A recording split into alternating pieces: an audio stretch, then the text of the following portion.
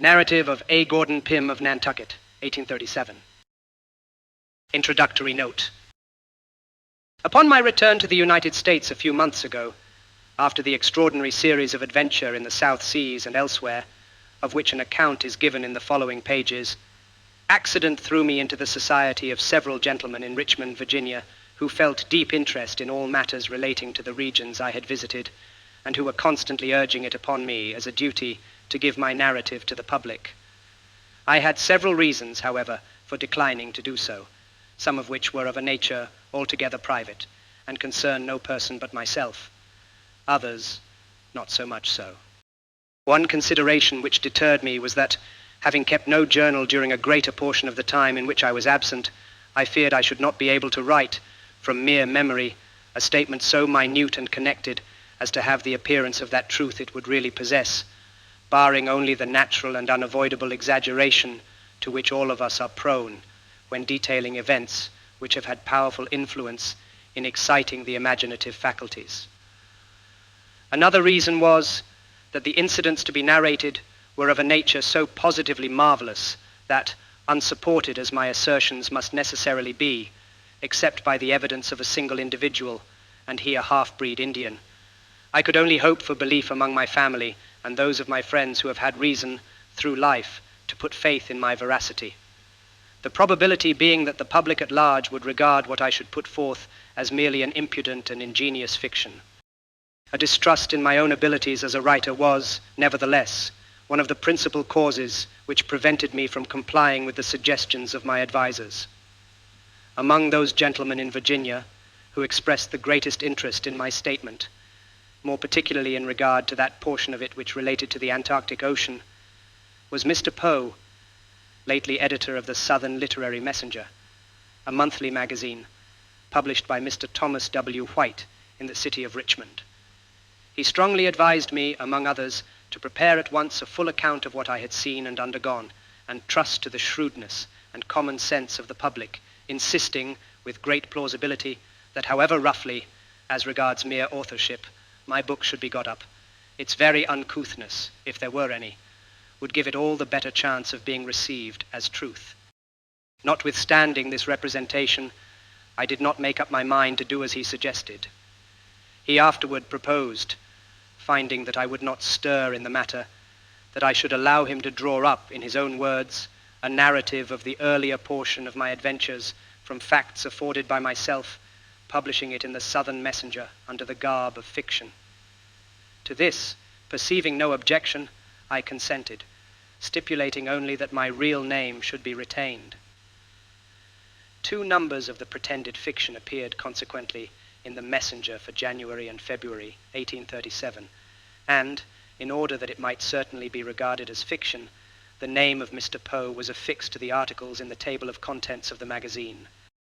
The manner in which this ruse was received has induced me at length to undertake a regular compilation and publication of the adventures in question, for I found that, in spite of the air of fable which had been so ingeniously thrown around that portion of my statement which appeared in the Messenger without altering or distorting a single fact, the public was still not at all disposed to receive it as fable, and several letters were sent to Mr. P.'s address, distinctly expressing a conviction to the contrary.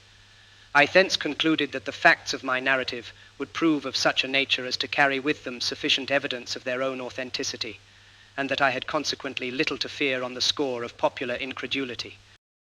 This exposé being made, it will be seen at once how much of what follows I claim to be my own writing, and it will also be understood that no fact is misrepresented in the first few pages, which were written by Mr. Poe. Even to those readers who have not seen the Messenger, it will be unnecessary to point out where his portion ends and my own commences. The difference in point of style will be readily perceived. A. G. Pym. Chapter 1. My name is Arthur Gordon Pym.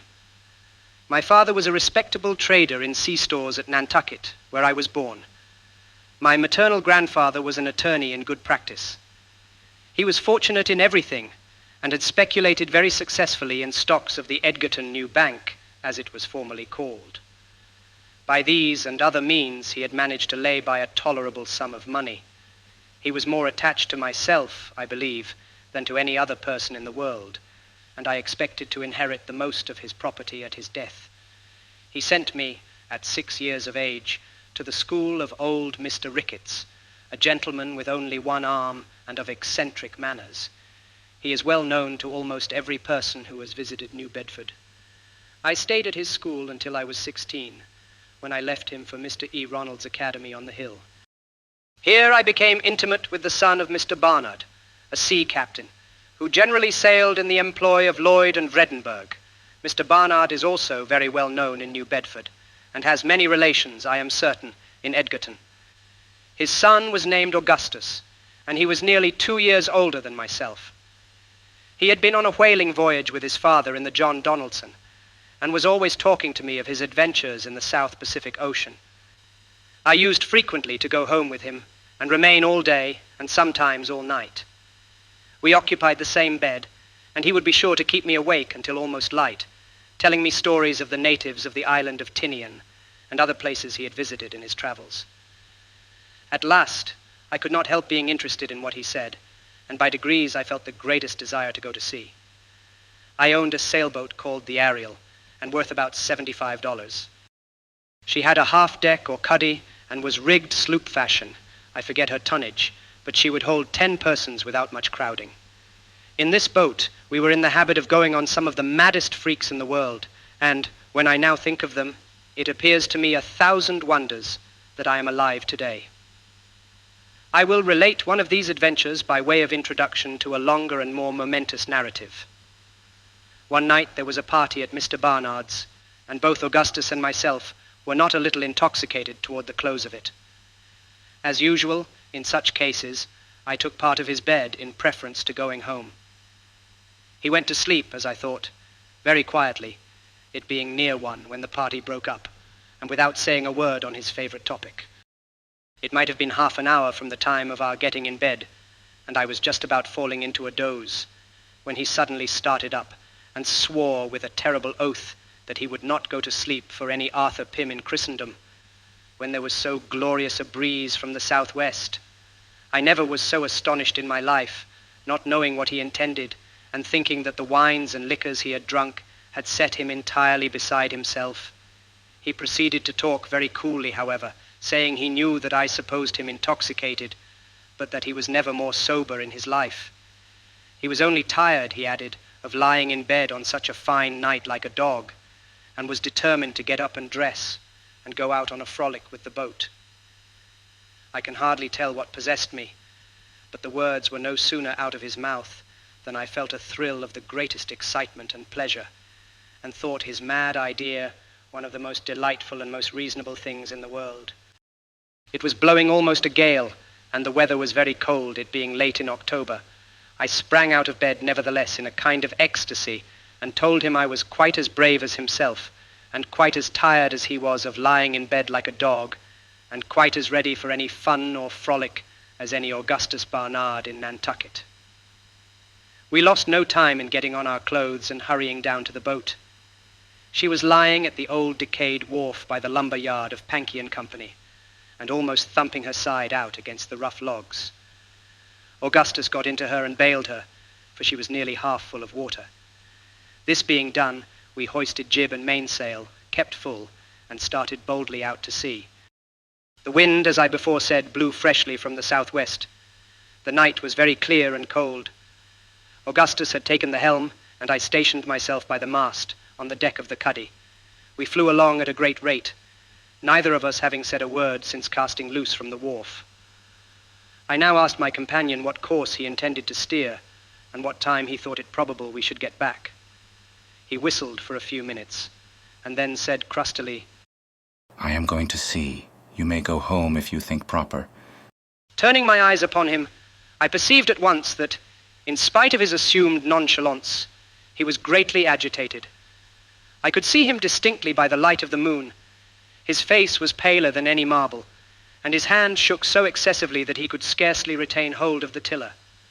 I found that something had gone wrong, and became seriously alarmed.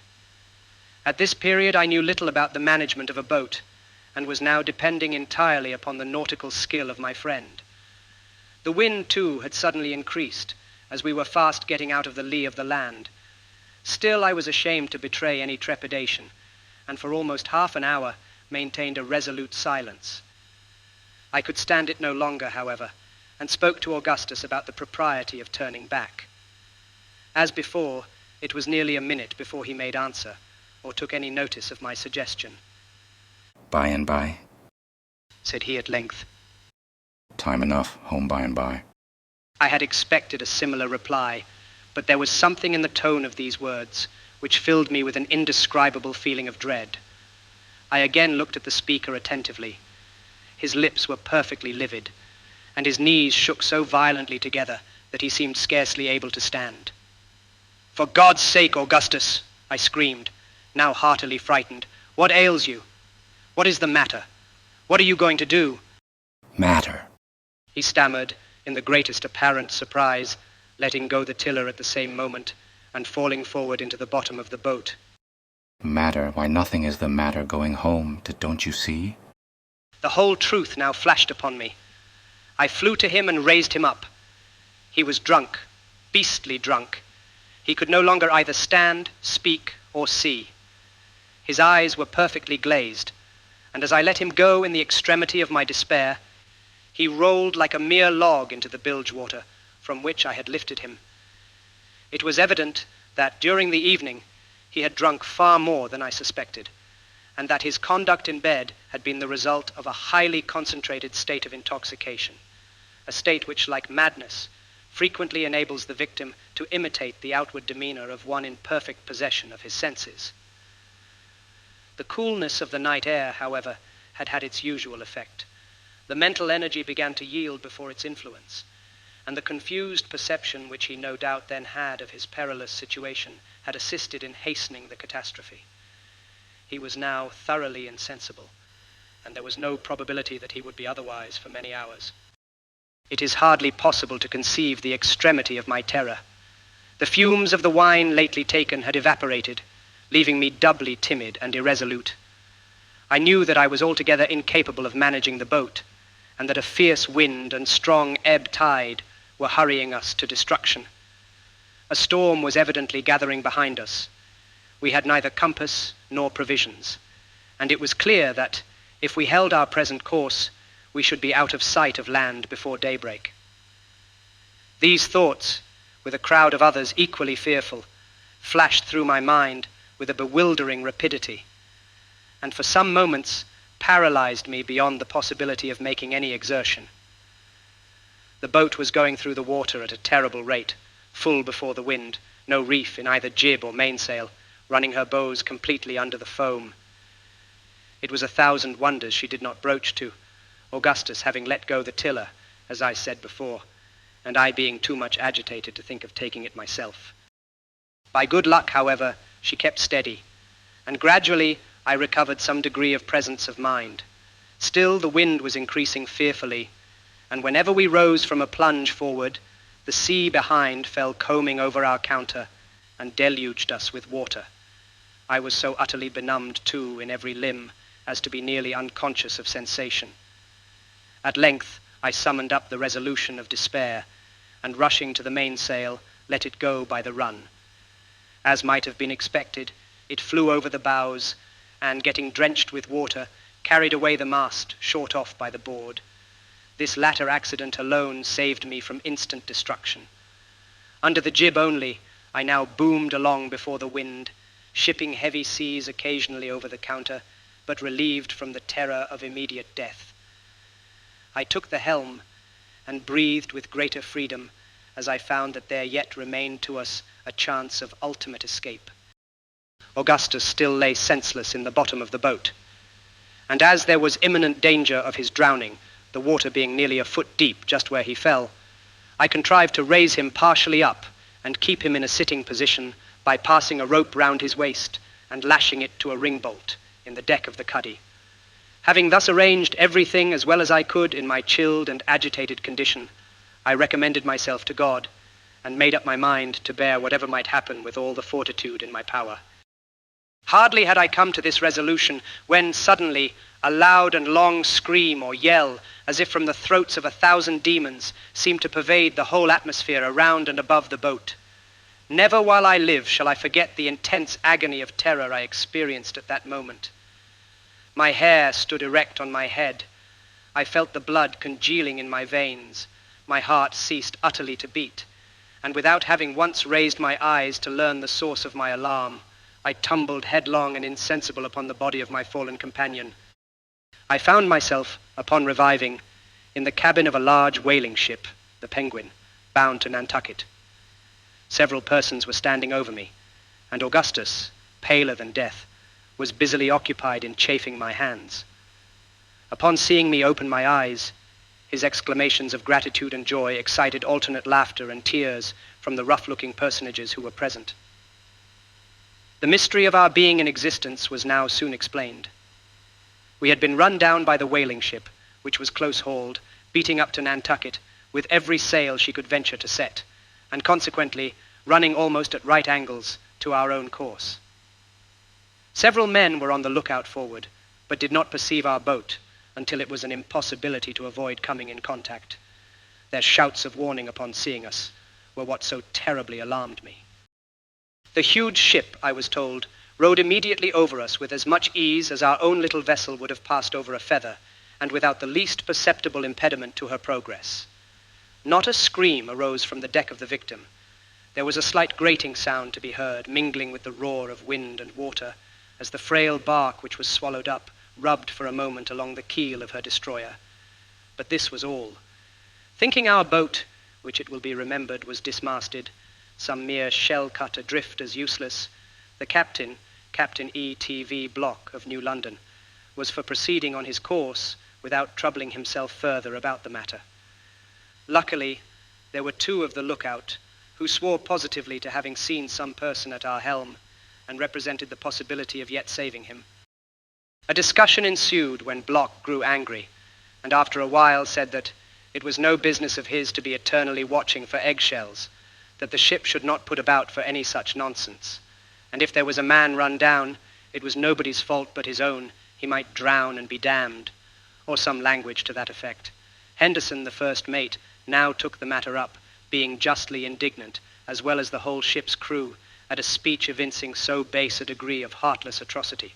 He spoke plainly, seeing himself upheld by the men, told the captain he considered him a fit subject for the gallows, and that he would disobey his orders if he were hanged for it the moment he set his foot on shore. He strode aft, jostling Block, who turned pale and made no answer, on one side, and seizing the helm, gave the word in a firm voice, "Hard a lee." The men flew to their posts, and the ship went cleverly about. All this had occupied nearly 5 minutes, and it was supposed to be hardly within the bounds of possibility that any individual could be saved, allowing any to have been on board the boat. Yet, as the reader has seen, both Augustus and myself were rescued, and our deliverance seemed to have been brought about by two of those almost inconceivable pieces of good fortune which are attributed by the wise and pious to the special interference of Providence. While the ship was yet in stays, the mate lowered the jolly boat and jumped into her with the very two men, I believe, who spoke up as having seen me at the helm. They had just left the lee of the vessel, the moon still shining brightly, when she made a long and heavy roll to windward, and Henderson, at the same moment, starting up in his seat, bawled out to his crew to back water. He would say nothing else, repeating his cry impatiently, "Back water, black water." The men put back as speedily as possible, but by this time the ship had gone round and gotten fully under headway, although all hands on board were making great exertions to take in sail. In despite of the danger of the attempt, the mate clung to the main chains as soon as they came within his reach.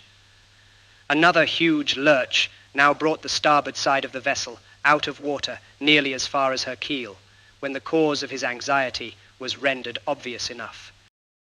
The body of a man was seen to be affixed in the most singular manner to the smooth and shining bottom.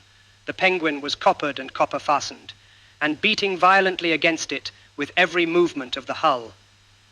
After several ineffectual efforts, made during the lurches of the ship, and at the imminent risk of swamping the boat, I was finally disengaged from my perilous situation, and taken on board, for the body proved to be my own. It appeared that one of the timber bolts having started and broken a passage through the copper, it had arrested my progress as I passed under the ship, and fastened me in so extraordinary a manner to her bottom. The head of the bolt had made its way through the collar of the green baize jacket I had on, and through the back part of my neck, forcing itself out between two sinews and just below the right ear. I was immediately put to bed, although life seemed to be totally extinct. There was no surgeon on board. The captain, however, treated me with every attention, to make amends, I presume, in the eyes of his crew, for his atrocious behavior in the previous portion of the adventure. In the meantime, Henderson had again put off from the ship, although the wind was now blowing almost a hurricane. He had not been gone many minutes when he fell in with some fragments of our boat, and shortly afterward, one of the men with him asserted that he could distinguish a cry for help at intervals amid the roaring of the tempest. This induced the hardy seamen to persevere in their search for more than half an hour, although repeated signals to return were made them by Captain Block, and although every moment on the water in so frail a boat was fraught to them with the most imminent and deadly peril. Indeed, it is nearly impossible to conceive how the small jolly they were in could have escaped destruction for a single instant. She was built, however, for the whaling service, and was fitted, as I have since had reason to believe, with air boxes in the manner of some lifeboats used on the coast of Wales. After searching in vain for about the period of time just mentioned, it was determined to get back to the ship. They had scarcely made this resolve when a feeble cry arose from a dark object that floated rapidly by. They pursued and soon overtook it. It proved to be the entire deck of the Ariel's cuddy. Augustus was struggling near it, apparently in the last agonies. Upon getting hold of him, it was found that he was attached by a rope to the floating timber. This rope, it will be remembered, I had myself tied around his waist and made fast to a ring bolt for the purpose of keeping him in an upright position, and my so doing, it appeared, had been ultimately the means of preserving his life. The Ariel was slightly put together, and in going down her frame, naturally went to pieces. The deck of the cuddy, as might have been expected, was lifted by the force of the water rushing in, entirely from the main timbers, and floated, with other fragments, no doubt, to the surface. Augustus was buoyed up with it, and thus escaped a terrible death. It was more than an hour after being taken on board the Penguin before he could give any account of himself, or be made to comprehend the nature of the accident which had befallen our boat. At length he became thoroughly aroused, and spoke much of his sensations while in the water. Upon his first attaining any degree of consciousness, he found himself beneath the surface, whirling round and round with inconceivable rapidity, and with a rope wrapped in 3 or 4 folds tightly about his neck. In an instant afterward he felt himself going rapidly upward, when his head striking violently against a hard substance, he again relapsed into insensibility. Upon once more reviving, he was in fuller possession of his reason. This was still, however, in the greatest degree clouded and confused. He now knew that some accident had occurred, and that he was in the water, although his mouth was above the surface, and he could breathe with some freedom. Possibly, at this period, the deck was drifting rapidly before the wind, and drawing him after it, as he floated upon his back.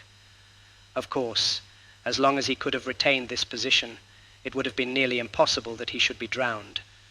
Presently, a surge threw him directly athwart the deck, and this post he endeavored to maintain, screaming at intervals for help.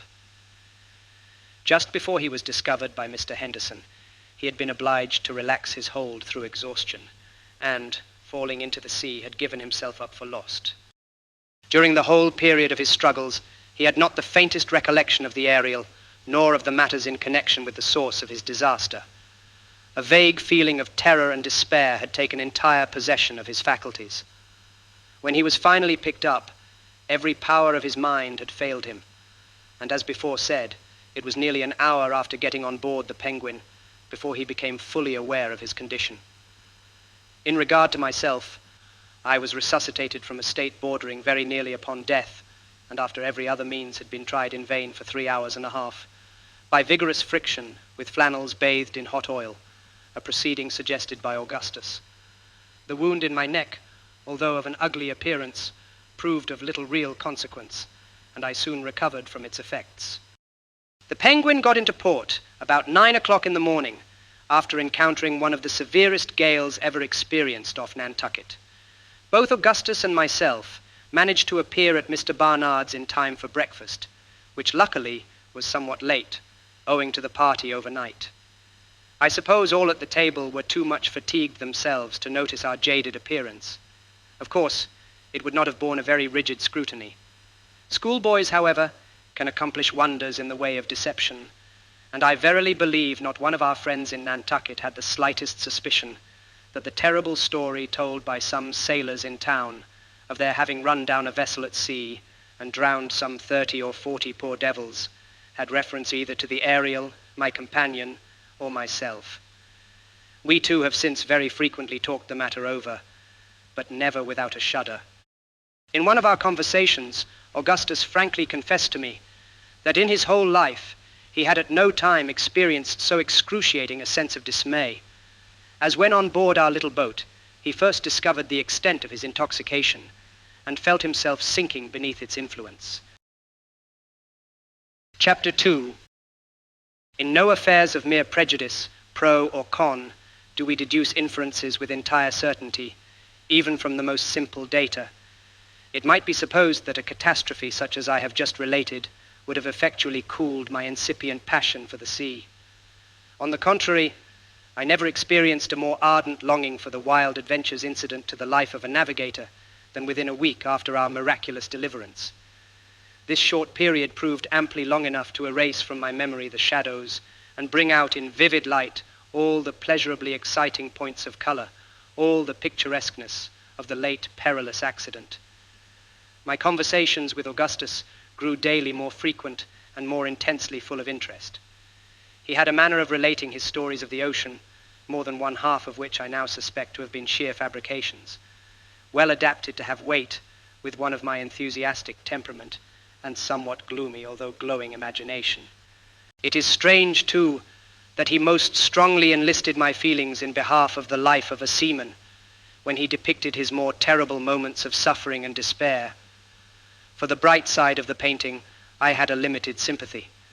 My visions were of shipwreck and famine, of death or captivity among barbarian hordes, of a lifetime dragged out in sorrow and tears upon some grey and desolate rock in an ocean unapproachable and unknown. Such visions or desires, for they amounted to desires, are common, I have since been assured, to the whole numerous race of the melancholy among men. At the time of which I speak, I regarded them only as prophetic glimpses of a destiny which I felt myself in a measure bound to fulfill. Augustus thoroughly entered into my state of mind. It is probable, indeed, that our intimate communion had resulted in a partial interchange of character. About 18 months after the period of the Ariel's disaster, the firm of Lloyd and Vredenburgh, a house connected in some manner with the Messieurs Enderby, I believe of Liverpool, were engaged in repairing and fitting out the brig Grampus for a whaling voyage. She was an old hulk, and scarcely seaworthy when all was done to her that could be done. I hardly know why she was chosen in preference to other good vessels belonging to the same owners, but so it was. Mr. Barnard was appointed to command her, and Augustus was going with him. While the brig was getting ready, he frequently urged upon me the excellency of the opportunity now offered for indulging my desire of travel. He found me by no means an unwilling listener, yet the matter could not be so easily arranged. My father made no direct opposition, but my mother went into hysterics at the bare mention of the design, and more than all, my grandfather, from whom I expected much, vowed to cut me off with a shilling if I should ever broach the subject to him again. These difficulties, however, so far from abating my desire, only added fuel to the flame. I determined to go at all hazards, and having made known my intentions to Augustus, we set about arranging a plan by which it might be accomplished. In the meantime, I forbore speaking to any of my relations in regard to the voyage, and as I busied myself ostensibly with my usual studies, it was supposed that I had abandoned the design. I have since frequently examined my conduct on this occasion with sentiments of displeasure as well as of surprise. The intense hypocrisy I made use of for the furtherance of my project and hypocrisy pervading every word and action of my life for so long a period of time, could only have been rendered tolerable to myself by the wild and burning expectation with which I looked forward to the fulfillment of my long-cherished visions of travel. In pursuance of my scheme of deception, I was necessarily obliged to leave much to the management of Augustus, who was employed for the greater part of every day on board the Grampus, attending to some arrangements for his father in the cabin and cabin hold. At night, however, we were sure to have a conference and talk over our hopes. After nearly a month passed in this manner, without our hitting upon any plan we thought likely to succeed, he told me at last that he had determined upon everything necessary. I had a relation living in New Bedford, a Mr. Ross, at whose house I was in the habit of spending occasionally 2 or 3 weeks at a time.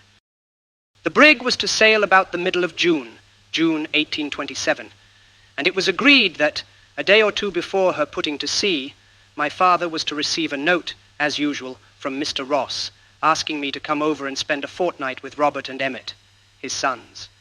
Augustus charged himself with the inditing of this note and getting it delivered. Having set out as supposed for New Bedford, I was then to report myself to my companion, who would contrive a hiding place for me in the Grampus. This hiding place, he assured me, would be rendered sufficiently comfortable for a residence of many days, during which I was not to make my appearance.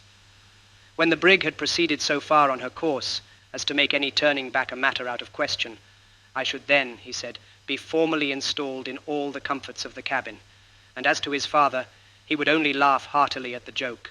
Vessels enough would be met with by which a letter might be sent home explaining the adventure to my parents. The middle of June at length arrived, and everything had been matured. The note was written and delivered, and on a Monday morning I left the house for the New Bedford packet, as supposed. I went, however, straight to Augustus, who was waiting for me at the corner of a street. It had been our original plan that I should keep out of the way until dark, and then slip on board the brig. But as there was now a thick fog in our favor, it was agreed to lose no time in secreting me. Augustus led the way to the wharf, and I followed at a little distance, enveloped in a thick seaman's cloak, which he had brought with him, so that my person might not be easily recognized. Just as we turned the second corner, after passing Mr. Edmund's well, who should appear, standing right in front of me, and looking me full in the face, but old Mr. Peterson, my grandfather. "Why, bless my soul, Gordon," said he after a long pause. Why, whose dirty cloak is that you have on?" "Sir," I replied, assuming as well as I could, in the exigency of the moment, an air of offended surprise, and talking in the gruffest of all imaginable tones. "Sir, you are a summat mistaken. My name, in the first place, bean't nothing at all like Godin, and I'd want you for to know better, you blackguard, than to call my new overcoat a darty one."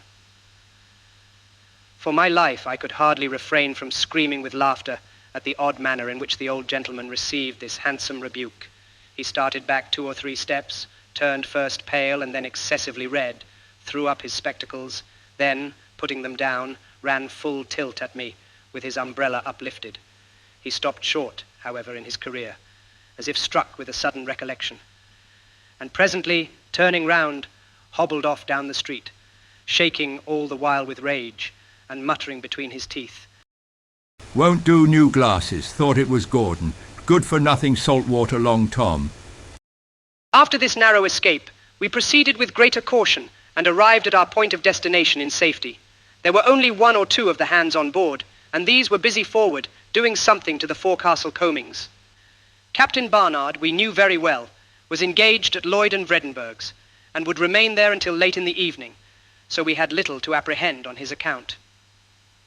Augustus went first up the vessel's side, and in a short while I followed him, without being noticed by the men at work. We proceeded at once into the cabin, and found no person there. It was fitted up in the most comfortable style, a thing somewhat unusual in a whaling vessel. There were 4 very excellent staterooms, with wide and convenient berths. There was also a large stove, I took notice, and a remarkably thick and valuable carpet covering the floor of both the cabin and staterooms. The ceiling was full 7 feet high, and in short, everything appeared of a more roomy and agreeable nature than I had anticipated. Augustus, however, would allow me but little time for observation insisting upon the necessity of my concealing myself as soon as possible. He led the way into his own stateroom, which was on the starboard side of the brig and next to the bulkheads. Upon entering, he closed the door and bolted it. I thought I had never seen a nicer little room than the one in which I now found myself. It was about 10 feet long and had only one berth, which, as I said before, was wide and convenient. In that portion of the closet nearest the bulkheads, there was a space of 4 feet square, containing a table, a chair, and a set of hanging shelves full of books, chiefly books of voyages and travels. There were many other little comforts in the room, among which I ought not to forget a kind of safe or refrigerator, in which Augustus pointed out to me a host of delicacies, both in the eating and drinking department. He now pressed with his knuckles upon a certain spot of the carpet in one corner of the space just mentioned, letting me know that a portion of the flooring, about 16 inches square, had been neatly cut out and again adjusted. As he pressed, this portion rose up at one end sufficiently to allow the passage of his finger beneath.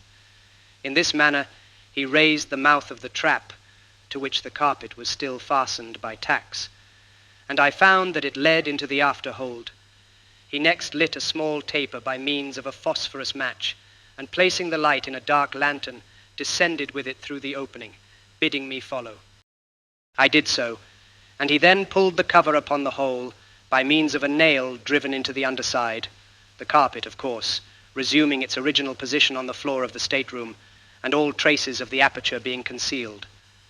The taper gave out so feeble a ray that it was with the greatest difficulty I could grope my way through the confused mass of lumber among which I now found myself. By degrees, however, my eyes became accustomed to the gloom, and I proceeded with less trouble, holding on to the skirts of my friend's coat. He brought me, at length, after creeping and winding through innumerable narrow passages, to an iron-bound box, such as is used sometimes for packing fine earthenware. It was nearly 4 feet high, and full 6 long, but very narrow. 2 large empty oil casks lay on the top of it, and above these, again, a vast quantity of straw matting, piled up as high as the floor of the cabin. In every other direction around was wedged as closely as possible, even up to the ceiling, a complete chaos of almost every species of ship furniture, together with a heterogeneous medley of crates, hampers, barrels, and bales, so that it seemed a matter no less than miraculous that we had discovered any passage at all to the box. I afterward found that Augustus had purposely arranged the stowage in this hold with a view to affording me a thorough concealment, having had only one assistant in the labor, a man not going out in the brig. My companion now showed me that one of the ends of the box could be removed at pleasure. He slipped it aside and displayed the interior, at which I was excessively amused. A mattress from one of the cabin berths covered the whole of its bottom, and it contained almost every article of mere comfort which could be crowded into so small a space, allowing me, at the same time, sufficient room for my accommodation, either in a sitting position or lying at full length. Among other things, there were some books, pen, ink, and paper, 3 blankets, a large jug full of water, a keg of sea biscuit, 3 or 4 immense Bologna sausages, an enormous ham, a cold leg of roast mutton, and 6 bottles of cordials and liqueurs. I proceeded immediately to take possession of my little apartment, and this with feelings of higher satisfaction, I am sure, than any monarch ever experienced upon entering a new palace. Augustus now pointed out to me the method of fastening the open end of the box, and then, holding the taper close to the deck, showed me a piece of dark whipcord lying along it. This, he said, extended from my hiding place throughout all the necessary windings among the lumber, to a nail which was driven into the deck of the hold, immediately beneath the trapdoor leading into his stateroom. By means of this cord, I should be enabled readily to trace my way out without his guidance, provided any unlooked-for accident should render such a step necessary.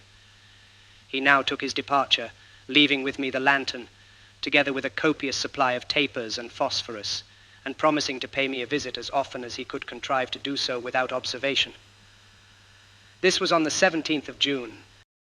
I remained 3 days and nights, as nearly as I could guess, in my hiding place, without getting out of it at all, except twice for the purpose of stretching my limbs by standing erect between two crates just opposite the opening.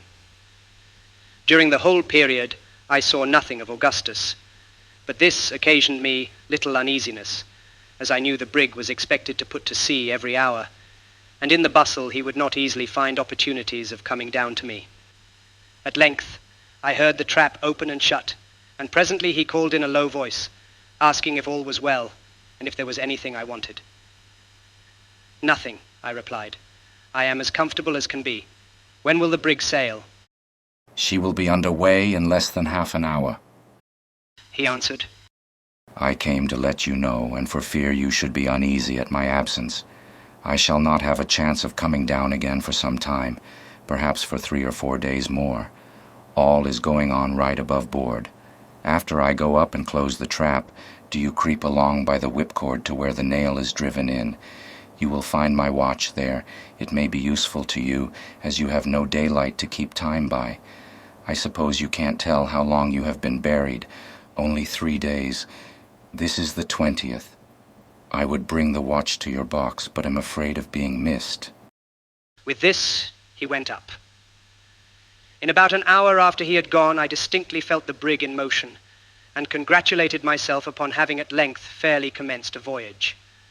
Satisfied with this idea, I determined to make my mind as easy as possible, and await the course of events until I should be permitted to exchange the box for the more roomy, although hardly more comfortable accommodations of the cabin.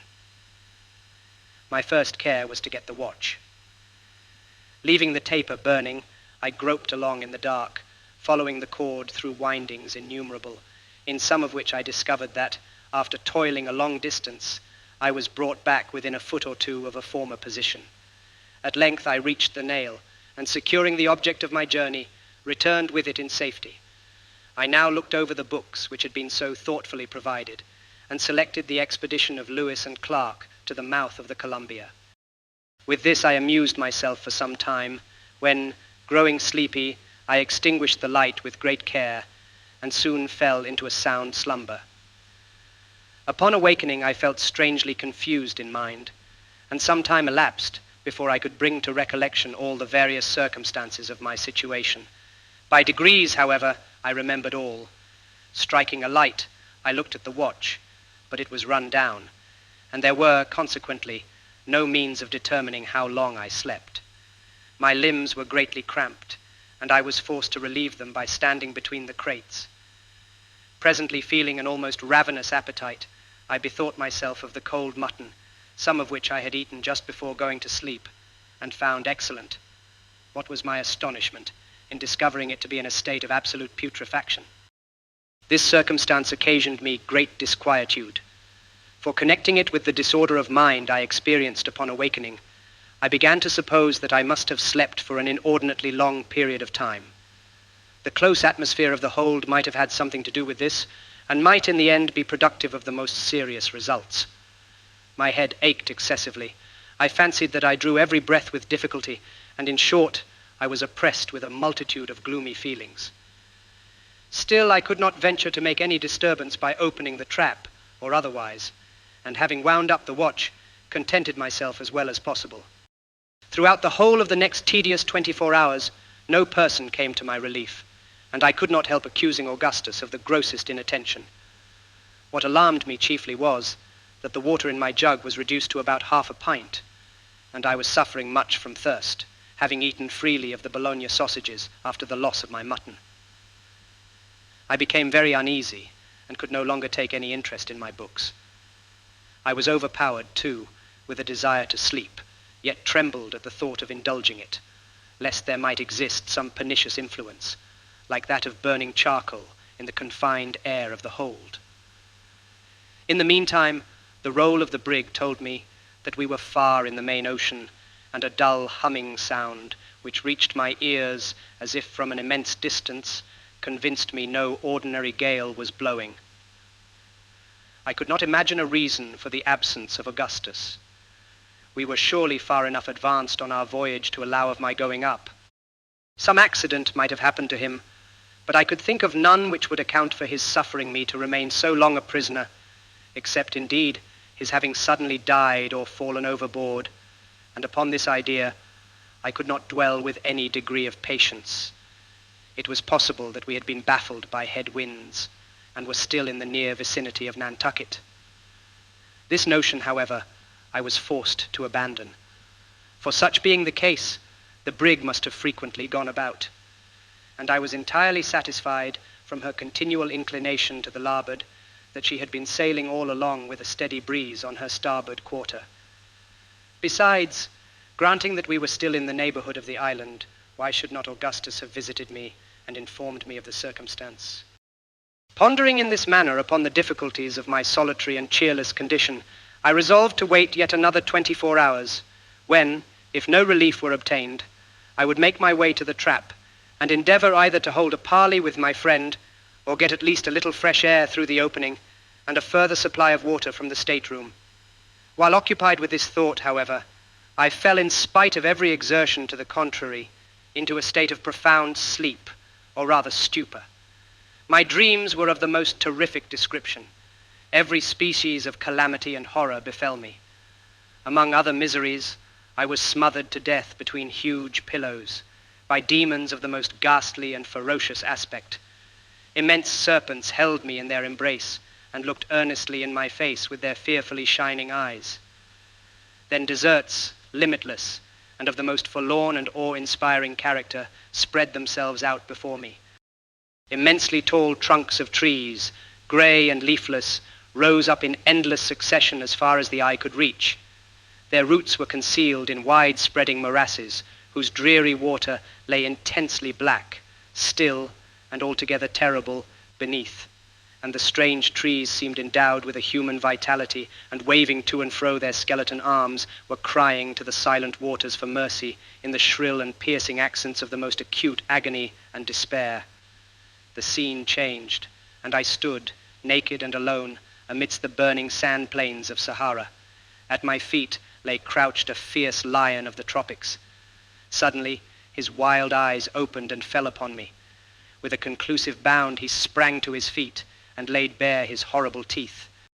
In another instant, there burst from his red throat a roar like the thunder of the firmament, and I fell impetuously to the earth. Stifling in a paroxysm of terror, I at last found myself partially awake. My dream, then, was not all a dream. Now, at least, I was in possession of my senses. The paws of some huge and real monster were pressing heavily upon my bosom. His hot breath was in my ear, and his white and ghastly fangs were gleaming upon me through the gloom. Had 1,000 lives hung upon the movement of a limb or the utterance of a syllable, I could have neither stirred nor spoken. The beast, whatever it was, retained his position without attempting any immediate violence, while I lay in an utterly helpless and, I fancied, a dying condition beneath him. I felt that my powers of body and mind were fast leaving me. In a word, that I was perishing, and perishing of sheer fright. My brain swam, I grew deadly sick, my vision failed, even the glaring eyeballs above me grew dim. Making a last strong effort, I at length breathed a faint ejaculation to God, and resigned myself to die. The sound of my voice seemed to arouse all the latent fury of the animal. He precipitated himself at full length upon my body. But what was my astonishment when, with a long and low whine, he commenced licking my face and hands with the greatest eagerness and with the most extravagant demonstration of affection and joy. I was bewildered, utterly lost in amazement, but I could not forget the peculiar whine of my Newfoundland dog Tiger, and the odd manner of his caresses I well knew. It was he.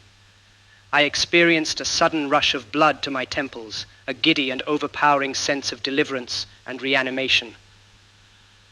I rose hurriedly from the mattress upon which I had been lying, and throwing myself upon the neck of my faithful follower and friend, relieved the long oppression of my bosom in a flood of the most passionate tears. As upon a former occasion, my conceptions were in a state of the greatest indistinctness and confusion after leaving the mattress. For a long time I found it nearly impossible to connect any ideas, but by very slow degrees my thinking faculties returned, and I again called to memory the several incidents of my condition. For the presence of Tiger I tried in vain to account, and after busying myself with 1,000 different conjectures respecting him, was forced to content myself with rejoicing that he was with me to share my dreary solitude and render me comfort by his caresses. Most people love their dogs, but for Tiger I had an affection far more ardent than common, and never certainly did any creature more truly deserve it.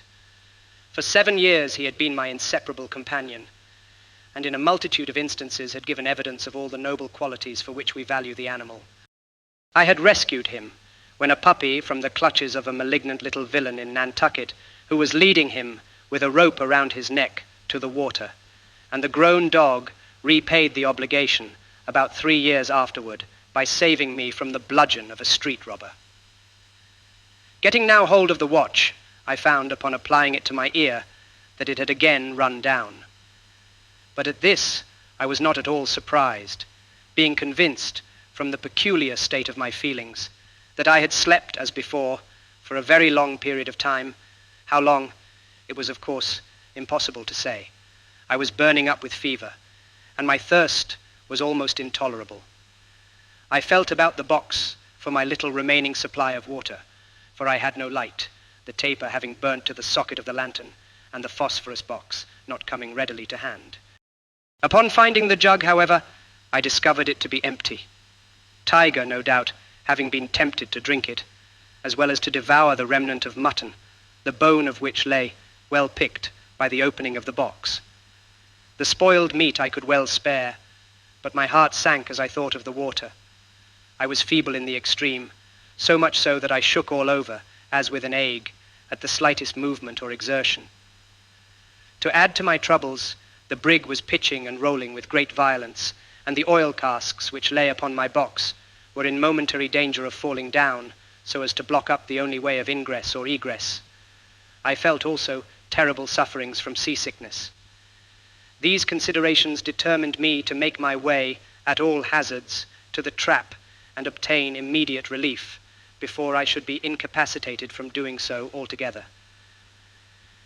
Having come to this resolve, I again felt about for the phosphorus box and tapers. The former I found after some little trouble, but not discovering the tapers as soon as I had expected, for I remembered very nearly the spot in which I had placed them, I gave up the search for the present, and bidding Tiger lie quiet, began at once my journey toward the trap. In this attempt, my great feebleness became more than ever apparent. It was with the utmost difficulty I could crawl along at all, and very frequently my limbs sank suddenly from beneath me, when, falling prostrate on my face, I would remain for some minutes in a state bordering on insensibility. Still, I struggled forward by slow degrees, dreading every moment that I should swoon amid the narrow and intricate windings of the lumber, in which event I had nothing but death to expect as the result. At length, upon making a push forward with all the energy I could command, I struck my forehead violently against the sharp corner of an iron-bound crate. The accident only stunned me for a few moments, but I found, to my inexpressible grief, that the quick and violent roll of the vessel had thrown the crate entirely across my path, so as effectually to block up the passage. With my utmost exertions, I could not move it a single inch from its position, it being closely wedged in among the surrounding boxes and ship furniture. It became necessary, therefore, enfeebled as I was, either to leave the guidance of the whipcord and seek out a new passage, or to climb over the obstacle and resume the path on the other side. The former alternative presented too many difficulties and dangers to be thought of without a shudder. In my present weak state of both mind and body, I should infallibly lose my way if I attempted it, and perish miserably amid the dismal and disgusting labyrinths of the hold. I proceeded, therefore, without hesitation, to summon up all my remaining strength and fortitude, and endeavor, as I best might, to clamber over the crate. Upon standing erect, with this end in view, I found the undertaking even a more serious task than my fears had led me to imagine. On each side of the narrow passage arose a complete wall of various heavy lumber, which the least blunder on my part might be the means of bringing down upon my head, or, if this accident did not occur, the path might be effectually blocked up against my return by the descending mass, as it was in front by the obstacle there. The crate itself was a long and unwieldy box upon which no foothold could be obtained. In vain I attempted by every means in my power to reach the top, with the hope of being thus enabled to draw myself up. Had I succeeded in reaching it, it is certain that my strength would have proved utterly inadequate to the task of getting over, and it was better in every respect that I failed. At length, in a desperate effort to force the crate from its ground, I felt a strong vibration in the side next me. I thrust my hand eagerly to the edge of the planks and found that a very large one was loose. With my pocket knife, which luckily I had with me, I succeeded, after great labor, in prying it entirely off, and getting it through the aperture, discovered to my exceeding joy that there were no boards on the opposite side. In other words, that the top was wanting, it being the bottom through which I had forced my way. I now met with no important difficulty in proceeding along the line until I finally reached the nail. With a beating heart, I stood erect, and with a gentle touch pressed against the cover of the trap. It did not rise as soon as I had expected, and I pressed it with somewhat more determination, still dreading lest some other person than Augustus might be in his stateroom. The door, however, to my astonishment, remained steady, and I became somewhat uneasy, for I knew that it had formerly required but little or no effort to remove it. I pushed it strongly. It was nevertheless firm. With all my strength, it still did not give way. With rage, with fury, with despair, it set at defiance my utmost efforts, and it was evident, from the unyielding nature of the resistance, that the hole had either been discovered and effectually nailed up, or that some immense weight had been placed upon it, which it was useless to think of removing. My sensations were those of extreme horror and dismay. In vain I attempted to reason on the probable cause of my being thus entombed. I could summon up no connected chain of reflection, and sinking on the floor, gave way, unresistingly, to the most gloomy imaginings, in which the dreadful deaths of thirst, famine, suffocation, and premature interment crowded upon me as the prominent disasters to be encountered. At length there returned to me some portion of presence of mind. I arose and felt with my fingers for the seams or cracks of the aperture. Having found them, I examined them closely to ascertain if they emitted any light from the stateroom, but none was visible. I then forced the blade of my penknife through them until I met with some hard obstacle. Scraping against it, I discovered it to be a solid mass of iron, which, from its peculiar wavy feel as I passed the blade along it, I concluded to be a chain cable. The only course now left me was to retrace my way to the box, and there either yield to my sad fate, or try so to tranquilize my mind as to admit of my arranging some plan of escape. I immediately set about the attempt, and succeeded, after innumerable difficulties, in getting back. As I sank, utterly exhausted, upon the mattress, Tiger threw himself at full length by my side, and seemed as if desirous, by his caresses, of consoling me in my troubles, and urging me to bear them with fortitude. The singularity of his behavior at length forcibly arrested my attention. After licking my face and hands for some minutes, he would suddenly cease doing so, and utter a low whine. Upon reaching out my hand toward him, I then invariably found him lying on his back, with his paws uplifted. This conduct, so frequently repeated, appeared strange, and I could in no manner account for it.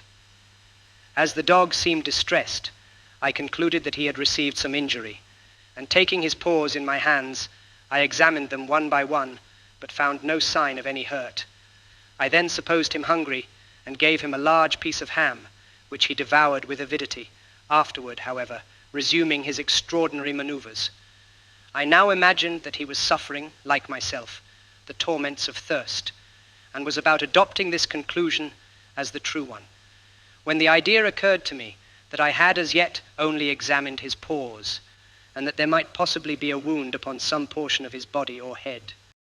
The latter I felt carefully over, but found nothing. On passing my hand, however, along his back, I perceived a slight erection of the hair extending completely across it. Probing this with my finger, I discovered a string, and tracing it up, found that it encircled the whole body. Upon a closer scrutiny, I came across a small slip of what had the feeling of letter paper, through which the string had been fastened in such a manner as to bring it immediately beneath the left shoulder of the animal. Chapter 3. The thought instantly occurred to me that the paper was a note from Augustus, and that some unaccountable accident having happened to prevent his relieving me from my dungeon, he had devised this method of acquainting me with the true state of affairs. Trembling with eagerness, I now commenced another search for my phosphorus matches and tapers. I had a confused recollection of having put them carefully away just before falling asleep, and, indeed, previously to my last journey to the trap, I had been able to remember the exact spot where I had deposited them. But now I endeavored in vain to call it to mind, and busied myself for a full hour in a fruitless and vexatious search for the missing articles. Never, surely, was there a more tantalizing state of anxiety and suspense. At length, while groping about, with my head close to the ballast, near the opening of the box, and outside of it, I perceived a faint glimmering of light in the direction of the steerage. Greatly surprised, I endeavored to make my way toward it, as it appeared to be but a few feet from my position. Scarcely had I moved with this intention when I lost sight of the glimmer entirely, and, before I could bring it into view again, was obliged to feel along by the box until I had exactly resumed my original situation.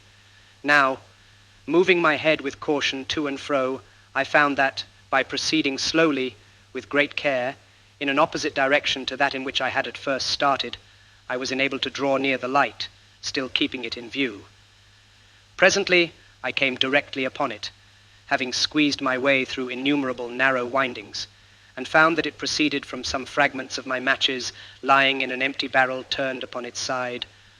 I was wondering how they came in such a place, when my hand fell upon 2 or 3 pieces of taper wax, which had been evidently mumbled by the dog. I concluded at once that he had devoured the whole of my supply of candles, and I felt hopeless of being ever able to read the note of Augustus. The small remnants of the wax were so mashed up among other rubbish in the barrel that I despaired of deriving any service from them, and left them as they were. The phosphorus, of which there was only a speck or two, I gathered up as well as I could, and returned with it, after much difficulty, to my box, where Tiger had all the while remained. What to do next I could not tell. The hold was so intensely dark that I could not see my hand, however close I would hold it to my face. The white slip of paper could barely be discerned, and not even that when I looked at it directly. By turning the exterior portions of the retina toward it, that is to say, by surveying it slightly askance, I found that it became in some measure perceptible. Thus, the gloom of my prison may be imagined, and the note of my friend, if indeed it were a note from him, seemed only likely to throw me into further trouble, by disquieting to no purpose my already enfeebled and agitated mind. In vain I revolved in my brain a multitude of absurd expedients for procuring light, such expedients precisely as a man in the perturbed sleep occasioned by opium would be apt to fall upon for a similar purpose, each and all of which appear by turns to the dreamer the most reasonable and the most preposterous of conceptions, just as the reasoning or imaginative faculties flicker alternately, one above the other. At last, an idea occurred to me which seemed rational, and which gave me cause to wonder very justly that I had not entertained it before. I placed the slip of paper on the back of a book, and collecting the fragments of the phosphorus matches which I had brought from the barrel, laid them together upon the paper. I then, with the palm of my hand, rubbed the whole over quickly, yet steadily. A clear light diffused itself immediately throughout the whole surface, and had there been any writing upon it, I should not have experienced the least difficulty, I am sure, in reading it. Not a syllable was there, however, nothing but a dreary and unsatisfactory blank. The illumination died away in a few seconds, and my heart died away within me as it went. I have before stated more than once that my intellect, for some period prior to this, had been in a condition nearly bordering on idiocy. There were, to be sure, momentary intervals of perfect sanity, and now and then, even of energy, but these were few. It must be remembered that I had been, for many days certainly, inhaling the almost pestilential atmosphere of a close hold in a whaling vessel, and for a long portion of that time, but scantily supplied with water. For the last 14 or 15 hours I had none, nor had I slept during that time. Salt provisions of the most exciting kind had been my chief, and indeed, since the loss of the mutton, my only supply of food, with the exception of the sea biscuit, and these latter were utterly useless to me, as they were too dry and hard to be swallowed in the swollen and parched condition of my throat. I was now in a high state of fever, and in every respect exceedingly ill. This will account for the fact that many miserable hours of despondency elapsed after my last adventure with the phosphorus, before the thought suggested itself that I had examined only one side of the paper. I shall not attempt to describe my feelings of rage, for I believe I was more angry than anything else, when the egregious oversight I had committed flashed suddenly upon my perception. The blunder itself would have been unimportant, had not my own folly and impetuosity rendered it otherwise. In my disappointment at not finding some words upon the slip, I had childishly torn it in pieces and thrown it away. It was impossible to say where. From the worst part of this dilemma, I was relieved by the sagacity of Tiger. Having got, after a long search, a small piece of the note, I put it to the dog's nose and endeavored to make him understand that he must bring me the rest of it. To my astonishment, for I had taught him none of the usual tricks for which his breed are famous, he seemed to enter at once into my meaning, and rummaging about for a few moments, soon found another considerable portion. Bringing me this, he paused a while, and rubbing his nose against my hand, appeared to be waiting for my approval of what he had done. I patted him on the head, when he immediately made off again. It was now some minutes before he came back, but when he did come, he brought with him a large slip, which proved to be all the paper missing, it having been torn, it seems, only into 3 pieces. Luckily, I had no trouble in finding what few fragments of the phosphorus were left, being guided by the indistinct glow 1 or 2 of the particles still emitted. My difficulties had taught me the necessity of caution, and I now took time to reflect upon what I was about to do. It was very probable, I considered, that some words were written upon that side of the paper which had not been examined. But which side was that? Fitting the pieces together gave me no clue in this respect, although it assured me that the words, if there were any, would be found all on one side, and connected in a proper manner as written. There was the greater necessity of ascertaining the point in question beyond a doubt, as the phosphorus remaining would be altogether insufficient for a third attempt, should I fail in the one I was now about to make. I placed the paper on a book as before, and sat for some minutes, thoughtfully revolving the matter over in my mind. At last I thought it barely possible that the written side might have some unevenness on its surface, which a delicate sense of feeling might enable me to detect. I determined to make the experiment, and passed my finger very carefully over the side which first presented itself. Nothing, however, was perceptible, and I turned the paper, adjusting it on the book. I now again carried my forefinger cautiously along, when I was aware of an exceedingly slight, but still discernible glow, which followed as it proceeded. This, I knew, must arise from some very minute remaining particles of the phosphorus with which I had covered the paper in my previous attempt. The other, or underside then, was that on which lay the writing, if writing there should finally prove to be. Again I turned the note, and went to work as I had previously done. Having rubbed in the phosphorus, a brilliancy ensued as before, but this time several lines of MS, in a large hand, and apparently in red ink, became distinctly visible. The glimmer, although sufficiently bright, was but momentary. Still, had I not been too greatly excited, there would have been ample time enough for me to peruse the whole 3 sentences before me, for I saw there were 3. In my anxiety, however, to read all at once, I succeeded only in reading the 7 concluding words, which thus appeared: "Blood, your life depends upon lying close." Had I been able to ascertain the entire contents of the note, the full meaning of the admonition which my friend had thus attempted to convey, that admonition, even although it should have revealed a story of disaster, the most unspeakable, could not, I am firmly convinced, have imbued my mind with 1 tithe of the harrowing and yet indefinable horror with which I was inspired by the fragmentary warning thus received.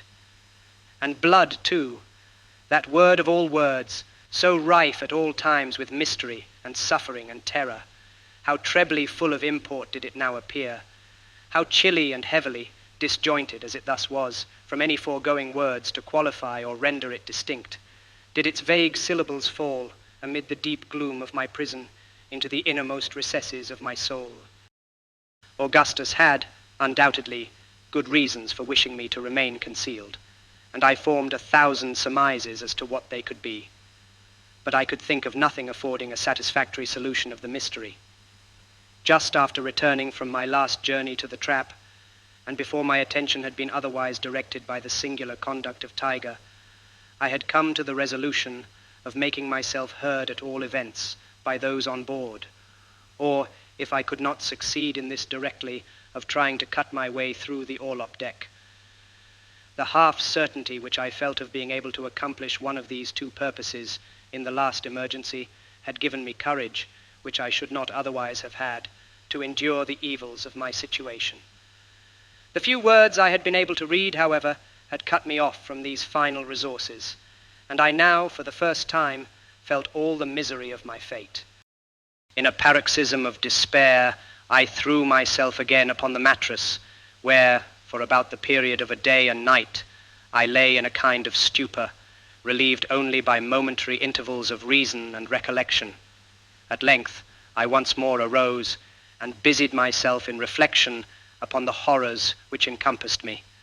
For another 24 hours it was barely possible that I might exist without water. For a longer time, I could not do so. During the first portion of my imprisonment, I had made free use of the cordials with which Augustus had supplied me, but they only served to excite fever, without in the least degree assuaging thirst. I had now only about a gill left, and this was of a species of strong peach liqueur at which my stomach revolted. The sausages were entirely consumed. Of the ham, nothing remained but a small piece of the skin, and all the biscuit, except a few fragments of one, had been eaten by Tiger. To add to my troubles, I found that my headache was increasing momentarily, and with it the species of delirium which had distressed me more or less since my first falling asleep. For some hours past, it had been with the greatest difficulty I could breathe at all, and now each attempt at so doing was attended with the most depressing spasmodic action of the chest. But there was still another and very different source of disquietude, and one, indeed, whose harassing terrors had been the chief means of arousing me to exertion from my stupor on the mattress. It arose from the demeanor of the dog. I first observed an alteration in his conduct while rubbing in the phosphorus on the paper in my last attempt. As I rubbed, he ran his nose against my hand with a slight snarl, but I was too greatly excited at the time to pay much attention to the circumstance. Soon afterward, it will be remembered, I threw myself on the mattress and fell into a species of lethargy. Presently, I became aware of a singular hissing sound close at my ears, and discovered it to proceed from Tiger, who was panting and wheezing in a state of the greatest apparent excitement, his eyeballs flashing fiercely through the gloom. I spoke to him, when he replied with a low growl, and then remained quiet. Presently, I relapsed into my stupor, from which I was again awakened in a similar manner. This was repeated 3 or 4 times, until finally his behavior inspired me with so great a degree of fear that I became fully aroused. He was now lying close by the door of the box, snarling fearfully, although in a kind of undertone, and grinding his teeth as if strongly convulsed. I had no doubt whatever that the want of water or the confined atmosphere of the hold had driven him mad, and I was at a loss what course to pursue. I could not endure the thought of killing him, yet it seemed absolutely necessary for my own safety. I could distinctly perceive his eyes fastened upon me with an expression of the most deadly animosity, and I expected every instant that he would attack me. At last I could endure my terrible situation no longer, and determined to make my way from the box at all hazards, and dispatch him if his opposition should render it necessary for me to do so. To get out, I had to pass directly over his body, and he already seemed to anticipate my design. missing himself upon his forelegs, as I perceived by the altered position of his eyes, and displayed the whole of his white fangs, which were easily discernible. I took the remains of the ham skin and the bottle containing the liqueur, and secured them about my person, together with a large carving knife which Augustus had left me. Then, folding my cloak around me as closely as possible, I made a movement toward the mouth of the box. No sooner did I do this than the dog sprang with a loud growl toward my throat. The whole weight of his body struck me on the right shoulder, and I fell violently to the left, while the enraged animal passed entirely over me. I had fallen upon my knees, with my head buried among the blankets, and these protected me from a second furious assault, during which I felt the sharp teeth pressing vigorously upon the woolen which enveloped my neck. Yet luckily, without being able to penetrate all the folds, I was now beneath the dog, and a few moments would place me completely in his power. Despair gave me strength, and I rose boldly up, shaking him from me by main force, and dragging with me the blankets from the mattress. These I now threw over him, and before he could extricate himself, I had got through the door and closed it effectually against his pursuit. In this struggle, however, I had been forced to drop the morsel of ham skin, and I now found my whole stock of provisions reduced to a single gill of liqueur. As this reflection crossed my mind, I felt myself actuated by one of those fits of perverseness which might be supposed to influence a spoiled child in similar circumstances, and, raising the bottle to my lips, I drained it to the last drop and dashed it furiously upon the floor. Scarcely had the echo of the crash died away when I heard my name pronounced in an eager but subdued voice, issuing from the direction of the steerage. So unexpected was anything of the kind, and so intense was the emotion excited within me by the sound, that I endeavored in vain to reply. My powers of speech totally failed, and in an agony of terror lest my friend should conclude me dead, and return without attempting to reach me, I stood up between the crates near the door of the box, trembling convulsively, and gasping and struggling for utterance. Had 1,000 words depended upon a syllable, I could not have spoken it. There was a slight movement now audible among the lumber somewhere forward of my station. The sound presently grew less distinct, then again less so, and still less. Shall I ever forget my feelings at this moment? He was going, my friend, my companion, from whom I had a right to expect so much. He was going. He would abandon me. He was gone. He would leave me to perish miserably, to expire in the most horrible and loathsome of dungeons, and one word, one little syllable, would save me. Yet that single syllable I could not utter. I felt, I am sure, more than 10,000 times the agonies of death itself. My brain reeled, and I fell, deadly sick, against the end of the box. As I fell, the carving knife was shaken out from the waistband of my pantaloons, and dropped with a rattling sound to the floor. Never did any strain of the richest melody come so sweetly to my ears. With the intensest anxiety, I listened to ascertain the effect of the noise upon Augustus, for I knew that the person who called my name could be no one but himself.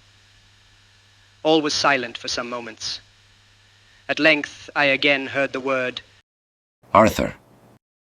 repeated in a low tone, and one full of hesitation. Reviving hope loosened at once my powers of speech, and I now screamed at the top of my voice, Augustus! Oh, Augustus! Hush, for God's sake, be silent.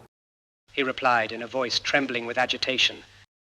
I will be with you immediately, as soon as I can make my way through the hold.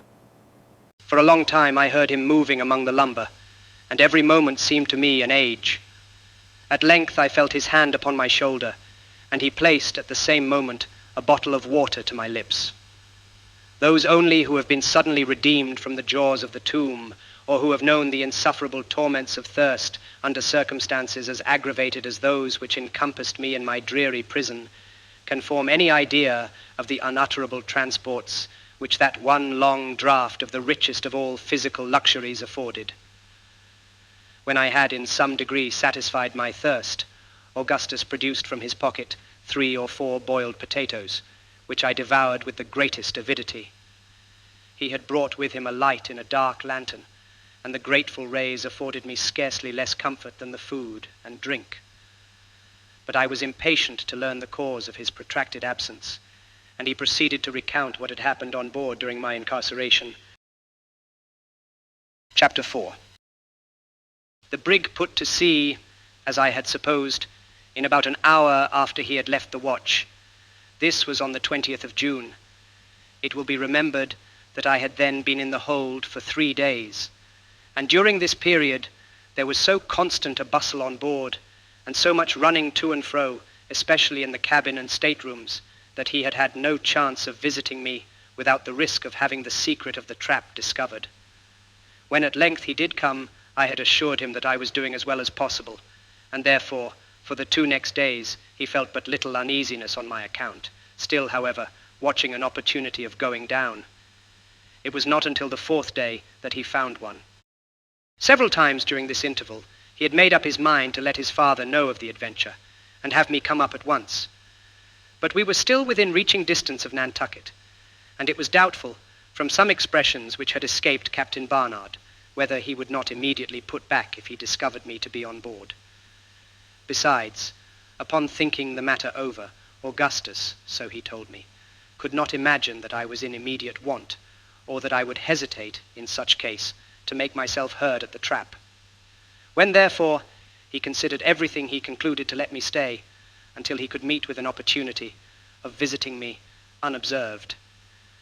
This, as I said before, did not occur until the 4th day after his bringing me the watch, and the 7th since I had first entered the hold. He then went down without taking with him any water or provisions, intending in the first place merely to call my attention and get me to come from the box to the trap, when he would go up to the stateroom and thence hand me down a supply.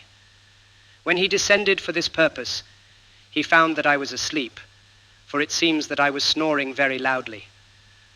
From all the calculations I can make on the subject, this must have been the slumber into which I fell just after my return from the trap with the watch, and which, consequently, must have lasted for more than 3 entire days and nights at the very least. Latterly, I have had reason, both from my own experience and the assurance of others, to be acquainted with the strong soporific effects of the stench arising from old fish oil when closely confined. And when I think of the condition of the hold in which I was imprisoned, and the long period during which the brig had been used as a whaling vessel, I am more inclined to wonder that I awoke at all after once falling asleep, than that I should have slept uninterruptedly for the period specified above. Augustus called to me at first in a low voice, and without closing the trap, but I made him no reply. He then shut the trap, and spoke to me in a louder, and finally in a very loud tone. Still I continued to snore. He was now at a loss what to do. It would take him some time to make his way through the lumber to my box, and in the meanwhile his absence would be noticed by Captain Barnard, who had occasion for his services every minute in arranging and copying papers connected with the business of the voyage. He determined, therefore, upon reflection, to ascend, and await another opportunity of visiting me.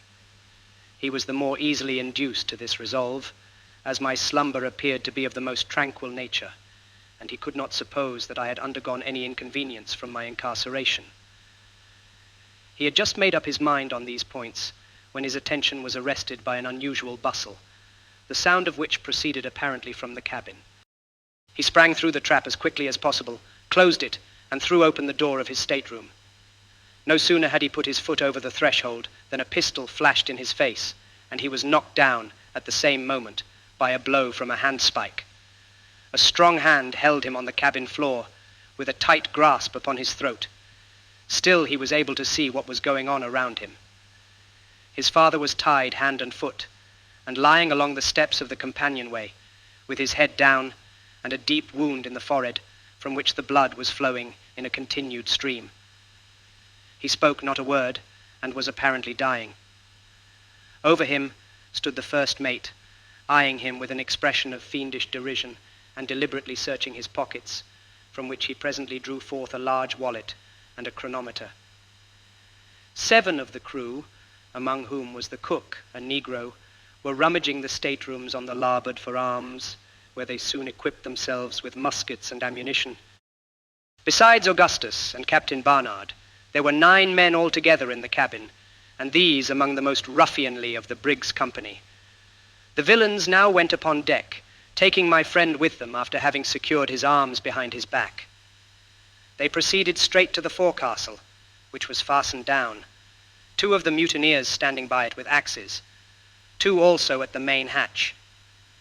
The mate called out in a loud voice, "Do you hear there below? Tumble up with you, one by one. Now mark that, and no grumbling." It was some minutes before anyone appeared. At last an Englishman, who had shipped as a raw hand, came up, weeping piteously, and entreating the mate, in the most humble manner, to spare his life. The only reply was a blow on the forehead from an axe. The poor fellow fell to the deck without a groan, and the black cook lifted him up in his arms as he would a child, and tossed him deliberately into the sea. Hearing the blow and the plunge of the body, the men below could now be induced to venture on deck, neither by threats nor promises, until a proposition was made to smoke them out. A general rush then ensued, and for a moment it seemed possible that the brig might be retaken. The mutineers, however, succeeded at last in closing the forecastle effectually before more than 6 of their opponents could get up. These 6, finding themselves so greatly outnumbered and without arms, submitted after a brief struggle. The mate gave them fair words, no doubt with a view of inducing those below to yield, for they had no difficulty in hearing all that was said on deck. The result proved his sagacity, no less than his diabolical villainy. All in the forecastle presently signified their intention of submitting, and, ascending one by one, were pinioned and then thrown on their backs, together with the first 6, there being in all, of the crew who were not concerned in the mutiny, 27. A scene of the most horrible butchery ensued. The bound seamen were dragged to the gangway. Here the cook stood with an axe, striking each victim on the head as he was forced over the side of the vessel by the other mutineers. In this manner 22 perished, and Augustus had given himself up for lost, expecting every moment his own turn to come next. But it seemed that the villains were now either weary or in some measure disgusted with their bloody labor, for the 4 remaining prisoners, together with my friend, who had been thrown on the deck with the rest, were respited while the mate sent below for rum, and the whole murderous party held a drunken carouse, which lasted until sunset. They now fell to disputing in regard to the fate of the survivors, who lay not more than 4 paces off, and could distinguish every word said.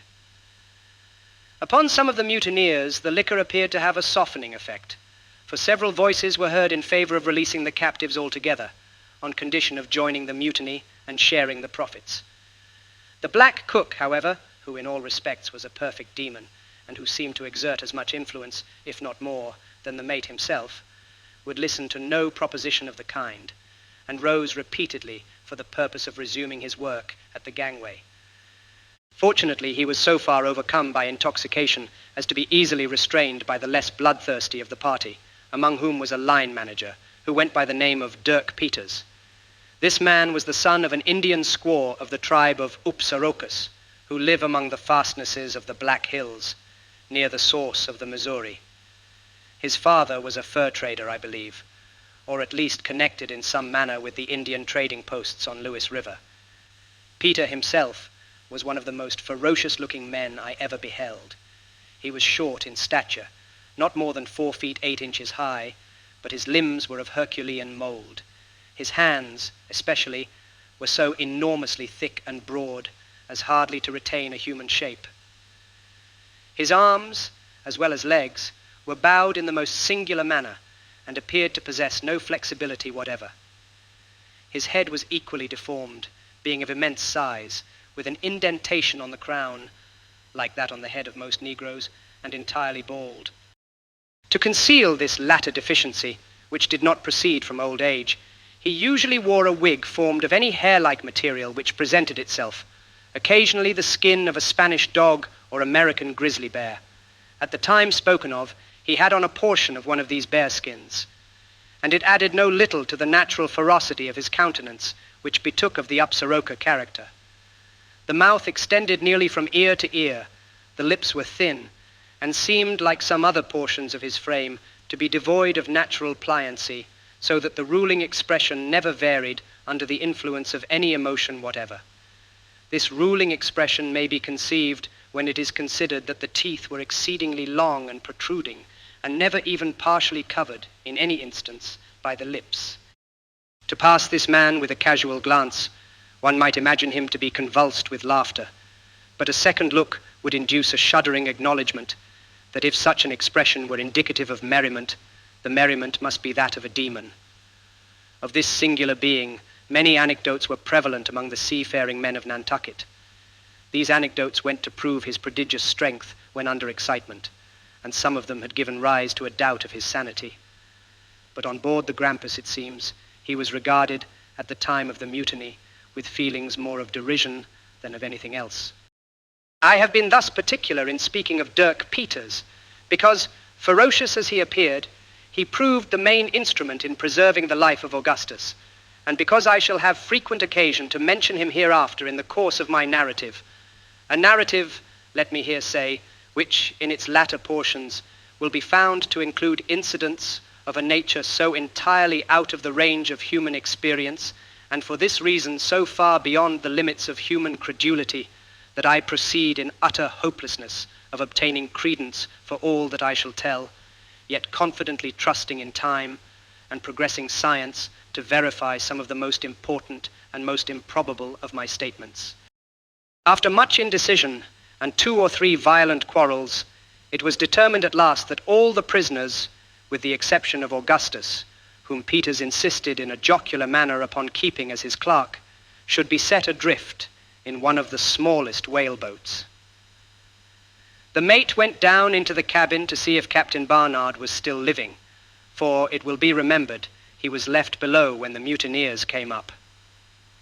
Presently the two made their appearance, the captain pale as death, but somewhat recovered from the effects of his wound.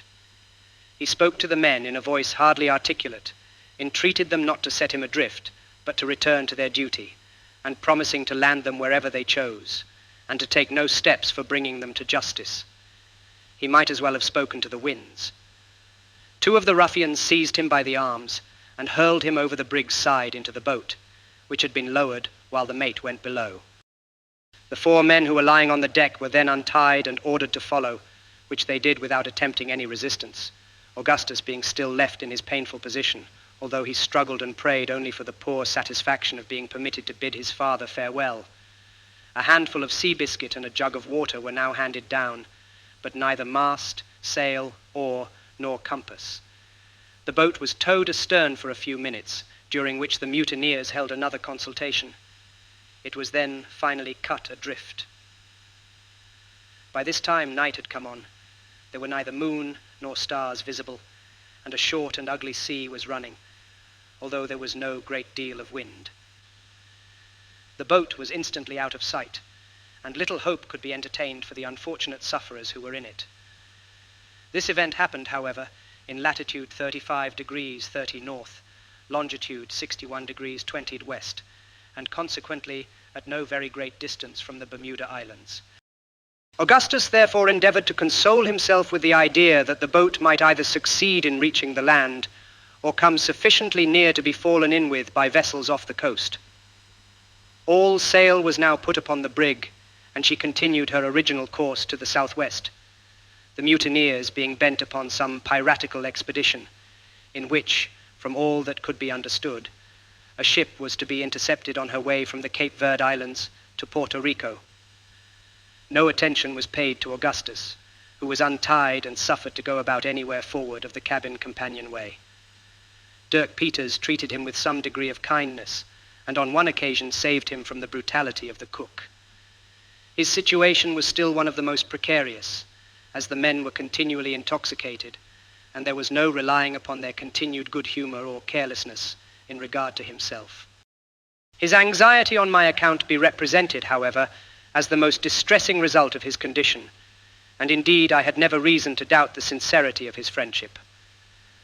More than once he had resolved to acquaint the mutineers with the secret of my being on board, but was restrained from so doing, partly through recollection of the atrocities he had already beheld, and partly through a hope of being able soon to bring me relief. For the latter purpose he was constantly on the watch, but, in spite of the most constant vigilance, 3 days elapsed after the boat was cut adrift before any chance occurred. At length, on the night of the 3rd day, there came on a heavy blow from the eastward, and all hands were called up to take in sail. During the confusion which ensued, he made his way below unobserved and into the stateroom. What was his grief and horror in discovering that the latter had been rendered a place of deposit for a variety of sea stores and ship furniture, and that several fathoms of old chain cable, which had been stowed away beneath the companion ladder, had been dragged thence to make room for a chest, and were now lying immediately upon the trap. To remove it without discovery was impossible, and he returned on deck as quickly as he could. As he came up, the mate seized him by the throat, and demanding what he had been doing in the cabin, was about flinging him over the larboard bulwark when his life was again preserved through the interference of Dirk Peters. Augustus was now put in handcuffs, of which there were several pairs on board, and his feet lashed tightly together. He was then taken into the steerage and thrown into a lower berth next to the forecastle bulkheads, with the assurance that he should never put his foot on deck again until the brig was no longer a brig. This was the expression of the cook, who threw him into the berth. It is hardly possible to say what precise meaning intended by the phrase. The whole affair, however, proved the ultimate means of my relief, as will presently appear. Chapter 5. For some minutes after the cook had left the forecastle, Augustus abandoned himself to despair, never hoping to leave the berth alive. He now came to the resolution of acquainting the first of the men who should come down with my situation, thinking it better to let me take my chance with the mutineers than perish of thirst in the hold. For it had been 10 days since I was first imprisoned, and my jug of water was not a plentiful supply even for 4. As he was thinking on this subject, the idea came all at once into his head that it might be possible to communicate with me by the way of the main hold. In any other circumstances, the difficulty and hazard of the undertaking would have prevented him from attempting it. But now he had, at all events, little prospect of life, and consequently little to lose. He bent his whole mind, therefore, upon the task. His handcuffs were the first consideration. At first he saw no method of removing them, and feared that he should thus be baffled in the very outset.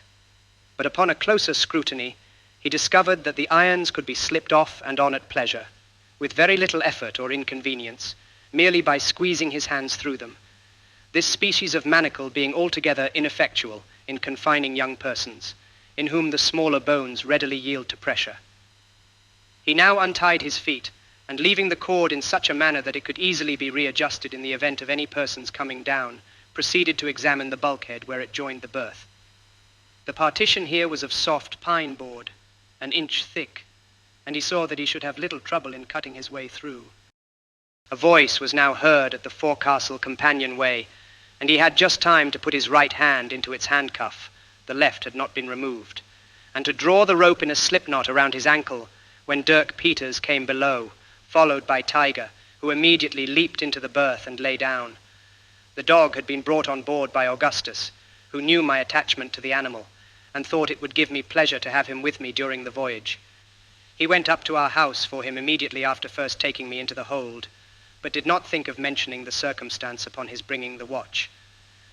Since the mutiny, Augustus had not seen him before his appearance with Dirk Peters, and had given him up for lost, supposing him to have been thrown overboard by some of the malignant villains belonging to the mate's gang. It appeared afterward that he had crawled into a hole beneath a whaleboat, from which, not having room to turn round, he could not extricate himself. Peters at last let him out, and with a species of good feeling which my friend knew well how to appreciate, had now brought him to him in the forecastle as a companion, leaving at the same time some salt junk and potatoes, with a can of water. He then went on deck, promising to come down with something more to eat on the next day. When he had gone, Augustus freed both hands from the manacles and unfastened his feet. He then turned down the head of the mattress on which he had been lying, and with his penknife, for the ruffians had not thought it worthwhile to search him, commenced cutting vigorously across one of the partition planks as closely as possible to the floor of the berth. He chose to cut here, because if suddenly interrupted, he would be able to conceal what had been done by letting the head of the mattress fall into its proper position, For the remainder of the day, however, no disturbance occurred, and by night he had completely divided the plank. It should here be observed that none of the crew occupied the forecastle as a sleeping place, living altogether in the cabin since the mutiny, drinking the wines and feasting on the sea stores of Captain Barnard, and giving no more heed than was absolutely necessary to the navigation of the brig. These circumstances proved fortunate, both for myself and Augustus, for had matters been otherwise, he would have found it impossible to reach me. As it was, he proceeded with confidence in his design. It was near daybreak, however, before he completed the second division of the board, which was about a foot above the first cut, thus making an aperture quite large enough to admit his passage through with facility to the main orlop deck. Having got here, he made his way with but little trouble to the lower main hatch, although in so doing he had to scramble over tiers of oil casks piled nearly as high as the upper deck, there being barely room enough left for his body. Upon reaching the hatch, he found that Tiger had followed him below, squeezing between two rows of the casks. It was now too late, however, to attempt getting to me before dawn, as the chief difficulty lay in passing through the close stowage in the lower hold. He therefore resolved to return and wait till the next night. With this design, he proceeded to loosen the hatch so that he might have as little detention as possible when he should come again. No sooner had he loosened it than Tiger sprang eagerly to the small opening produced, snuffed for a moment, and then uttered a long whine, scratching at the same time, as if anxious to remove the covering with his paws.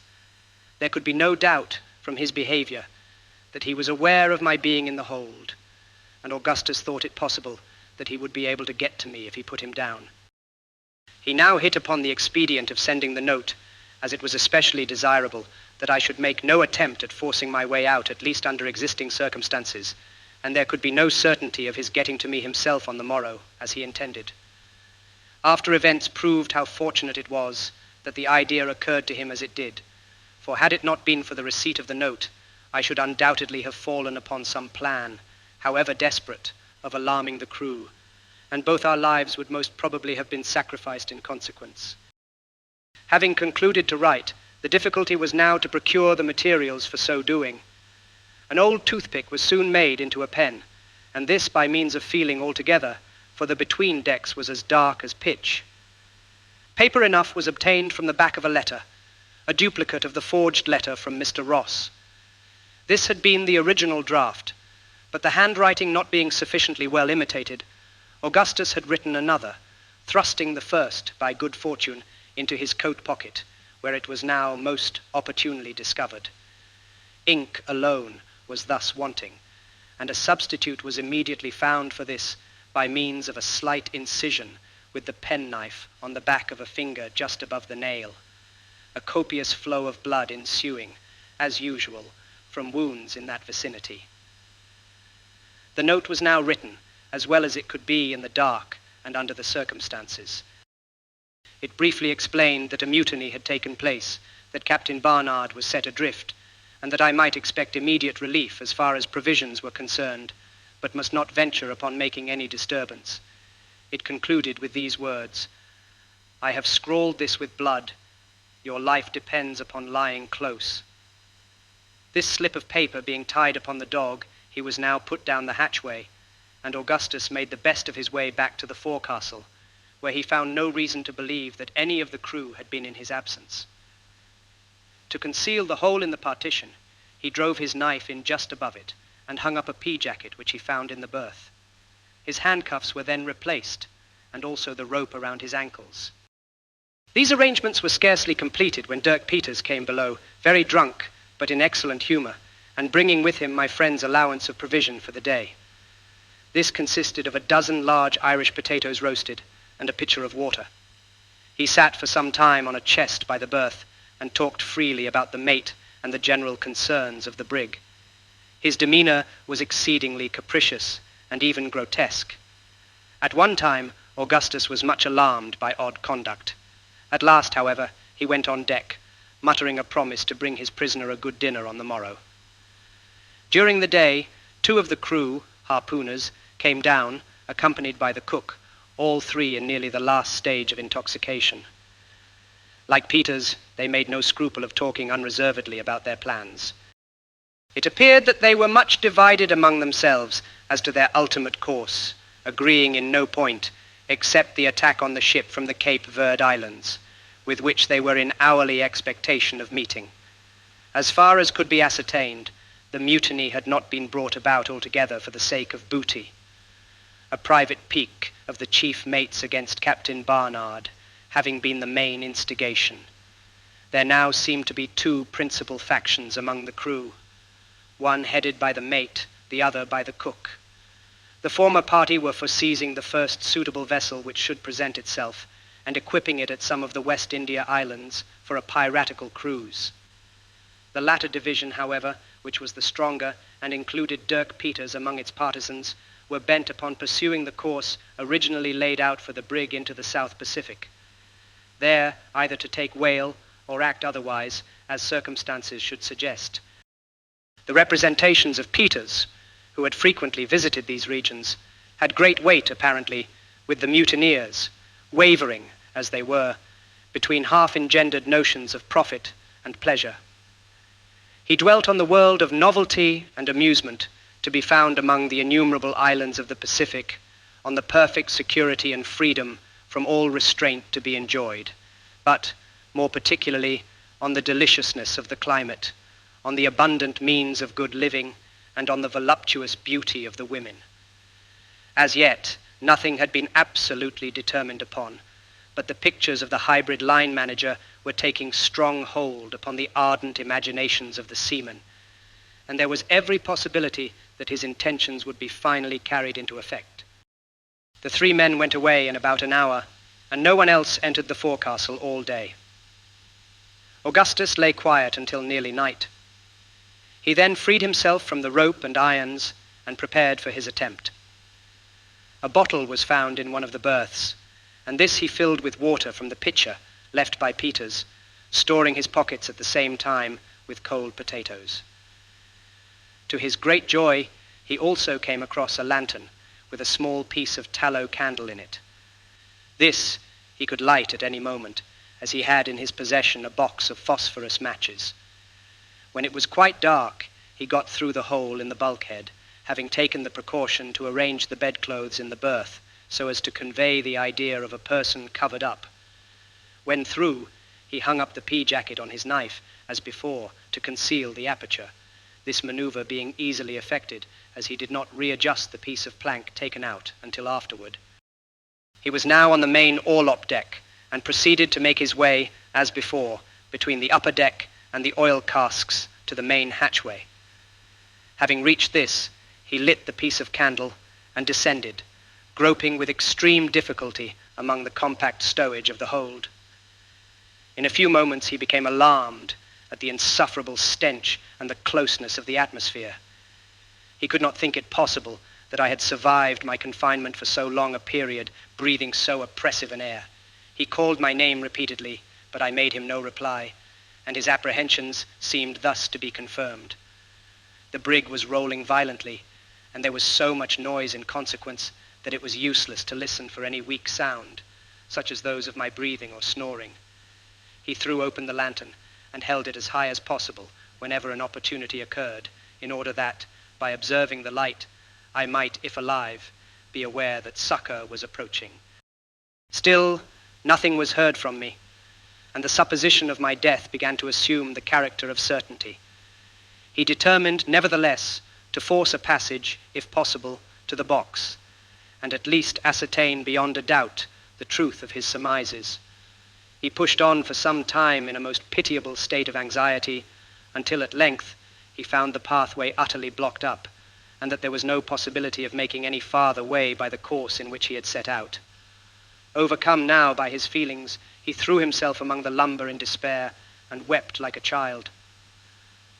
It was at this period that he heard the crash occasioned by the bottle which I had thrown down. Fortunate indeed was it that the incident occurred, for upon this incident, trivial as it appears, the thread of my destiny depended. Many years elapsed, however, before I was aware of this fact. A natural shame and regret for his weakness and indecision prevented Augustus from confiding to me at once what a more intimate and unreserved communion afterward induced him to reveal. Upon finding his further progress in the hold, impeded by obstacles which he could not overcome, he had resolved to abandon his attempt at reaching me and return at once to the forecastle. Before condemning him entirely on this head, the harassing circumstances which embarrassed him should be taken into consideration. The night was fast wearing away, and his absence from the forecastle might be discovered, and indeed would necessarily be so if he should fail to get back to the berth by daybreak. His candle was expiring in the socket, and there would be the greatest difficulty in retracing his way to the hatchway in the dark. It must be allowed, too, that he had every good reason to believe me dead, in which event no benefit could result to me from his reaching the box, and a world of danger would be encountered to no purpose by himself. He had repeatedly called, and I had made him no answer. I had been now 11 days and nights with no more water than that contained in the jug which he had left with me, a supply which it was not at all probable I had hoarded in the beginning of my confinement, as I had every cause to expect a speedy release. The atmosphere of the hold, too, must have appeared to him, coming from the comparatively open air of the steerage, of a nature absolutely poisonous, and by far more intolerable than it had seemed to me upon my first taking up my quarters in the box, the hatchways at that time having been constantly open for many months previous. Add to these considerations that of the scene of bloodshed and terror so lately witnessed by my friend, his confinement, privations, and narrow escapes from death, together with the frail and equivocal tenure by which he still existed. Circumstances all so well calculated to prostrate every energy of mind, and the reader will be easily brought, as I have been, to regard his apparent falling off in friendship and in faith with sentiments rather of sorrow than of anger. The crash of the bottle was distinctly heard, yet Augustus was not sure that it proceeded from the hold. The doubt, however, was sufficient inducement to persevere.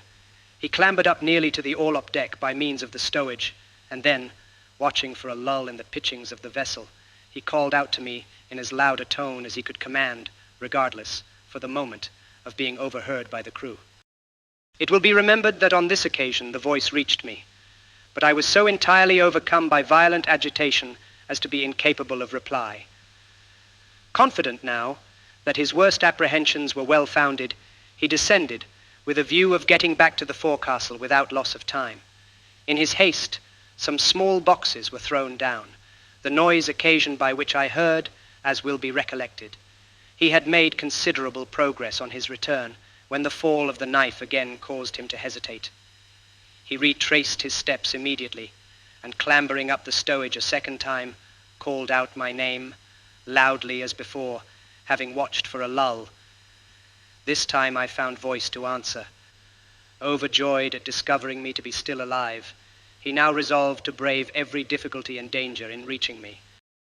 Having extricated himself as quickly as possible from the labyrinth of lumber by which he was hemmed in, he at length struck into an opening which promised better, and finally, after a series of struggles, arrived at the box in a state of utter exhaustion. Chapter 6. The leading particulars of this narration were all that Augustus communicated to me while we remained near the box. It was not until afterward that he entered fully into all the details. He was apprehensive of being missed, and I was wild with impatience to leave my detested place of confinement. We resolved to make our way at once to the hole in the bulkhead, near which I was to remain for the present, while he went through to reconnoiter.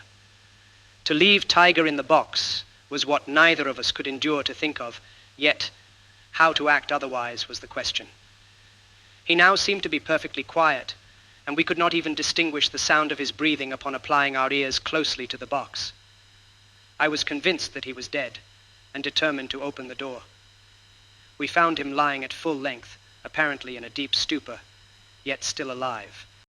No time was to be lost, yet I could not bring myself to abandon an animal who had now been twice instrumental in saving my life, without some attempt at preserving him. We therefore dragged him along with us as well as we could, although with the greatest difficulty and fatigue. Augustus, during part of the time, being forced to clamber over the impediments in our way with the huge dog in his arms, a feat to which the feebleness of my frame rendered me totally inadequate. At length we succeeded in reaching the hole, when Augustus got through, and Tiger was pushed in afterward. All was found to be safe, and we did not fail to return sincere thanks to God for our deliverance from the imminent danger we had escaped. For the present, it was agreed that I should remain near the opening, through which my companion could readily supply me with a part of his daily provision, and where I could have the advantages of breathing an atmosphere comparatively pure. In explanation of some portions of this narrative, wherein I have spoken of the stowage of the brig, and which may appear ambiguous to some of my readers who may have seen a proper or regular stowage, I must here state that the manner in which this most important duty had been performed on board the Grampus was a most shameful piece of neglect on the part of Captain Barnard, who was by no means as careful or as experienced a seaman as the hazardous nature of the service on which he was employed would seem necessarily to demand. A proper stowage cannot be accomplished in a careless manner, and many most disastrous accidents, even within the limits of my own experience, have arisen from neglect or ignorance in this particular. Coasting vessels, in the frequent hurry and bustle attendant upon taking in or discharging cargo, are the most liable to mishap from the want of a proper attention to stowage. The great point is to allow no possibility of the cargo or ballast shifting position even in the most violent rollings of the vessel. With this end, great attention must be paid, not only to the bulk taken in, but to the nature of the bulk, and whether there be a full or only a partial cargo. In most kinds of freight, the stowage is accomplished by means of a screw. Thus, in a load of tobacco or flour, the whole is screwed so tightly into the hold of the vessel that the barrels or hogsheads, upon discharging, are found to be completely flattened and take some time to regain their original shape.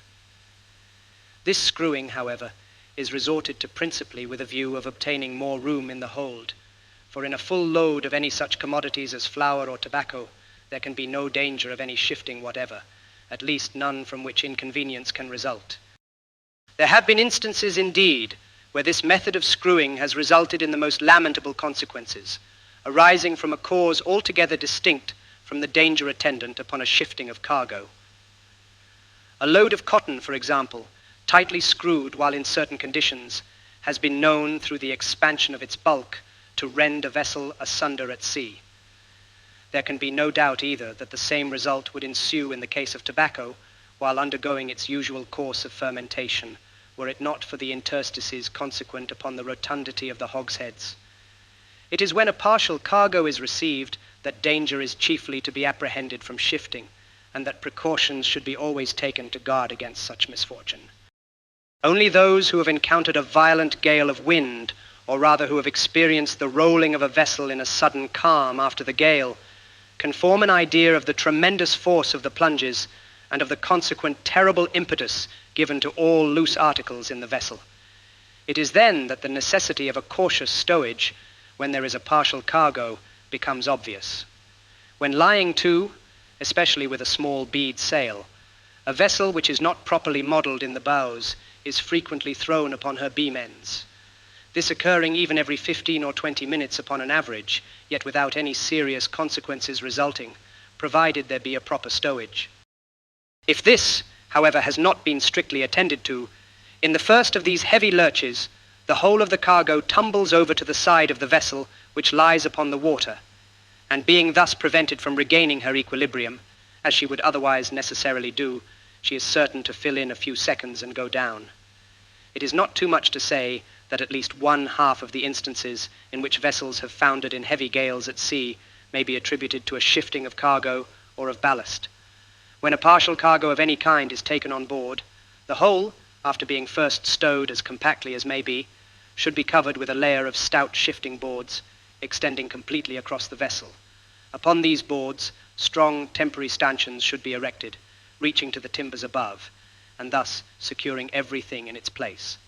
In cargoes consisting of grain or any similar matter, additional precautions are requisite. A hold filled entirely with grain upon leaving port will be found not more than 3/4 full upon reaching its destination. This too, although the freight, when measured bushel by the consignee, will overrun by a vast deal, on account of the swelling of the grain, the quantity consigned. This result is occasioned by settling during the voyage, and is the more perceptible in proportion to the roughness of the weather experienced. If grain loosely thrown in a vessel, then is ever so well secured by shifting boards and stanchions, it will be liable to shift in a long passage so greatly as to bring about the most distressing calamities. To prevent these, every method should be employed before leaving port to settle the cargo as much as possible. And for this there are many contrivances, among which may be mentioned the driving of wedges into the grain. Even after all this is done, and unusual pains taken to secure the shifting boards, no seaman who knows what he is about will feel altogether secure in a gale of any violence with a cargo of grain on board, and least of all with a partial cargo. Yet there are hundreds of our coasting vessels, and it is likely many more from the ports of Europe, which sail daily with partial cargoes, even of the most dangerous species, and without any precaution whatever. The wonder is that no more accidents occur than do actually happen. A lamentable instance of this heedlessness occurred to my knowledge in the case of Captain Joel Rice of the schooner Firefly, which sailed from Richmond, Virginia to Madeira with a cargo of corn in the year 1825. The captain had gone many voyages without serious accident, although he was in the habit of paying no attention whatever to his stowage, more than to secure it in the ordinary manner. He had never before sailed with a cargo of grain, and on this occasion had the corn thrown on board loosely when it did not much more than half fill the vessel. For the first portion of the voyage he met with nothing more than light breezes, but when within a day's sail of Madeira there came on a strong gale from the north-northeast, which forced him to lie to. He brought the schooner to the wind under a double-reefed foresail alone, when she rode as well as any vessel could be expected to do, and shipped not a drop of water. Toward night the gale somewhat abated, and she rolled with more unsteadiness than before, but still did very well, until a heavy lurch threw her upon her beam ends to starboard. The corn was then heard to shift bodily, the force of the movement bursting open the main hatchway. The vessel went down like a shot. This happened within hail of a small sloop from Madeira, which picked up one of the crew, the only person saved, and which rode out the gale in perfect security, as indeed a jolly boat might have done under proper management. The stowage on board the Grampus was most clumsily done, if stowage that could be called, which was little better than a promiscuous huddling together of oil casks and ship furniture. I have already spoken of the condition of articles in the hold. On the orlop deck there was space enough for my body, as I have stated, between the oil casks and the upper deck. A space was left open around the main hatchway, and several other large spaces were left in the stowage. Near the hole, cut through the bulkhead by Augustus, there was room enough for an entire cask, and in this space I found myself comfortably situated for the present. By the time my friend had got safely into the berth and readjusted his handcuffs and the rope, it was broad daylight. We had made a narrow escape indeed, for scarcely had he arranged all matters when the mate came below with Dirk Peters and the cook. They talked for some time about the vessel from the Cape Verds, and seemed to be excessively anxious for her appearance. At length the cook came to the berth in which Augustus was lying, and seated himself in it near the head. I could see and hear everything from my hiding place, for the piece cut out had not been put back, and I was in momentary expectation that the negro would fall against the pea-jacket, which was hung up to conceal the aperture, in which case all would have been discovered, and our lives would, no doubt, have been instantly sacrificed. Our good fortune prevailed, however, and although he frequently touched it as the vessel rolled, he never pressed against it sufficiently to bring about a discovery. The bottom of the jacket had been carefully fastened to the bulkhead, so that the hole might not be seen by its swinging to one side.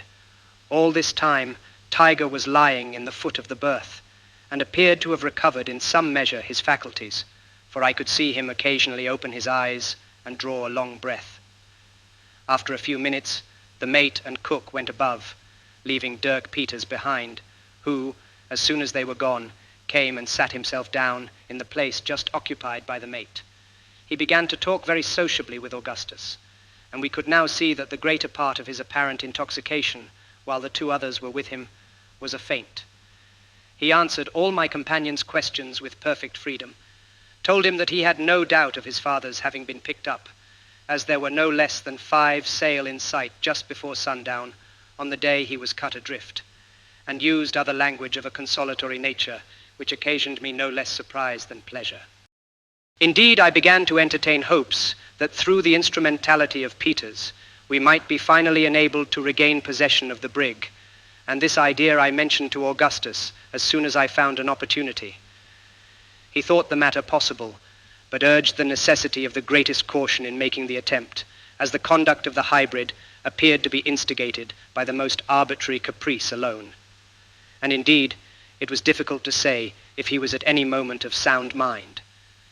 Peters went upon deck in about an hour, and did not return again until noon, when he brought Augustus a plentiful supply of junk beef and pudding. Of this, when we were left alone, I partook heartily, without returning through the hole. No one else came down into the forecastle during the day, and at night I got into Augustus's berth, where I slept soundly and sweetly until nearly daybreak, when he awakened me upon hearing a stir upon deck, and I regained my hiding place as quickly as possible. When the day was fully broke, we found that Tiger had recovered his strength almost entirely, and gave no indications of hydrophobia, drinking a little water that was offered him with great apparent eagerness. During the day he regained all his former vigor and appetite. His strange conduct had been brought on, no doubt, by the deleterious quality of the air of the hold, and had no connection with canine madness. I could not sufficiently rejoice that I had persisted in bringing him with me from the box. This day was the 30th of June, and the 13th since the Grampus made sad from Nantucket. On the 2nd of July, the mate came below drunk as usual, and in an excessively good humor. He came to Augustus's berth, and giving him a slap on the back, asked him if he thought he could behave himself if he let him loose, and whether he would promise not to be going into the cabin again. To this, of course, my friend answered in the affirmative, when the ruffian set him at liberty, after making him drink from a flask of rum, which he drew from his coat pocket. Both now went on deck, and I did not see Augustus for about 3 hours. He then came below with the good news that he had obtained permission to go about the brig as he pleased anywhere forward of the mainmast, and that he had been ordered to sleep, as usual, in the forecastle. He brought me, too, a good dinner and a plentiful supply of water. The brig was still cruising for the vessel from the Cape Verds, and a sail was now in sight, which was thought to be the one in question. As the events of the ensuing 8 days were of little importance, and had no direct bearing upon the main incidents of my narrative, I will here throw them into the form of a journal, as I do not wish to omit them altogether. July 3rd. Augustus furnished me with 3 blankets, with which I contrived a comfortable bed in my hiding place. No one came below, except my companion, during the day. Tiger took his station in the berth just by the aperture, and slept heavily, as if not yet entirely recovered from the effects of his sickness. Toward night, a flaw of wind struck the brig before sail could be taken in, and very nearly capsized her. The puff died away immediately, however, and no damage was done beyond the splitting of the foretopsail. Dirk Peters treated Augustus all this day with great kindness, and entered into a long conversation with him respecting the Pacific Ocean and the islands he had visited in that region. He asked him whether he would not like to go with the mutineers on a kind of exploring and pleasure voyage in those quarters, and said that the men were gradually coming over to the mate's views. To this, Augustus thought it best to reply that he would be glad to go on such an adventure, since nothing better could be done, and that anything was preferable to a piratical life. July 4th. The vessel in sight proved to be a small brig from Liverpool, and was allowed to pass unmolested. Augustus spent most of his time on deck, with a view of obtaining all the information in his power respecting the intentions of the mutineers. They had frequent and violent quarrels among themselves, in one of which a harpooner, Jim Bonner, was thrown overboard. The party of the mate was gaining ground. Jim Bonner belonged to the cook's gang, of which Peters was a partisan. July 5th. About daybreak, there came on a stiff breeze from the west, which at noon freshened into a gale, so that the brig could carry nothing more than her trysail and foresail. In taking in the foretopsail, Sims, one of the common hands, and belonging also to the cook's gang, fell overboard, being very much in liquor, and was drowned, no attempt being made to save him. The whole number of persons on board was now 13, to wit, Dirk Peters, Seymour, the black cook, Jones, Greeley, Hartman Rogers, and William Allan, all of the cook's party, the mate, whose name I never learned, Absalom Hicks, Wilson, John Hunty, Richard Parker, of the mate's party, besides Augustus and myself. July 6th. The gale lasted all this day, blowing in heavy squalls, accompanied with rain. The brig took in a good deal of water through her seams, and one of the pumps was kept continually going, Augustus being forced to take his turn. Just at twilight, a large ship passed close by us, without having been discovered until within hail. The ship was supposed to be the one for which the mutineers were on the lookout. The mate hailed her, but the reply was drowned in the roaring of the gale. At 11, a sea was shipped amidships, which tore away a great portion of the larboard bulwarks, and did some other slight damage. Toward morning, the weather moderated, and at sunrise there was very little wind. July 7th. There was a heavy swell running all this day, during which the brig, being light, rolled excessively, and many articles broke loose in the hold, as I could hear distinctly from my hiding place. I suffered a great deal from seasickness. Peters had a long conversation this day with Augustus, and told him that 2 of his gang, Greeley and Allan, had gone over to the mate, and were resolved to turn pirates. He put several questions to Augustus, which he did not then exactly understand. During a part of this evening, the leak gained upon the vessel, and little could be done to remedy it, as it was occasioned by the brig's straining and taking in the water through her seams. A sail was thrummed and got under the bows, which aided us in some measure, so that we began to gain upon the leak. July 8th. A light breeze sprang up at sunrise from the eastward, when the mate headed the brig to the southwest, with the intention of making some of the West India islands in pursuance of his piratical designs. No opposition was made by Peters or the cook, at least none in the hearing of Augustus. All idea of taking the vessel from the Cape Verds was abandoned. The leak was now easily kept under by 1 pump going every 3/4 of an hour. The sail was drawn from beneath the bows. Spoke 2 small schooners during the day. July 9th. Fine weather. All hands employed in repairing bulwarks. Peters had again a long conversation with Augustus, and spoke more plainly than he had done heretofore. He said nothing should induce him to come into the mate's views, and even hinted his intention of taking the brig out of his hands. He asked my friend if he could depend upon his aid in such case, to which Augustus said, yes, without hesitation. Peters then said he would sound the others of his party upon the subject, and went away. During the remainder of the day, Augustus had no opportunity of speaking with him privately. Chapter 7. July 10th. Spoke a brig from Rio, bound to Norfolk. Weather hazy, with a light baffling wind from the eastward. Today Hartman Rogers died, having been attacked on the 8th, with spasms after drinking a glass of grog. This man was of the cook's party, and one upon whom Peters placed his main reliance. He told Augustus that he believed the mate had poisoned him, and that he expected, if he did not be on the lookout, his own turn would come shortly. There were now only himself, Jones, and the cook belonging to his own gang. On the other side, there were 5. He had spoken to Jones about taking the command from the mate, but the project having been coolly received, he had been deterred from pressing the matter any further, or from saying anything to the cook. It was well, as it happened, that he was so prudent, for in the afternoon the cook expressed his determination of siding with the mate and went over formally to that party, while Jones took an opportunity of quarreling with Peters and hinted that he would let the mate know of the plan in agitation. There was now, evidently, no time to be lost, and Peters expressed his determination of attempting to take the vessel at all hazards, provided Augustus would lend him his aid. My friend at once assured him of his willingness to enter into any plan for that purpose, and, thinking the opportunity a favorable one, made known the fact of my being on board.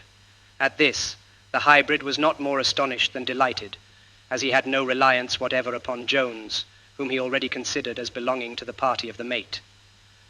They went below immediately when Augustus called to me by name, and Peters and myself were soon made acquainted. It was agreed that we should attempt to retake the vessel upon the first good opportunity, leaving Jones altogether out of our counsels. In the event of success, we were to run the brig into the first port that offered, and deliver her up. The desertion of his party had frustrated Peters' design of going into the Pacific, an adventure which could not be accomplished without a crew, and he depended upon either getting acquitted upon trial on the score of insanity, which he solemnly avowed had actuated him in lending his aid to the mutiny, or upon obtaining a pardon, if found guilty, through the representations of Augustus and myself. Our deliberations were interrupted for the present by the cry of "All hands take in sail," and Peters and Augustus ran up on deck. As usual, the crew were nearly all drunk, and before sail could be properly taken in, a violent squall laid the brig on her beam ends. By keeping her away, however, she righted, having shipped a good deal of water. Scarcely was everything secure when another squall took the vessel, and immediately afterward another, no damage being done. There was every appearance of a gale of wind, which indeed shortly came on, with great fury, from the northward and westward. All was made as snug as possible, and we laid to, as usual, under a close reefed foresail. As night drew on, the wind increased in violence, with a remarkably heavy sea. Peters now came into the forecastle with Augustus, and we resumed our deliberations. We agreed that no opportunity could be more favorable than the present for carrying our designs into effect, as an attempt at such a moment would never be anticipated. As the brig was snugly laid to, there would be no necessity of maneuvering her until good weather, when, if we succeeded in our attempt, we might liberate one, or perhaps two of the men, to aid us in taking her into port. The main difficulty was the great disproportion in our forces. There were only 3 of us, and in the cabin there were 9. All the arms on board, too, were in their possession, with the exception of a pair of small pistols which Peters had concealed about his person, and the large seaman's knife, which he always wore in the waistband of his pantaloons. From certain indications, too, such, for example, as there being no such thing as an axe or a handspike lying in their customary places, we began to fear that the mate had his suspicions, at least in regard to Peters, and that he would let slip no opportunity of getting rid of him. It was clear, indeed, that what we should determine to do could not be done too soon. Still, the odds were too much against us to allow of our proceeding without the greatest caution. Peters proposed that he should go up on deck and enter into conversation with the watch, Allan, when he would be able to throw him into the sea without trouble and without making any disturbance, by seizing a good opportunity that Augustus and myself should then come up, and endeavor to provide ourselves with some kind of weapons from the deck, and that we should then make a rush together and secure the companionway before any opposition could be offered.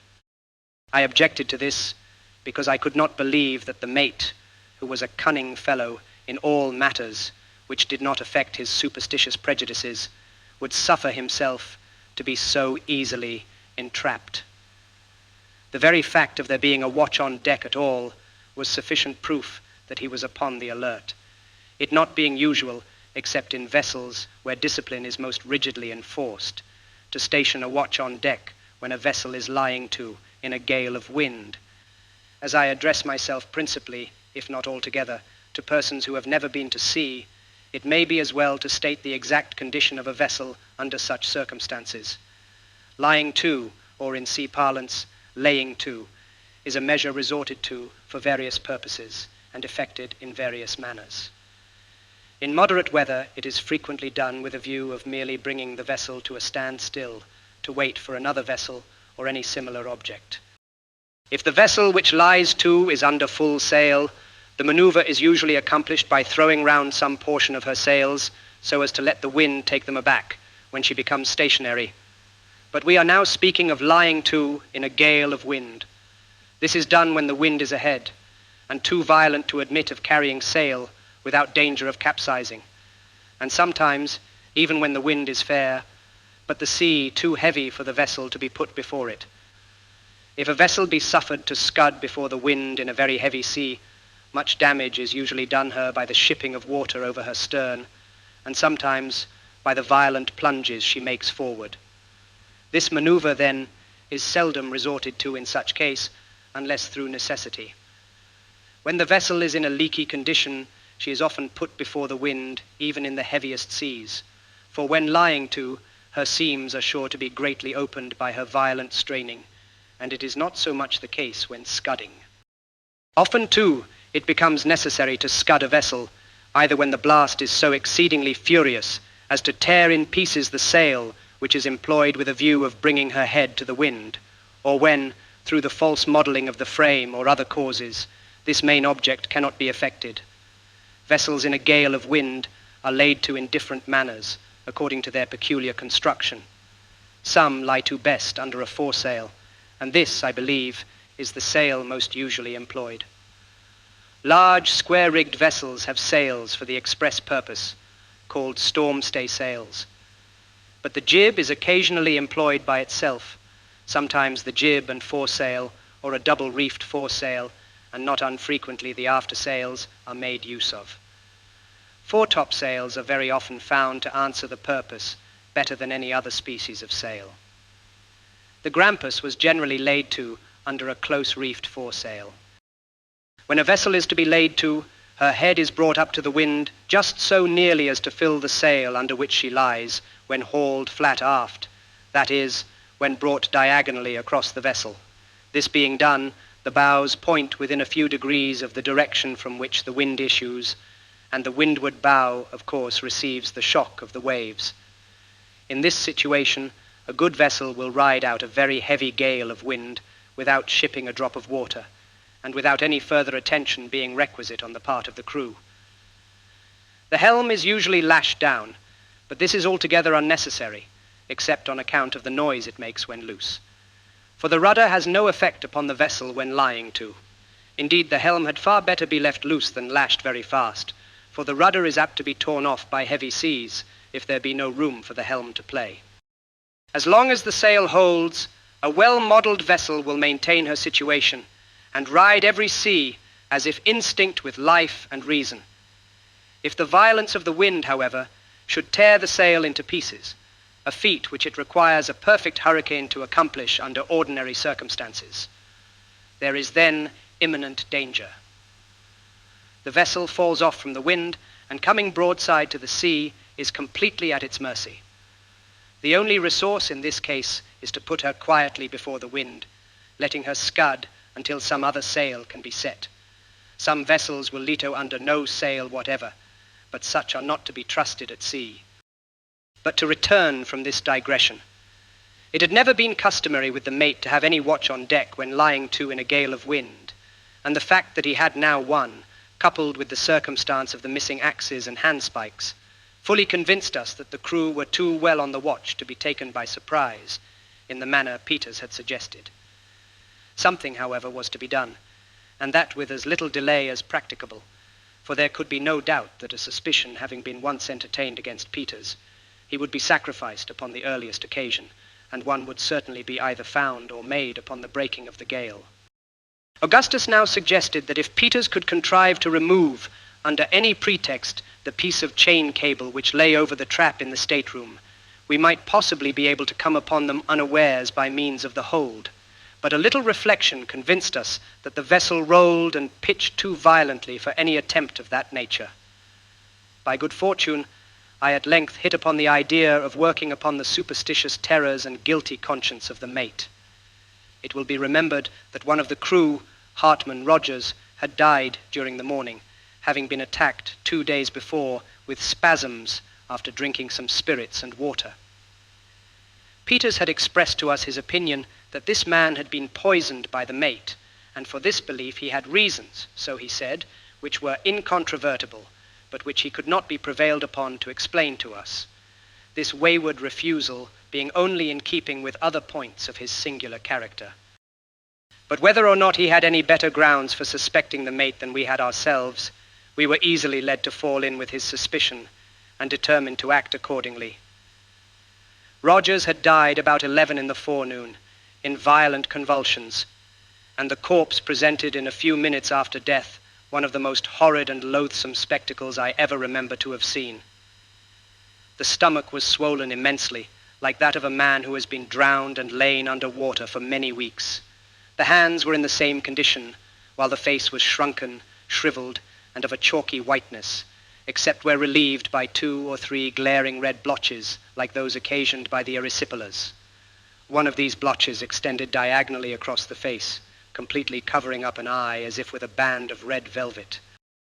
In this disgusting condition, the body had been brought up from the cabin at noon to be thrown overboard, when the mate, getting a glimpse of it, for he now saw it for the first time, and being either touched with remorse for his crime or struck with terror at so horrible a sight, ordered the men to sew the body up in its hammock and allow it the usual rites of sea burial.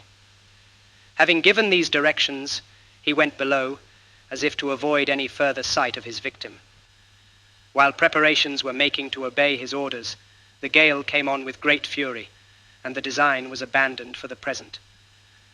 The corpse, left to itself, was washed into the larboard scuppers, where it still lay at the time of which I speak, floundering about with the furious lurches of the brig. Chapter 8. As I viewed myself in a fragment of looking-glass which hung up in the cabin, and by the dim light of a kind of battle lantern, I was so impressed with a sense of vague awe at my appearance, and at the recollection of the terrific reality which I was thus representing, that I was seized with a violent tremor, and could scarcely summon resolution to go on with my part. It was necessary, however, to act with decision, and Peters and myself went upon deck. We there found everything safe, and keeping close to the bulwarks, the 3 of us crept to the cabin companionway. It was only partially closed, precautions having been taken to prevent its being suddenly pushed to from without by means of placing billets of wood on the upper step, so as to interfere with the shutting. We found no difficulty in getting a full view of the interior of the cabin through the cracks where the hinges were placed. It now proved to have been very fortunate for us that we had not attempted to take them by surprise, for they were evidently on the alert. Only one was asleep, and he lying just at the foot of the companion ladder, with a musket by his side. The rest were seated on several mattresses, which had been taken from the berths and thrown on the floor. They were engaged in earnest conversation, and although they had been carousing, as appeared from 2 empty jugs, with some tin tumblers which lay about, they were not as much intoxicated as usual. All had knives, 1 or 2 of them pistols, and a great many muskets were lying in a berth close at hand. We listened to their conversation for some time before we could make up our minds how to act, having as yet resolved on nothing determinate, except that we would attempt to paralyze their exertions when we should attack them by means of the apparition of Rogers. They were discussing their piratical plans, in which all we could hear distinctly was that they would unite with the crew of a schooner Hornet, and, if possible, get the schooner herself into their possession preparatory to some attempt on a large scale, the particulars of which could not be made out by either of us. One of the men spoke of Peters, when the mate replied to him in a low voice which could not be distinguished, and afterward added more loudly that he could not understand his being so much forward with the captain's brat in the forecastle, and he thought the sooner both of them were overboard, the better. To this no answer was made, but we could easily perceive that the hint was well received by the whole party, and more particularly by Jones. At this period I was excessively agitated, the more so as I could see that neither Augustus nor Peters could determine how to act. I made up my mind, however, to sell my life as dearly as possible, and not to suffer myself to be overcome by any feelings of trepidation. The tremendous noise made by the roaring of the wind in the rigging and the washing of the sea over the deck prevented us from hearing what was said, except during momentary lulls. In one of these, we all distinctly heard the mate tell one of the men to go forward, have an eye upon them, for he wanted no such secret doings on board the brig. It was well for us that the pitching of the vessel at this moment was so violent as to prevent this order from being carried into instant execution. The cook got up from his mattress to go for us, when a tremendous lurch, which I thought would carry away the masts, threw him headlong against one of the larboard stateroom doors, bursting it open and creating a good deal of other confusion. Luckily, neither of our party was thrown from his position, and we had time to make a precipitate retreat to the forecastle and arrange a hurried plan of action before the messenger made his appearance, or rather, before he put his head out of the companion hatch, for he did not come on deck. From this station he could not notice the absence of Allan, and he accordingly bawled out as if to him, repeating the orders of the mate. Peters cried out, "Aye, aye," in a disguised voice, and the cook immediately went below, without entertaining a suspicion that all was not right. My two companions now proceeded boldly aft and down into the cabin, Peters closing the door after him in the same manner he had found it. The mate received them with feigned cordiality, and told Augustus that since he had behaved himself so well of late, he might take up his quarters in the cabin and be one of them for the future. He then poured him out a tumbler half full of rum and made him drink it. All this I saw and heard, for I followed my friends to the cabin as soon as the door was shut and took up my old point of observation. I had brought with me the two pump handles, one of which I secured near the companionway to be ready for use when required. I now steadied myself as well as possible so as to have a good view of all that was passing within, and endeavored to nerve myself to the task of descending among the mutineers when Peters should make a signal to me, as agreed upon. Presently he contrived to turn the conversation upon the bloody deeds of the mutiny, and by degrees led the men to talk of the 1,000 superstitions which are so universally current among seamen. I could not make out all that was said, but I could plainly see the effects of the conversation in the countenances of those present.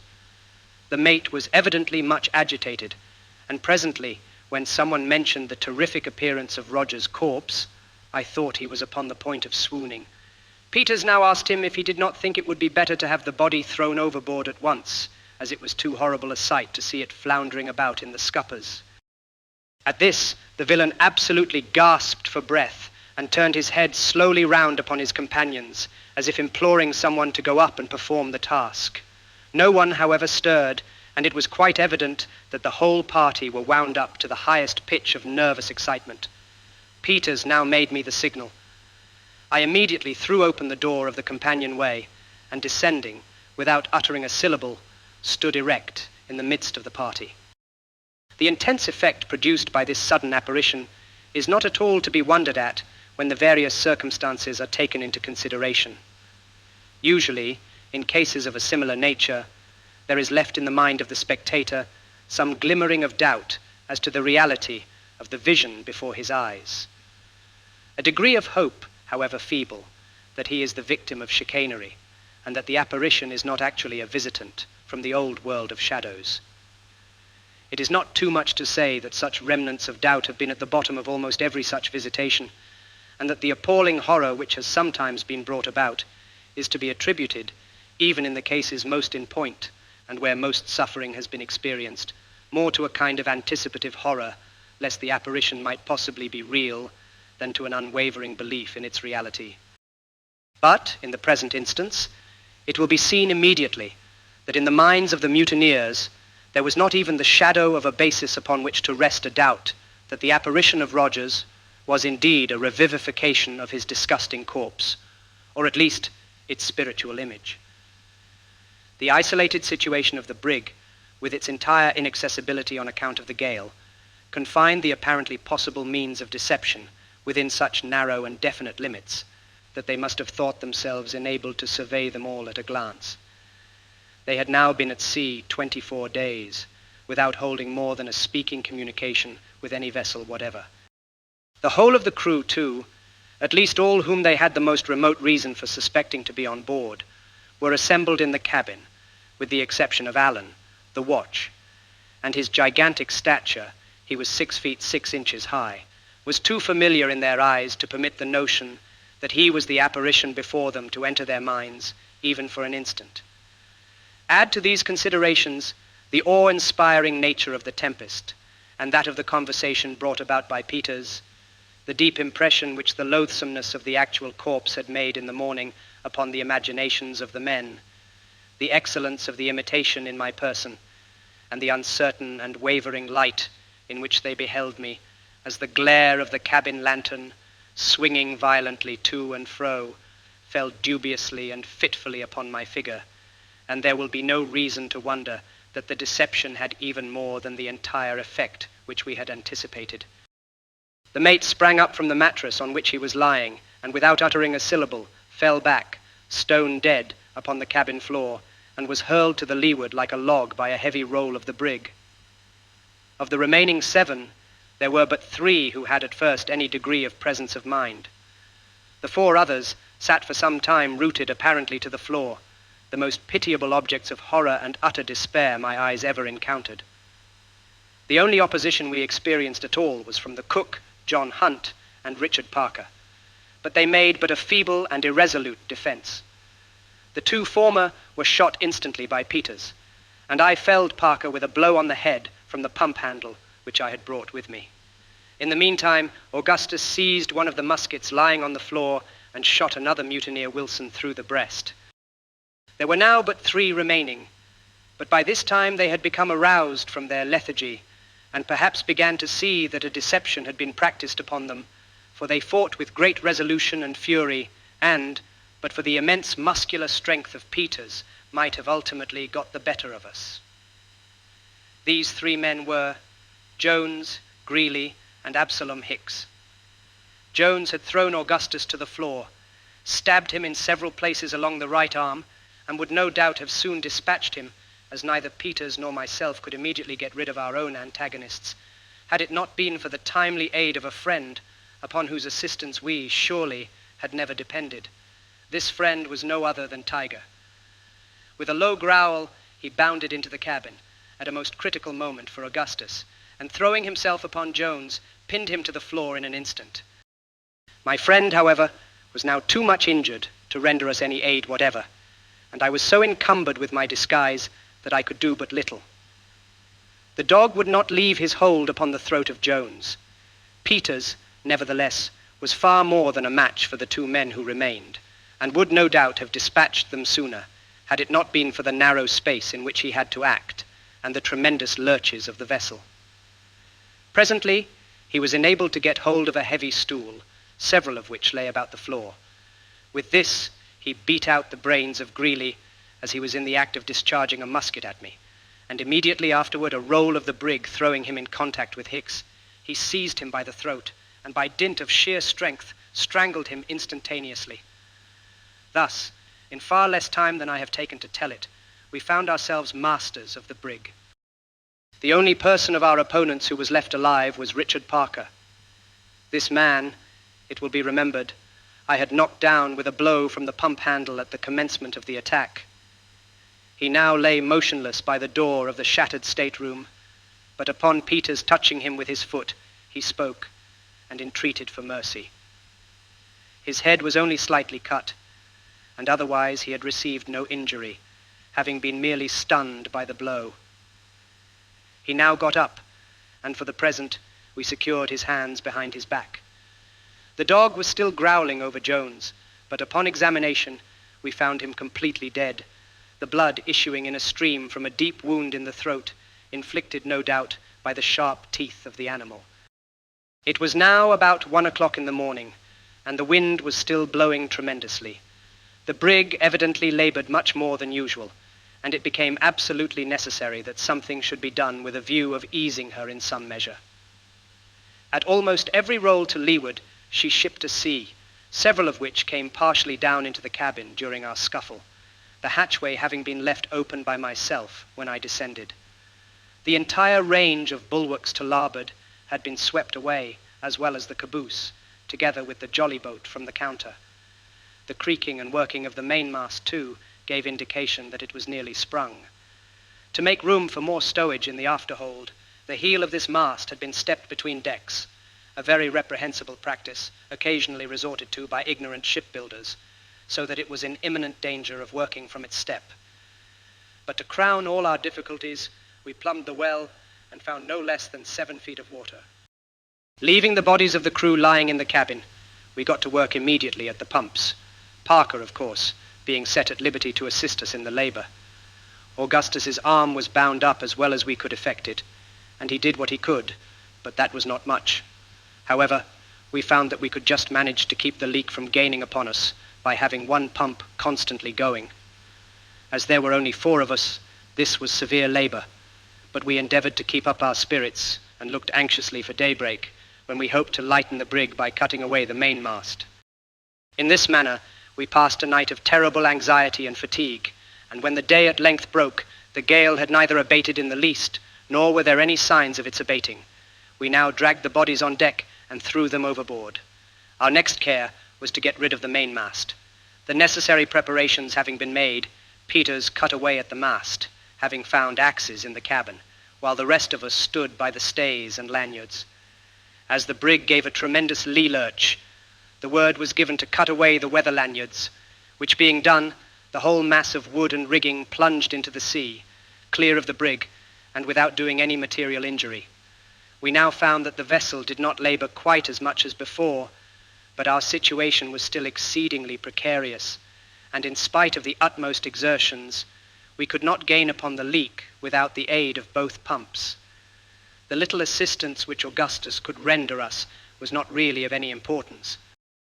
To add to our distress, a heavy sea, striking the brig to the windward, threw her off several points from the wind, and before she could regain her position, another broke completely over her and hurled her full upon her beam ends. The ballast now shifted in a mass to leeward. The stowage had been knocking about perfectly at random for some time, and for a few moments we thought nothing could save us from capsizing. Presently, however, we partially righted, but the ballast still retaining its place to larboard, we lay so much along that it was useless to think of working the pumps, which indeed we could not have done much longer in any case, as our hands were entirely raw with the excessive labor we had undergone, and were bleeding in the most horrible manner. Contrary to Parker's advice, we now proceeded to cut away the foremast, and at length accomplished it after much difficulty, owing to the position in which we lay.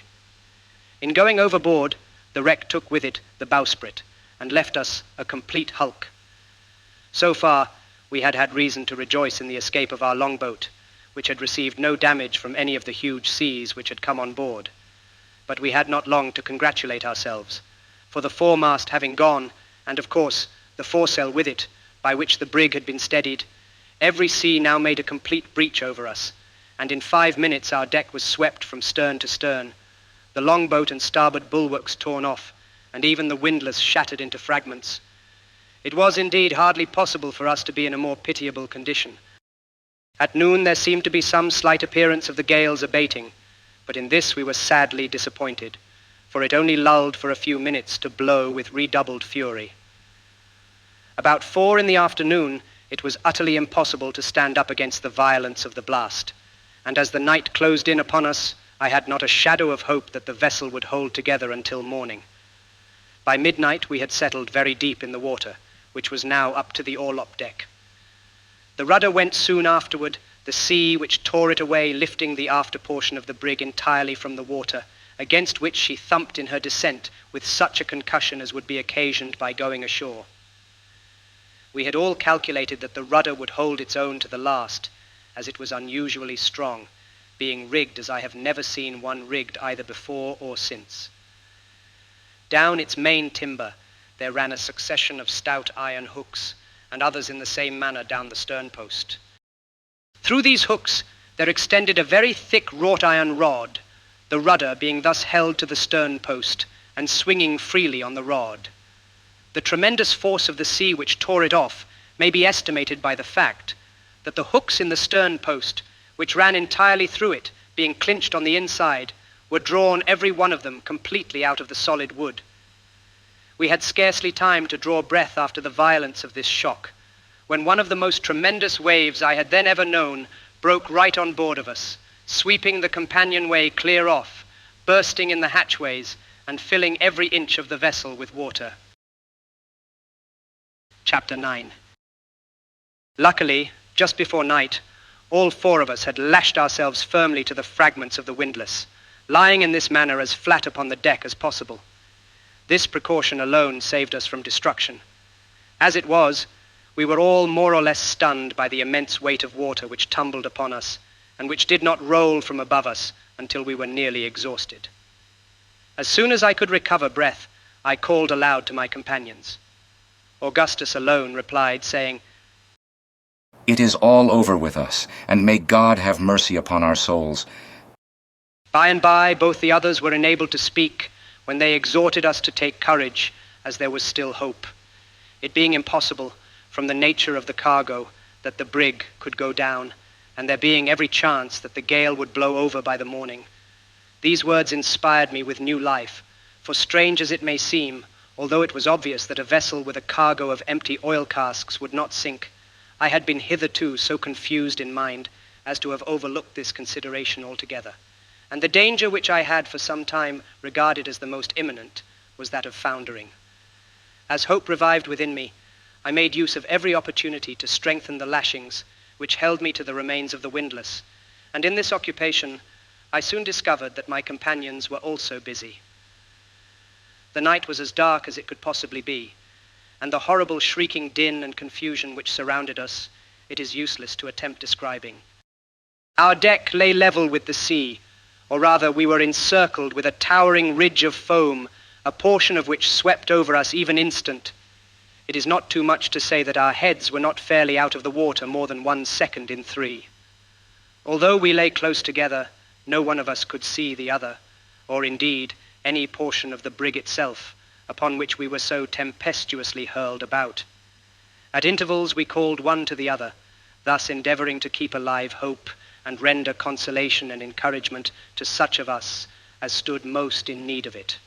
The feeble condition of Augustus made him an object of solicitude with us all, and as, from the lacerated condition of his right arm, it must have been impossible for him to secure his lashings with any degree of firmness, we were in momentary expectation of finding that he had gone overboard, yet to render him aid was a thing altogether out of the question.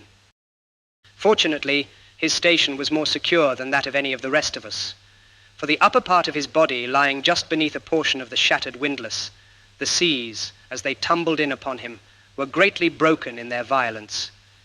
In any other situation than this, into which he had been accidentally thrown after having lashed himself in a very exposed spot, he must inevitably have perished before morning.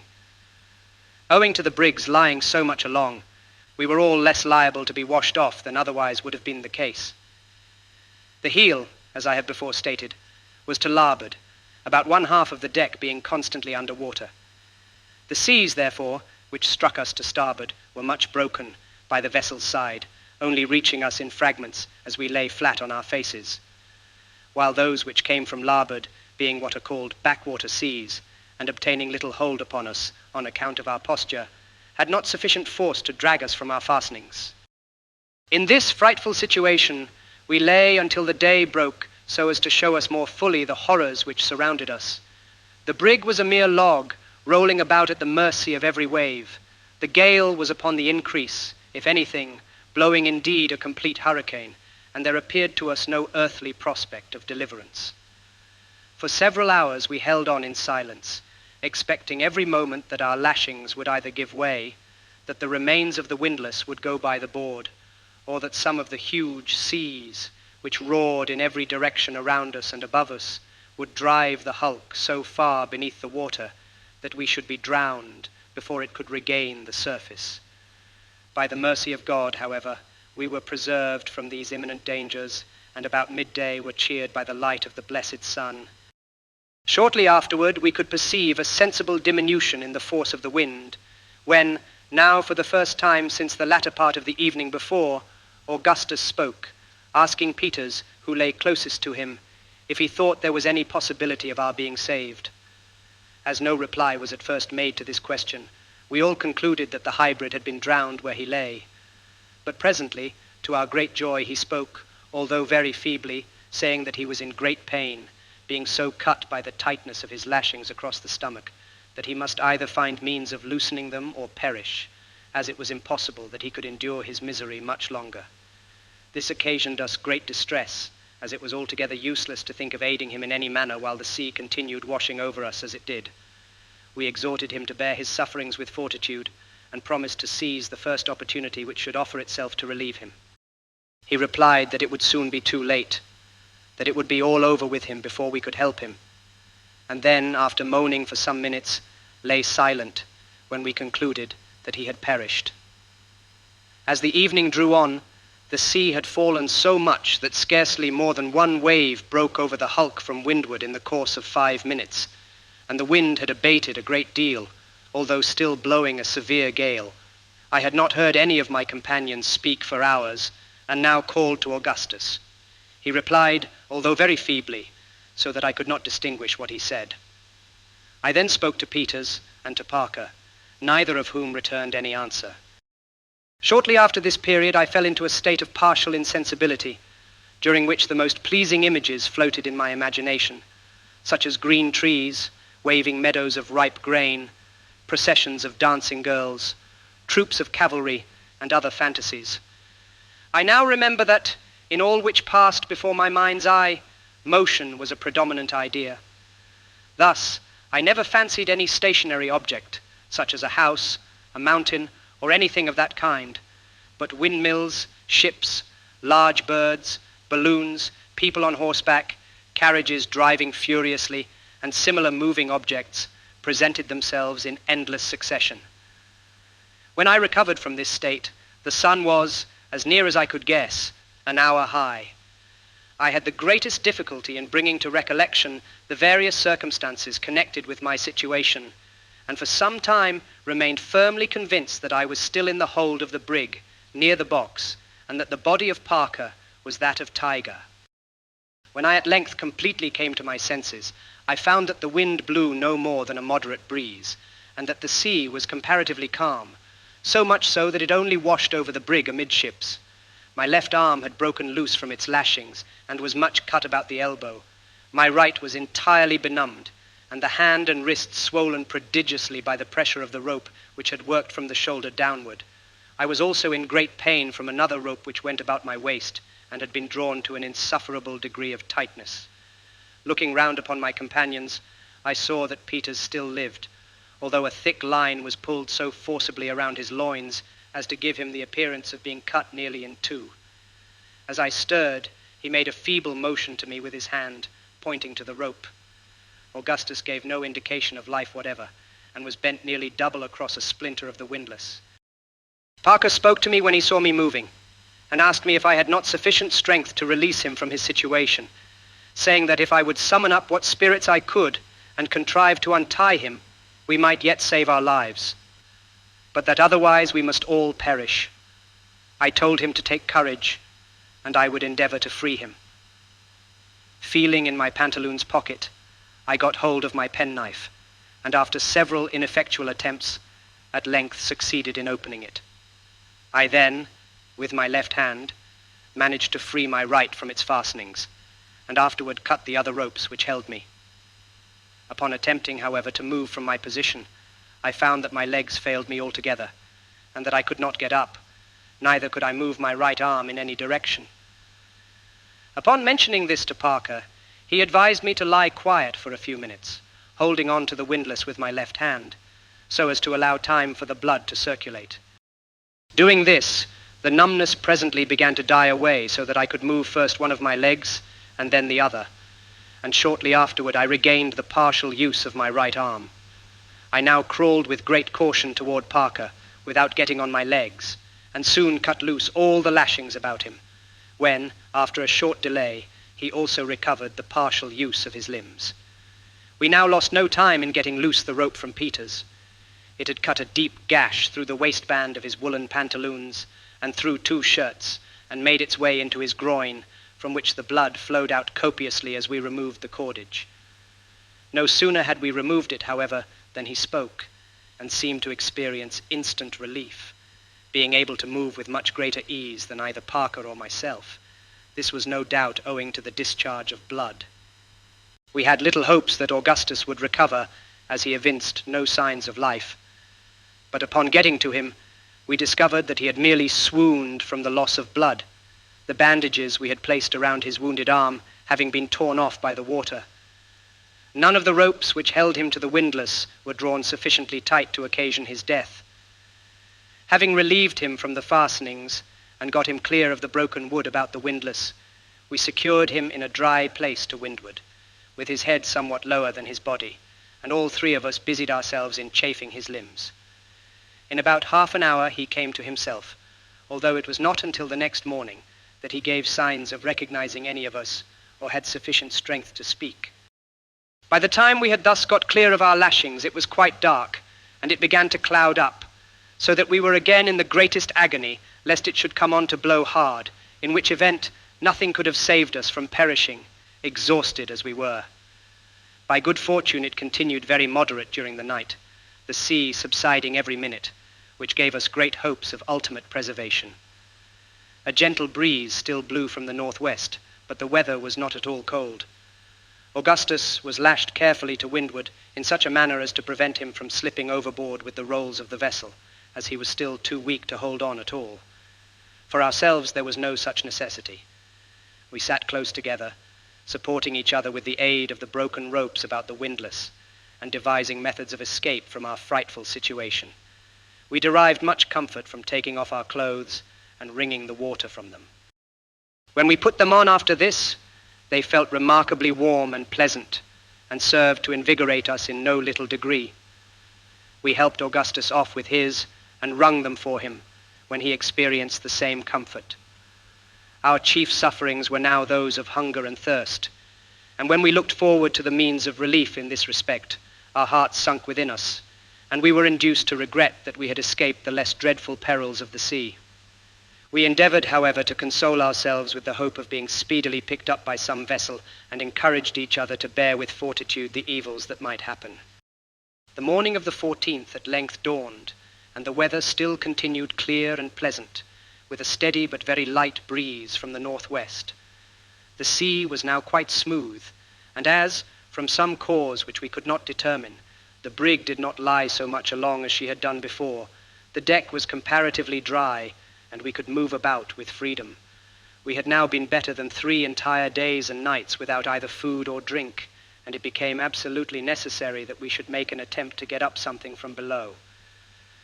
As the brig was completely full of water, we went to this work despondently, and with but little expectation of being able to obtain anything. We made a kind of drag by driving some nails, which we broke out from the remains of the companion hatch into 2 pieces of wood. Tying these across each other and fastening them to the end of a rope, we threw them into the cabin and dragged them to and fro, in the faint hope of being thus able to entangle some article which might be of use to us for food, or which might at least render us assistance in getting it. We spent the greater part of the morning in this labor without effect, fishing up nothing more than a few bedclothes, which were readily caught by the nails. Indeed, our contrivance was so very clumsy that any greater success was hardly to be anticipated. We now tried the forecastle, but equally in vain, and were upon the brink of despair, when Peters proposed that we should fasten a rope to his body, and let him make an attempt to get up something by diving into the cabin. This proposition we hailed with all the delight which reviving hope could inspire. He proceeded immediately to strip off his clothes, with the exception of his pantaloons, and a strong rope was then carefully fastened around his middle, being brought up over his shoulders in such a manner that there was no possibility of its slipping. The undertaking was one of great difficulty and danger, for, as we could hardly expect to find much, if any provision in the cabin itself, it was necessary that the diver, after letting himself down, should make a turn to the right and proceed under water a distance of 10 or 12 feet in a narrow passage to the storeroom, and return without drawing breath. Everything being ready, Peters now descended in the cabin, going down the companion ladder until the water reached his chin. He then plunged in, head first, turning to the right as he plunged, and endeavoring to make his way to the storeroom. In this first attempt, however, he was altogether unsuccessful. In less than half a minute after his going down, we felt the rope jerked violently, the signal we had agreed upon when he desired to be drawn up. We accordingly drew him up instantly, but so incautiously as to bruise him badly against the ladder. He had brought nothing with him, and had been unable to penetrate more than a very little way into the passage, owing to the constant exertions he found it necessary to make in order to keep himself from floating up against the deck. Upon getting out, he was very much exhausted, and had to rest full 15 minutes before he could again venture to descend. The second attempt met with even worse success, for he remained so long under water without giving the signal that, becoming alarmed for his safety, we drew him out without it. and found that he was almost at the last gasp, having, as he said, repeatedly jerked at the rope without our feeling it. This was probably owing to a portion of it having become entangled in the balustrade at the foot of the ladder. This balustrade was indeed so much in the way that we determined to remove it, if possible, before proceeding with our design. As we had no means of getting it away except by main force, we all descended into the water as far as we could on the ladder, and giving a pull against it with our united strength, succeeded in breaking it down. The third attempt was equally unsuccessful with the two first, and it now became evident that nothing could be done in this manner without the aid of some weight with which the diver might steady himself and keep to the floor of the cabin while making his search. For a long time, we looked about in vain for something which might answer this purpose. But at length, to our great joy, we discovered one of the weather forechains so loose that we had not the least difficulty in wrenching it off. Having fastened this securely to one of his ankles, Peters now made his fourth descent into the cabin, and this time succeeded in making his way to the door of the steward's room. To his inexpressible grief, however, he found it locked, and was obliged to return without effecting an entrance, as, with the greatest exertion, he could remain under water not more, at the utmost extent, than a single minute. Our affairs now looked gloomy indeed, and neither Augustus nor myself could refrain from bursting into tears as we thought of the host of difficulties which encompassed us, and the slight probability which existed of our finally making an escape. But this weakness was not of long duration. Throwing ourselves on our knees to God, we implored his aid in the many dangers which beset us, and arose with renewed hope and vigor to think what could yet be done by mortal means toward accomplishing our deliverance. Chapter 10. Shortly afterward, an incident occurred which I am induced to look upon as more intensely productive of emotion, as far more replete with the extremes first of delight and then of horror, than even any of the 1,000 chances which afterward befell me in 9 long years, crowded with events of the most startling and in many cases of the most unconceived and unconceivable character. We were lying on the deck near the companionway, and debating the possibility of yet making our way into the storeroom, when, looking toward Augustus, who lay fronting myself, I perceived that he had become all at once deadly pale, and that his lips were quivering in the most singular and unaccountable manner. Greatly alarmed, I spoke to him, but he made me no reply, and I was beginning to think that he was suddenly taken ill when I took notice of his eyes, which were glaring apparently at some object behind me. I turned my head, and shall never forget the ecstatic joy which thrilled through every particle of my frame when I perceived a large brig bearing down upon us, and not more than a couple of miles off. I sprung to my feet as if a musket bullet had suddenly struck me to the heart, and stretching out my arms in the direction of the vessel, stood in this manner, motionless and unable to articulate a syllable. Peters and Parker were equally affected, although in different ways. The former danced about the deck like a madman, uttering the most extravagant rhodomontades, intermingled with howls and imprecations, while the latter burst into tears, and continued for many minutes weeping like a child. The vessel in sight was a large hermaphrodite brig of a Dutch build, and painted black with a tawdry gilt figurehead. She had evidently seen a good deal of rough weather, and we supposed had suffered much in the gale which had proved so disastrous to ourselves, for her foretopmast was gone, and some of her starboard bulwarks. When we first saw her, she was, as I have already said, about 2 miles off and to windward, bearing down upon us. The breeze was very gentle, and what astonished us chiefly was that she had no other sails set than her foremast and mainsail, with a flying jib. Of course she came down but slowly, and our impatience amounted nearly to frenzy. The awkward manner in which she steered, too, was remarked by all of us, even excited as we were. She yawed about so considerably that once or twice we thought it impossible she could see us, or imagined that, having seen us and discovered no person on board, she was about to tack and make off in another direction. Upon each of these occasions we screamed and shouted at the top of our voices when the stranger would appear to change for a moment her intention and again hold on toward us this singular conduct being repeated 2 or 3 times, so that at last we could think of no other manner of accounting for it than by supposing the helmsman to be in liquor. No person was seen upon her decks until she arrived within about a quarter of a mile of us. We then saw 3 seamen, whom by their dress we took to be Hollanders. 2 of these were lying on some old sails near the forecastle, and the third, who appeared to be looking at us with great curiosity, was leaning over the starboard bow near the bowsprit.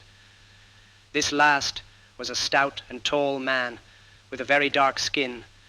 He seemed by his manner to be encouraging us to have patience, nodding to us in a cheerful, although rather odd way, and smiling constantly, so as to display a set of the most brilliantly white teeth.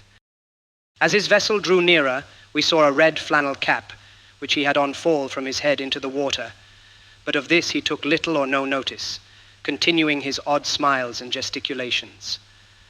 I relate these things and circumstances minutely, and I relate them, it must be understood, precisely as they appeared to us. The brig came on slowly, and now more steadily than before, and, I cannot speak calmly of this event, our hearts leaped up wildly within us, and we poured out our whole souls in shouts and thanksgiving to God for the complete, unexpected, and glorious deliverance that was so palpably at hand. Of a sudden, and all at once, there came wafted over the ocean from the strange vessel, which was now close upon us, a smell, a stench, such as the whole world has no name for, no conception of, hellish, utterly suffocating, insufferable, inconceivable.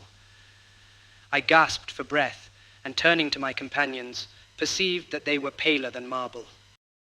But we had now no time left for question or surmise. The brig was within 50 feet of us, and it seemed to be her intention to run under our counter, that we might board her without putting out a boat. We rushed aft, when suddenly a wide yaw threw her off full 5 or 6 points from the course she had been running, and, as she passed under our stern at the distance of about 20 feet, we had a full view of her decks. Shall I ever forget the triple horror of that spectacle? 25 or 30 human bodies, among whom were several females, lay scattered about between the counter and the galley, in the last and most loathsome state of putrefaction.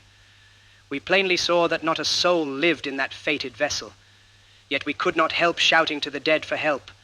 Yes, long and loudly did we beg, in the agony of the moment, that those silent and disgusting images would stay for us, would not abandon us to become like them, would receive us among their goodly company. We were raving with horror and despair, thoroughly mad through the anguish of our grievous disappointment.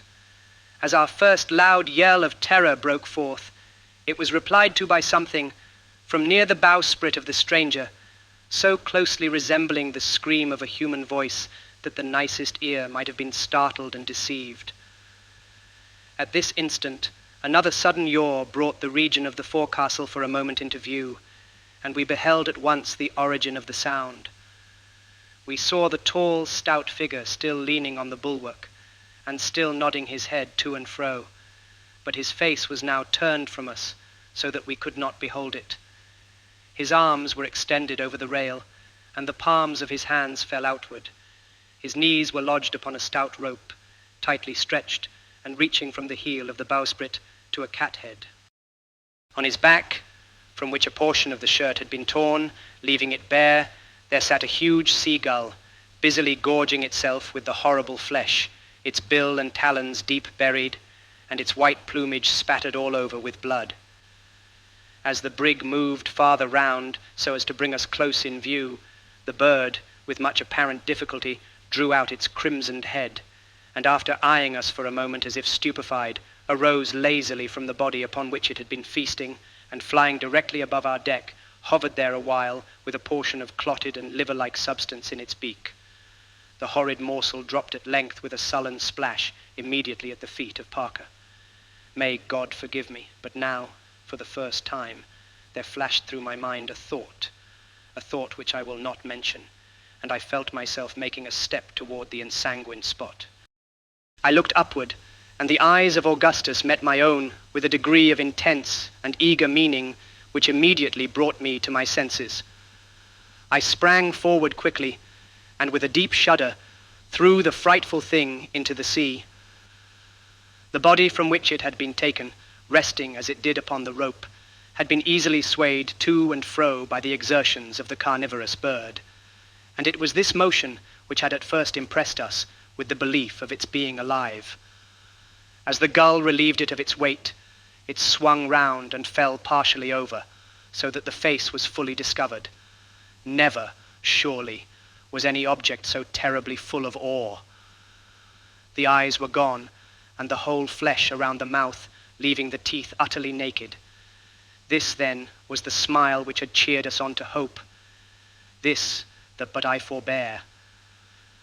The brig, as I have already told, passed under our stern and made its way slowly but steadily to leeward.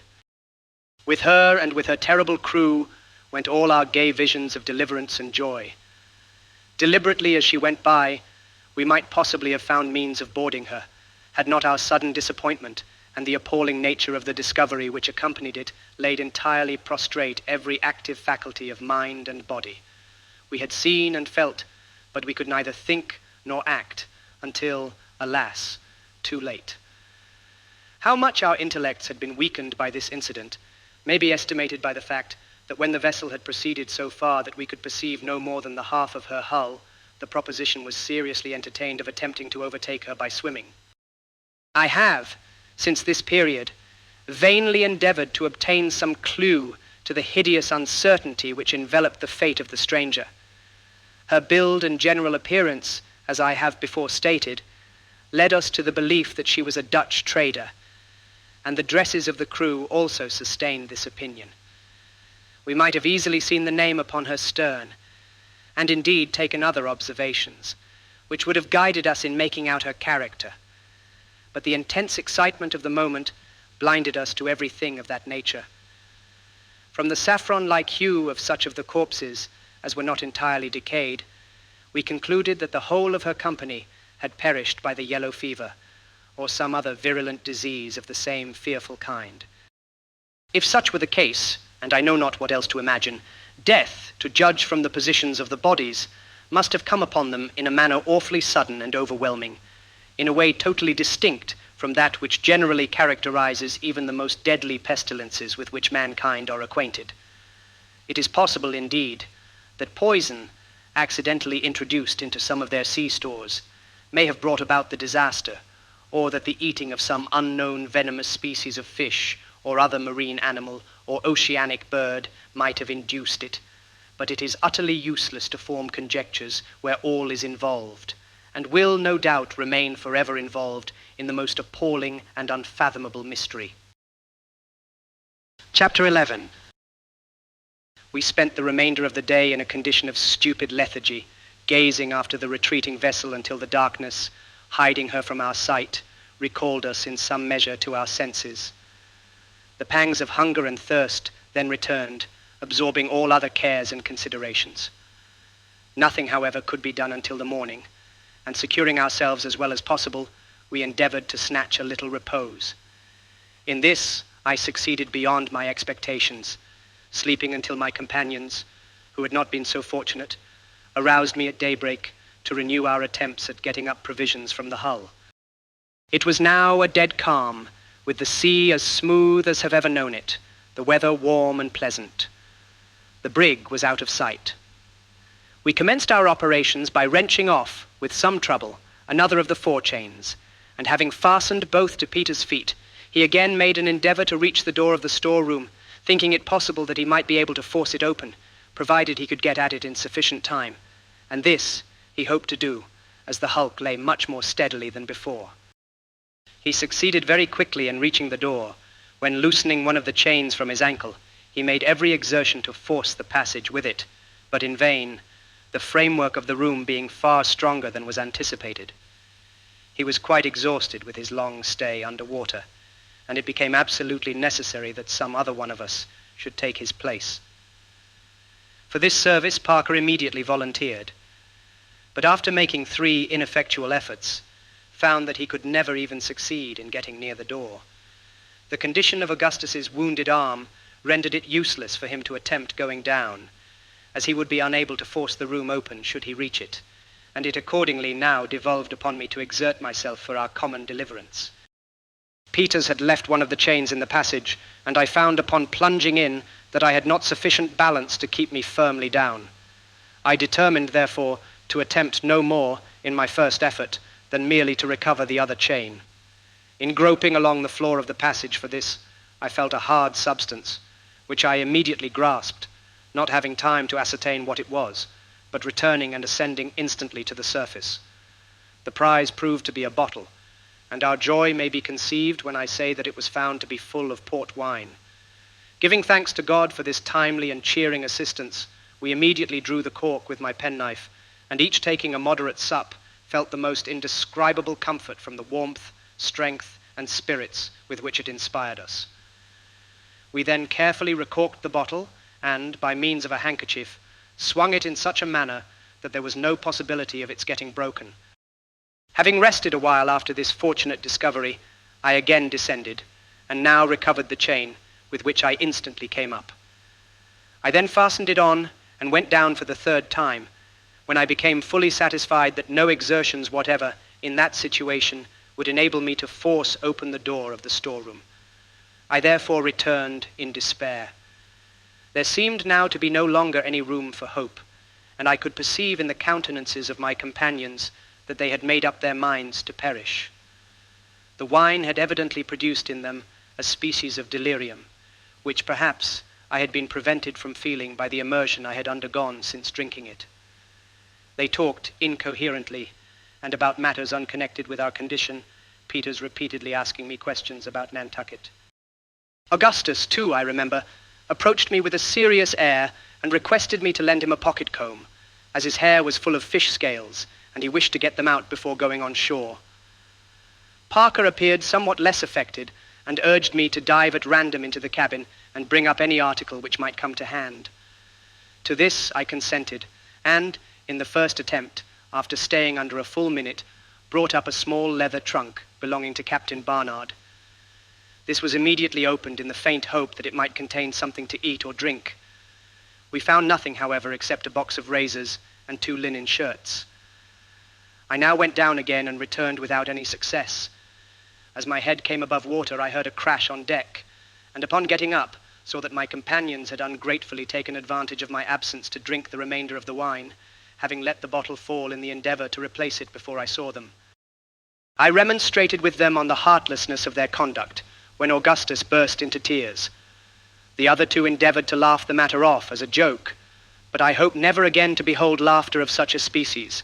The distortion of countenance was absolutely frightful.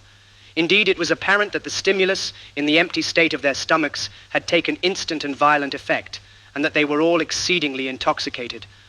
With great difficulty, I prevailed upon them to lie down, when they fell very soon into a heavy slumber, accompanied with loud, stertorous breathing. I now found myself, as it were, alone in the brig, and my reflections, to be sure, were of the most fearful and gloomy nature. No prospect offered itself to my view, but a lingering death by famine, or at the best, by being overwhelmed in the first gale which should spring up, for in our present exhausted condition, we could have no hope of living through another. The gnawing hunger which I now experienced was nearly insupportable, and I felt myself capable of going to any lengths in order to appease it. With my knife I cut off a small portion of the leather trunk, and endeavored to eat it, but found it utterly impossible to swallow a single morsel, although I fancied that some little alleviation of my suffering was obtained by chewing small pieces of it and spitting them out. Toward night my companions awoke, one by one, each in an indescribable state of weakness and horror, brought on by the wine, whose fumes had now evaporated. They shook as if with a violent ague, and uttered the most lamentable cries for water. Their condition affected me in the most lively degree, at the same time causing me to rejoice in the fortunate train of circumstances which had prevented me from indulging in the wine, and consequently from sharing their melancholy and most distressing sensations. Their conduct, however, gave me great uneasiness and alarm, for it was evident that, unless some favorable change took place, they could afford me no assistance in providing for our common safety. I had not yet abandoned all idea of being able to get up something from below, but the attempt could not possibly be resumed until someone of them was sufficiently master of himself to aid me by holding the end of the rope while I went down. Parker appeared to be somewhat more in possession of his senses than the others, and I endeavored by every means in my power to rouse him. Thinking that a plunge in the sea-water might have a beneficial effect, I contrived to fasten the end of a rope around his body, and then, leading him to the companion-way, he remaining quite passive all the while, pushed him in and immediately drew him out. I had good reason to congratulate myself upon having made this experiment, for he appeared much revived and invigorated, and upon getting out, asked me in a rational manner why I had so served him. Having explained my object, he expressed himself indebted to me, and said that he felt greatly better from the immersion, afterward conversing sensibly upon our situation. We then resolved to treat Augustus and Peters in the same way, which we immediately did, when they both experienced much benefit from the shock. This idea of sudden immersion had been suggested to me by reading in some medical work the good effect of the shower bath in a case where the patient was suffering from mania apotu. Finding that I could now trust my companions to hold the end of the rope, I again made 3 or 4 plunges into the cabin, although it was now quite dark, and a gentle but long swell from the northward rendered the hulk somewhat unsteady. In the course of these attempts, I succeeded in bringing up 2 case knives, a 3-gallon jug empty, and a blanket, but nothing which could serve us for food. I continued my efforts after getting these articles until I was completely exhausted, but brought up nothing else. During the night, Parker and Peters occupied themselves by turns in the same manner, but nothing coming to hand, we now gave up this attempt in despair, concluding that we were exhausting ourselves in vain. We passed the remainder of this night in a state of the most intense mental and bodily anguish that can possibly be imagined. The morning of the 16th at length dawned, and we looked eagerly around the horizon for relief, but to no purpose. The sea was still smooth, with only a long swell from the northward, as on yesterday. This was the 6th day since we had tasted either food or drink, with the exception of the bottle of port wine, and it was clear that we could hold out but a very little while longer unless something could be obtained. I never saw before, nor wish to see again, human beings so utterly emaciated as Peters and Augustus. Had I met them on shore in their present condition, I should not have had the slightest suspicion that I had ever beheld them. Their countenances were totally changed in character, so that I could not bring myself to believe them really the same individuals with whom I had been in company but a few days before. Parker, although sadly reduced and so feeble that he could not raise his head from his bosom, was not so far gone as the other 2.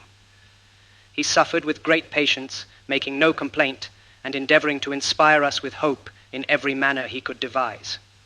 For myself, although at the commencement of the voyage I had been in bad health, and was at all times of a delicate constitution, I suffered less than any of us, being much less reduced in frame, and retaining my powers of mind in a surprising degree, while the rest were completely prostrated in intellect, and seemed to be brought to a species of second childhood, generally simpering in their expressions, with idiotic smiles, and uttering the most absurd platitudes.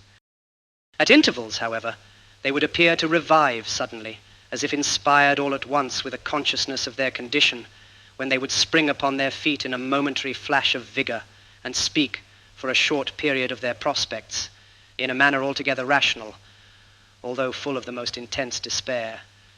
It is possible, however, that my companions may have entertained the same opinion of their own condition as I did of mine, and that I may have unwittingly been guilty of the same extravagances and imbecilities as themselves.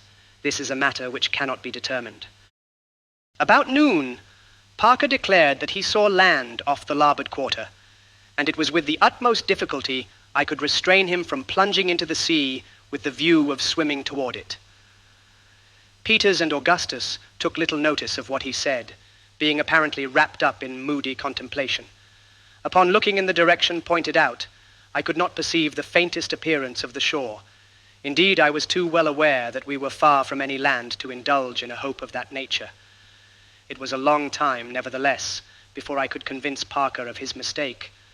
He then burst into a flood of tears, weeping like a child, with loud cries and sobs, for 2 or 3 hours, when, becoming exhausted, he fell asleep. Peters and Augustus now made several ineffectual efforts to swallow portions of the leather. I advised them to chew it and spit it out, but they were too excessively debilitated to be able to follow my advice. I continued to chew pieces of it at intervals, and found some relief from so doing. My chief distress was for water, and I was only prevented from taking a draught from the sea by remembering the horrible consequences which thus have resulted to others who were similarly situated with ourselves. The day wore on in this manner, when I suddenly discovered a sail to the eastward, and on our larboard bow. She appeared to be a large ship, and was coming nearly athwart us, being probably 12 or 15 miles distant. None of my companions had as yet discovered her, and I forbore to tell them of her for the present, lest we might again be disappointed of relief. At length, upon her getting nearer, I saw distinctly that she was heading immediately for us, with her light sails filled. I could now contain myself no longer, and pointed her out to my fellow sufferers. They immediately sprang to their feet, again indulging in the most extravagant demonstrations of joy, weeping, laughing in an idiotic manner, jumping, stamping upon the deck, tearing their hair, and praying and cursing by turns. I was so affected by their conduct, as well as by what I considered a sure prospect of deliverance, that I could not refrain from joining in with their madness, and gave way to the impulses of my gratitude and ecstasy by lying and rolling on the deck, clapping my hands, shouting, and other similar acts, until I was suddenly called to my recollection, and once more to the extreme human misery and despair, by perceiving the ship all at once, with her stern fully presented toward us, and steering in a direction nearly opposite to that in which I had at first perceived her. It was some time before I could induce my poor companions to believe that this sad reverse in our prospects had actually taken place. They replied to all my assertions with a stare and a gesture, implying that they were not to be deceived by such misrepresentations. The conduct of Augustus most sensibly affected me. In spite of all I could say or do to the contrary, he persisted in saying that the ship was rapidly nearing us, and in making preparations to go on board of her. Some seaweed floating by the brig, he maintained that it was the ship's boat, and endeavored to throw himself upon it, howling and shrieking in the most heart-rending manner, when I forcibly restrained him from thus casting himself into the sea. Having become in some degree pacified, we continued to watch the ship until we finally lost sight of her, the weather becoming hazy, with a light breeze springing up. As soon as she was entirely gone, Parker turned suddenly toward me with an expression of countenance which made me shudder. There was about him an air of self-possession which I had not noticed in him until now, and before he opened his lips, my heart told me what he would say. He proposed in a few words that one of us should die to preserve the existence of the others. Chapter 12. I had for some time past dwelt upon the prospect of our being reduced to this last horrible extremity, and had secretly made up my mind to suffer death in any shape or under any circumstances, rather than resort to such a course. Nor was this resolution in any degree weakened by the present intensity of hunger under which I labored. The proposition had not been heard by either Peters or Augustus. I therefore took Parker aside, and mentally praying to God for power to dissuade him from the horrible purpose he entertained, I expostulated with him for a long time, and in the most supplicating manner, begging him in the name of everything which he held sacred, and urging him by every species of argument which the extremity of the case suggested to abandon the idea and not to mention it to either of the other two. He heard all I said without attempting to controvert any of my arguments, and I had begun to hope that he would be prevailed upon to do as I desired. But when I had ceased speaking, he said that he knew very well all I had said was true, and that to resort to such a course was the most horrible alternative which could enter into the mind of man, but that he had now held out as long as human nature could be sustained, that it was unnecessary for all to perish, when, by the death of one, it was possible, and even probable, that the rest might be finally preserved. Adding that I might save myself the trouble of trying to turn him from his purpose, his mind having been thoroughly made up on the subject, even before the appearance of the ship, and that only her heaving in sight had prevented him from mentioning his intention at an earlier period. I now begged him, if he would not be prevailed upon to abandon his design, at least to defer it for another day, when some vessel might come to our relief, again reiterating every argument I could devise, and which I thought likely to have influence with one of his rough nature. He said in reply that he had not spoken until the very last possible moment, that he could exist no longer without sustenance of some kind, and that therefore in another day his suggestion would be too late, as regarded himself at least. Finding that he was not to be moved by anything I could say in a mild tone, I now assumed a different demeanor, and told him that he must be aware I had suffered less than any of us from our calamities, that my health and strength, consequently, were at that moment far better than his own, or than that either of Peter's or Augustus. In short, that I was in a condition to have my own way by force if I found it necessary, and that if he attempted in any manner to acquaint the others with his bloody and cannibal designs, I would not hesitate to throw him into the sea. Upon this, he immediately seized me by the throat, and drawing a knife, made several ineffectual efforts to stab me in the stomach, an atrocity which his excessive debility alone prevented him from accomplishing. In the meantime, being roused to a high pitch of anger, I forced him to the vessel's side, with the full intention of throwing him overboard. He was saved from his fate, however, by the interference of Peters, who now approached and separated us, asking the cause of the disturbance. This Parker told before I could find means in any manner to prevent him. The effect of his words was even more terrible than what I had anticipated. Both Augustus and Peters, who, it seems, had long secretly entertained the same fearful idea which Parker had been merely the first to broach, joined with him in his design, and insisted upon its immediately being carried into effect. I had calculated that one at least of the two former would be found still possessed of sufficient strength of mind to side with myself in resisting any attempt to execute so dreadful a purpose, and with the aid of either one of them, I had no fear of being able to prevent its accomplishment. Being disappointed in this expectation, it became absolutely necessary that I should attend to my own safety, as a further resistance on my part might possibly be considered by men in their frightful condition a sufficient excuse for refusing me fair play in the tragedy that I knew would speedily be enacted. I now told them I was willing to submit to the proposal, merely requesting a delay of about 1 hour, in order that the fog which had gathered around us might have an opportunity of lifting, when it was possible that the ship we had seen might be again in sight. After great difficulty, I obtained from them a promise to wait thus long, and, as I had anticipated, a breeze rapidly coming in, the fog lifted before the hour had expired, when, no vessel appearing in sight, we prepared to draw lots. It is with extreme reluctance that I dwell upon the appalling scene which ensued, a scene which, with its minutest details, no after events have been able to efface in the slightest degree from my memory, and whose stern recollection will embitter every future moment of my existence. Let me run over this portion of my narrative with as much haste as the nature of the events to be spoken of will permit. The only method we could devise for the terrific lottery, in which we were to take each a chance, was that of drawing straws. Small splinters of wood were made to answer our purpose, and it was agreed that I should be the holder. I retired to one end of the hulk, while my poor companions silently took up their station in the other, with their backs turned toward me. The bitterest anxiety which I endured at any period of this fearful drama was while I occupied myself in the arrangement of the lots. There are few conditions into which man can possibly fall where he will not feel a deep interest in the preservation of his existence, an interest momentarily increasing with the frailness of the tenure by which that existence may be held.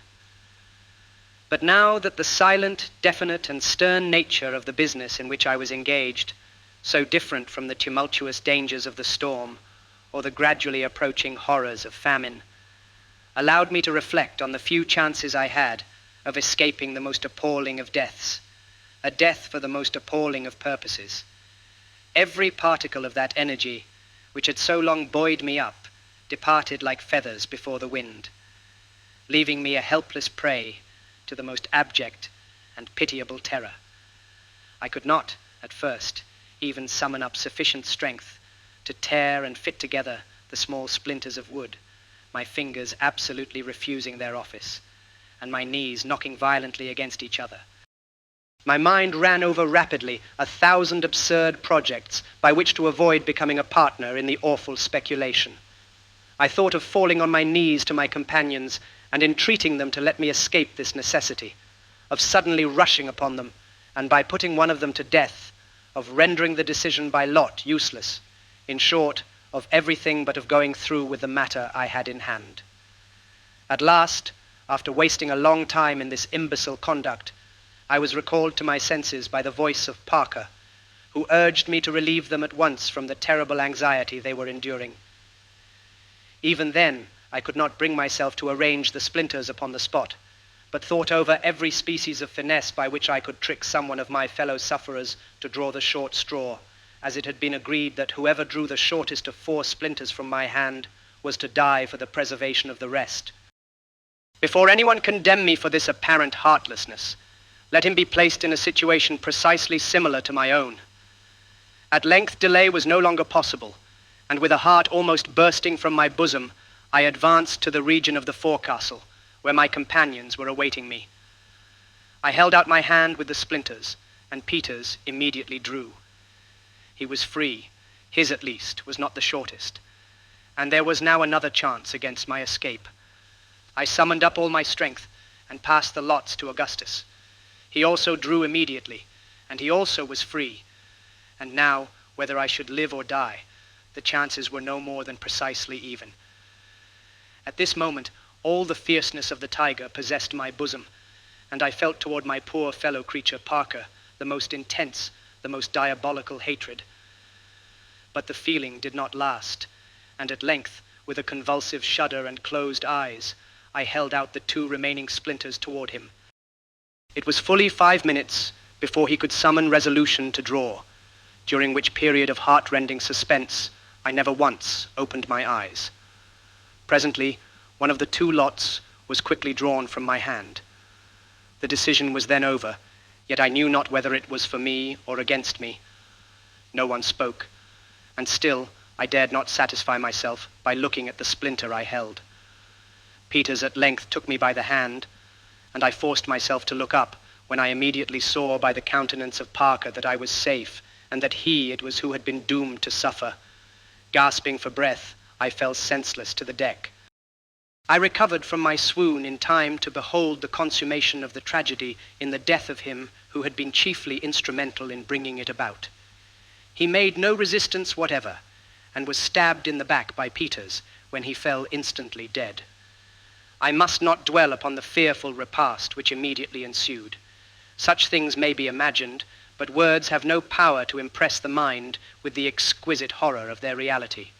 Let it suffice to say that, having in some measure appeased the raging thirst which consumed us by the blood of the victim, and having by common consent taken off the hands, feet, and head, throwing them together with the entrails into the sea, we devoured the rest of the body, piecemeal, during the 4 ever memorable days of the 17th, 18th, 19th, and 20th of the month.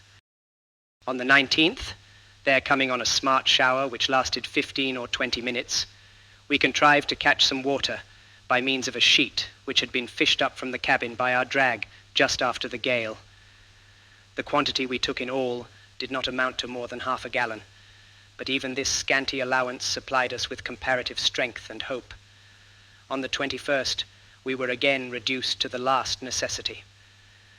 The weather still remained warm and pleasant, with occasional fogs and light breezes, most usually from north to west.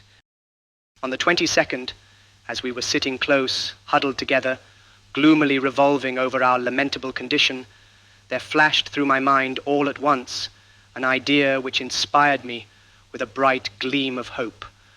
I remembered that, when the foremast had been cut away, Peters, being in the windward chains, passed one of the axes into my hand, requesting me to put it, if possible, in a place of security, and that a few minutes before the last heavy sea struck the brig and filled her, I had taken this axe into the forecastle and laid it in one of the larboard berths. I now thought it possible that, by getting at this axe, we might cut through the deck over the storeroom, and thus readily supply ourselves with provisions. When I communicated this object to my companions, they uttered a feeble shout of joy, and we all proceeded forthwith to the forecastle. The difficulty of descending here was greater than that of going down in the cabin, the opening being much smaller, for it will be remembered that the whole framework about the cabin companion hatch had been carried away, whereas the forecastle way, being a simple hatch of only about 3 feet square, had remained uninjured. I did not hesitate, however, to attempt the descent, and a rope being fastened round my body as before, I plunged boldly in, feet foremost, made my way quickly to the berth, and at the first attempt brought up the axe. It was hailed with the most ecstatic joy and triumph, and the ease with which it had been obtained was regarded as an omen of our ultimate preservation. We now commenced cutting at the deck with all the energy of rekindled hope, Peters and myself taking the axe by turns, Augustus's wounded arm not permitting him to aid us in any degree. As we were still so feeble as to be scarcely able to stand unsupported, and could consequently work but a minute or two without resting, it soon became evident that many long hours would be necessary to accomplish our task. That is, to cut an opening sufficiently large to admit of a free access to the storeroom. This consideration, however, did not discourage us, and working all night by the light of the moon, we succeeded in effecting our purpose by daybreak on the morning of the 23rd. Peters now volunteered to go down, and having made all arrangements as before, he descended, and soon returned, bringing up with him a small jar, which, to our great joy, proved to be full of olives. Having shared these among us, and devoured them with the greatest avidity, we proceeded to let him down again. This time he succeeded beyond our utmost expectations, returning instantly with a large ham and a bottle of Madeira wine. Of the latter, we each took a moderate sup, having learned by experience the pernicious consequences of indulging too freely. The ham, except about 2 pounds near the bone, was not in a condition to be eaten, having been entirely spoiled by the salt water. The sound part was divided among us. Peters and Augustus, not being able to restrain their appetite, swallowed theirs upon the instant, but I was more cautious, and ate but a small portion of mine, dreading the thirst which I knew would ensue. We now rested a while from our labors, which had been intolerably severe. By noon, feeling somewhat strengthened and refreshed, we again renewed our attempt at getting up provisions, Peters and myself going down alternately, and always with more or less success until sundown. During this interval we had the good fortune to bring up, altogether, 4 more small jars of olives, another ham, a carboy containing nearly 3 gallons of excellent Cape Madeira wine, and, what gave us still more delight, a small tortoise of the Gallipago breed, several of which had been taken on board by Captain Barnard as the Grampus was leaving port from the schooner Mary Pitts, just returned from a sealing voyage in the Pacific. In a subsequent portion of this narrative, I shall have frequent occasion to mention this species of tortoise. It is found principally, as most of my readers may know, in the group of islands called the Galapagos, which indeed derive their name from the animal, the Spanish word Galipago, meaning a freshwater terrapin. From the peculiarity of their shape and action, they have been sometimes called the elephant tortoise. They are frequently found of an enormous size. I have myself seen several which would weigh from 12 to 1,500 pounds, although I do not remember that any navigator speaks of having seen them weighing more than 800. Their appearance is singular and even disgusting. Their steps are very slow, measured, and heavy, their bodies being carried about a foot from the ground. Their neck is long and exceedingly slender. From 18 inches to 2 feet is a very common length, and I killed one where the distance from the shoulder to the extremity of the head was no less than 3 feet 10 inches. The head has a striking resemblance to that of a serpent. They can exist without food for an almost incredible length of time, instances having been known where they have been thrown into the hold of a vessel and lain 2 years without nourishment of any kind, being as fat and in every respect in as good order at the expiration of the time as when they were first put in. In one particular, these extraordinary animals bear a resemblance to the dromedary, or camel of the desert. In a bag at the root of the neck, they carry with them a constant supply of water.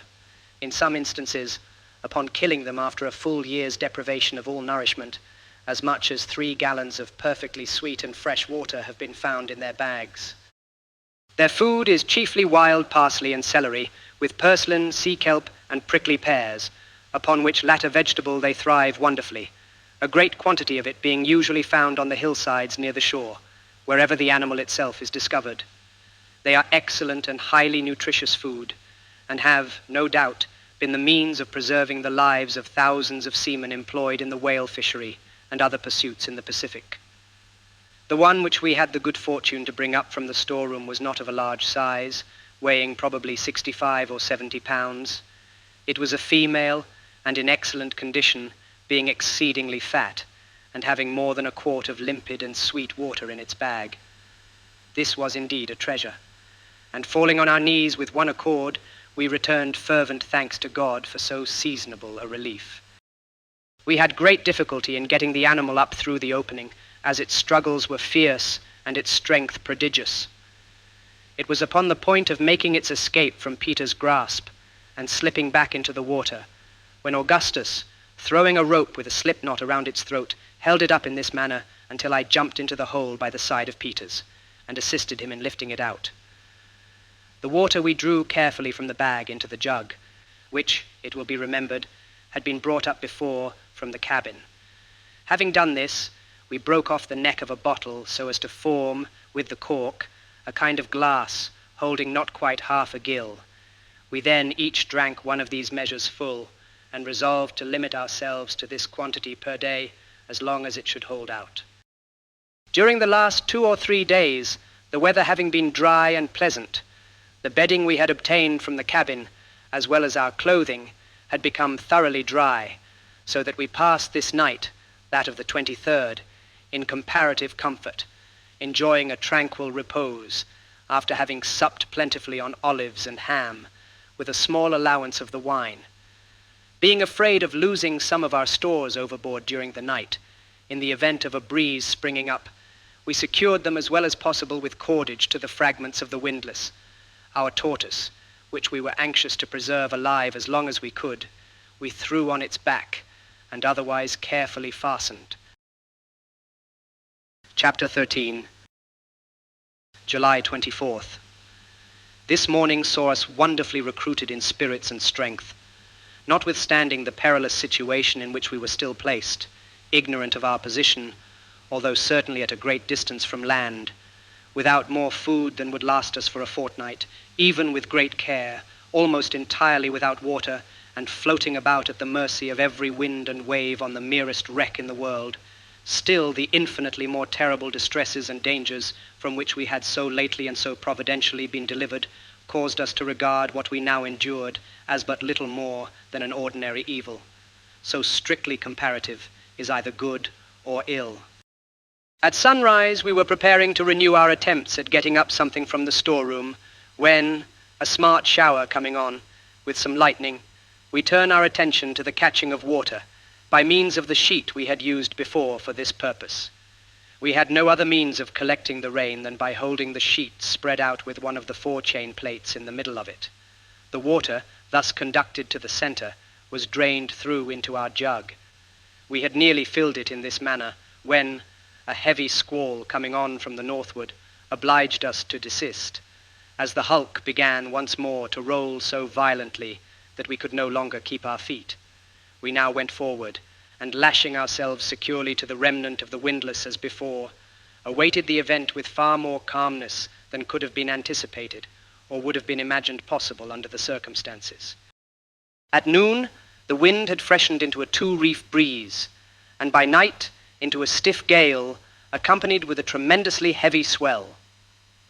Experience having taught us, however, the best method of arranging our lashings, we weathered this dreary night in tolerable security, although thoroughly drenched at almost every instant by the sea, and in momentary dread of being washed off. Fortunately, the weather was so warm as to render the water rather grateful than otherwise. July 25th. This morning the gale had diminished to a mere 10-knot breeze, and the sea had gone down with it so considerably that we were able to keep ourselves dry upon the deck. To our great grief, however, we found that 2 jars of our olives, as well as the whole of our ham, had been washed overboard, in spite of the careful manner in which they had been fastened. We determined not to kill the tortoise as yet, and contented ourselves for the present with a breakfast on a few of the olives, and a measure of water each, which latter we mixed half and half, with wine, finding great relief and strength from the mixture, without the distressing intoxication which had ensued upon drinking the port. The sea was still far too rough for the renewal of our efforts at getting up provision from the storeroom. Several articles, of no importance to us in our present situation, floated up through the opening during the day, and were immediately washed overboard. We also now observed that the hulk lay more along than ever, so that we could not stand an instant without lashing ourselves. On this account, we passed a gloomy and uncomfortable day. At noon, the sun appeared to be nearly vertical, and we had no doubt that we had been driven down by the long succession of northward and northwesterly winds into the near vicinity of the equator. Toward evening, we saw several sharks, and were somewhat alarmed by the audacious manner in which an enormously large one approached us. At one time, a lurch throwing the deck very far beneath the water, the monster actually swam in upon us, floundering for some moments just over the companion hatch, and striking Peters violently with his tail. A heavy sea at length hurled him overboard, much to our relief. In moderate weather, we might have easily captured him. July 26th. This morning, the wind having greatly abated, and the sea not being very rough, we determined to renew our exertions in the storeroom. After a great deal of hard labor during the whole day, we found that nothing further was to be expected from this quarter, the partitions of the room having been stove during the night, and its contents swept into the hold. This discovery, as may be supposed, filled us with despair. July 27th. The sea nearly smooth with a light wind, and still from the northward and westward. The sun coming out hotly in the afternoon, we occupied ourselves in drying our clothes, found great relief from thirst, and much comfort otherwise by bathing in the sea. In this, however, we were forced to use great caution, being afraid of sharks, several of which were seen swimming around the brig during the day. July 28th. Good weather still. The brig now began to lie along so alarmingly that we feared she would eventually roll bottom up. Prepared ourselves as well as we could for this emergency, lashing our tortoise, water jug, and 2 remaining jars of olives as far as possible over to the windward, placing them outside the hull below the main chains. The sea very smooth all day, with little or no wind. July 29th. A continuance of the same weather. Augustus's wounded arm began to evince symptoms of mortification. He complained of drowsiness and excessive thirst, but no acute pain. Nothing could be done for his relief beyond rubbing his wounds with a little of the vinegar from the olives, and from this no benefit seemed to be experienced. We did everything in our power for his comfort, and trebled his allowance of water. July 30th.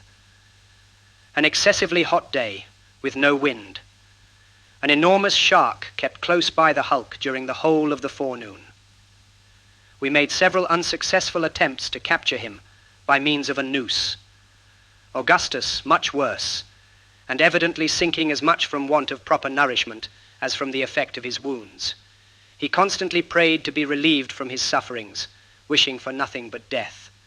This evening we ate the last of our olives, and found the water in our jug so putrid that we could not swallow it at all without the addition of wine, determined to kill our tortoise in the morning. July 31st. After a night of excessive anxiety and fatigue, owing to the position of the hulk, we set about killing and cutting up our tortoise. He proved to be much smaller than we had supposed, although in good condition, the whole meat about him not amounting to more than 10 pounds. With a view of preserving a portion of this as long as possible, we cut it into fine pieces, and filled with them our 3 remaining olive jars and the wine bottle, all of which had been kept, pouring in afterward the vinegar from the olives. In this manner we put away about 3 pounds of the tortoise, intending not to touch it until we had consumed the rest. We concluded to restrict ourselves to about 4 ounces of the meat per day. The whole would thus last us 13 days. A brisk shower, with severe thunder and lightning, came on about dusk, but lasted so short a time that we only succeeded in catching about half a pint of water. The whole of this, by common consent, was given to Augustus, who now appeared to be in the last extremity.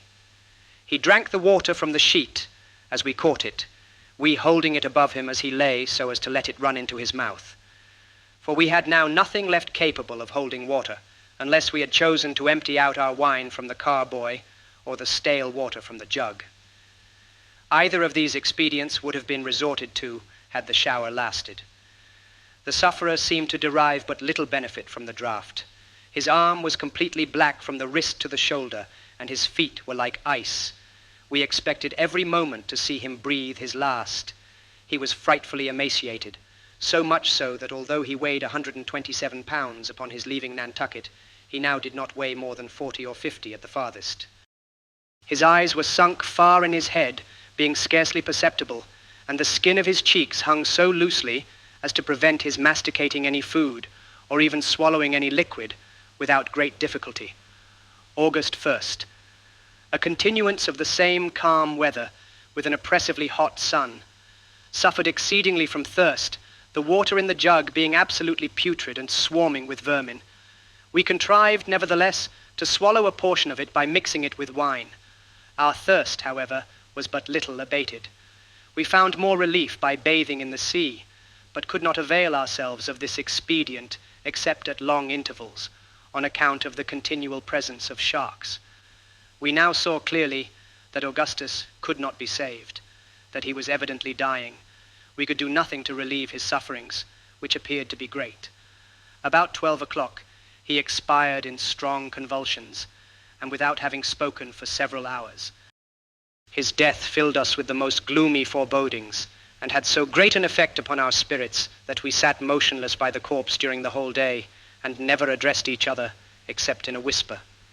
It was not until some time after dark that we took courage to get up and throw the body overboard. It was then loathsome beyond expression, and so far decayed that, as Peters attempted to lift it, an entire leg came off in his grasp. As the mass of putrefaction slipped over the vessel's side into the water, the glare of phosphoric light with which it was surrounded plainly discovered to us 7 or 8 large sharks, the clashing of whose horrible teeth as their prey was torn to pieces among them might have been heard at the distance of a mile. We shrunk within ourselves in the extremity of horror at the sound. August the 2nd, the same fearfully calm and hot weather. The dawn found us in a state of pitiable dejection as well as bodily exhaustion. The water in the jug was now absolutely useless, being a thick gelatinous mass. Nothing but frightful-looking worms mingled with slime. We threw it out and washed the jug well in the sea, afterward pouring a little vinegar in it from our bottles of pickled tortoise. Our thirst could now scarcely be endured, and we tried in vain to relieve it by wine, which seemed only to add fuel to the flame and excited us to a high degree of intoxication. We afterward endeavored to relieve our sufferings by mixing the wine with seawater, but this instantly brought about the most violent retchings, so that we never again attempted it. During the whole day we anxiously sought an opportunity of bathing, but to no purpose, for the hulk was now entirely besieged on all sides with sharks, no doubt the identical monsters who had devoured our poor companion on the evening before, and who were in momentary expectation of another similar feast. This circumstance occasioned us the most bitter regret, and filled us with the most depressing and melancholy forebodings. We had experienced indescribable relief in bathing, and to have this resource cut off in so frightful a manner was more than we could bear. Nor indeed were we altogether free from the apprehension of immediate danger, for the least slip or false movement would have thrown us at once within reach of those voracious fish who frequently thrust themselves directly upon us, swimming up to leeward. No shouts or exertions on our part seemed to alarm them. Even when one of the largest was struck with an axe by Peters and much wounded, he persisted in his attempts to push in where we were. A cloud came up at dusk, but to our extreme anguish passed over without discharging itself. It is quite impossible to conceive our sufferings from thirst at this period. We passed a sleepless night, both on this account and through dread of the sharks. August 3rd. No prospect of relief, and the brig lying still more and more along, so that now we could not maintain a footing upon deck at all. Busied ourselves in securing our wine and tortoise meat, so that we might not lose them in the event of our rolling over. Got out 2 stout spikes from the forechains, and by means of the axe drove them into the hull to windward within a couple of feet of the water, this not being very far from the keel, as we were nearly upon our beam ends. To these spikes we now lashed our provisions, as being more secure than their former position beneath the chains. Suffered great agony from thirst during the whole day. No chance of bathing on account of the sharks, which never left us for a moment. Found it impossible to sleep. August 4th. A little before daybreak, we perceived that the hulk was heeling over, and aroused ourselves to prevent being thrown off by the movement. At first the roll was slow and gradual, and we contrived to clamber over to windward very well, having taken the precaution to leave ropes hanging from the spikes we had driven in for the provision. But we had not calculated sufficiently upon the acceleration of the impetus, for presently the heel became too violent to allow of our keeping pace with it, and before either of us knew what was to happen, we found ourselves hurled furiously into the sea and struggling several fathoms beneath the surface with the huge hull immediately above us. In going under the water, I had been obliged to let go my hold upon the rope, and finding that I was completely beneath the vessel and my strength nearly exhausted, I scarcely made a struggle for life and resigned myself in a few seconds to die. But here again I was deceived, not having taken into consideration the natural rebound of the hull to windward. The whirl of the water upward, which the vessel occasioned in rolling partially back, brought me to the surface still more violently than I had been plunged beneath. Upon coming up, I found myself about 20 yards from the hulk, as near as I could judge. She was lying keel up, rocking furiously from side to side, and the sea in all directions around was much agitated and full of strong whirlpools. I could see nothing of Peters. An oil cask was floating within a few feet of me, and various other articles from the brig were scattered about. My principal terror was now on account of the sharks, which I knew to be in my vicinity. In order to deter these, if possible, from approaching me, I splashed the water vigorously with both hands and feet as I swam towards the hulk, creating a body of foam. I have no doubt that to this expedient, simple as it was, I was indebted for my preservation, for the sea all round the brig, just before her rolling over, was so crowded with these monsters that I must have been, and really was, in actual contact with some of them during my progress. By great good fortune, however, I reached the side of the vessel in safety, although so utterly weakened by the violent exertion I had used that I should never have been able to get upon it, but for the timely assistance of Peters, who now, to my great joy, made his appearance, having scrambled up to the keel from the opposite side of the hull, and threw me the end of a rope, one of those which had been attached to the spikes. Having barely escaped this danger, our attention was now directed to the dreadful imminency of another, that of absolute starvation. Our whole stock of provision had been swept overboard in spite of all our care in securing it, and seeing no longer the remotest possibility of obtaining more, we gave way both of us to despair, weeping aloud like children, and neither of us attempting to offer consolation to the other. Such weakness can scarcely be conceived, and to those who have never been similarly situated will, no doubt, appear unnatural. But it must be remembered that our intellects were so entirely disordered by the long course of privation and terror to which we had been subjected, that we could not justly be considered, at that period, in the light of rational beings. In subsequent perils, nearly as great, if not greater, I bore up with fortitude against all the evils of my situation, and Peters, it will be seen, evinced a stoical philosophy nearly as incredible as his present childlike supineness and imbecility. The mental condition made the difference. The overturning of the brig, even with the consequent loss of the wine and turtle, would not, in fact, have rendered our situation more deplorable than before, except for the disappearance of the bedclothes by which we had been hitherto enabled to catch rainwater, and of the jug in which we had kept it when caught. For we found the whole bottom, from within 2 or 3 feet of the bends as far as the keel, together with the keel itself, thickly covered with large barnacles, which proved to be excellent and highly nutritious food. Thus, in 2 important respects, the accident we had so greatly dreaded proved to be a benefit rather than an injury. It had opened to us a supply of provisions which we could not have exhausted, using it moderately in a month. And it had greatly contributed to our comfort as regards position, we being much more at ease and in infinitely less danger than before. The difficulty, however, of now obtaining water blinded us to all the benefits of the change in our condition.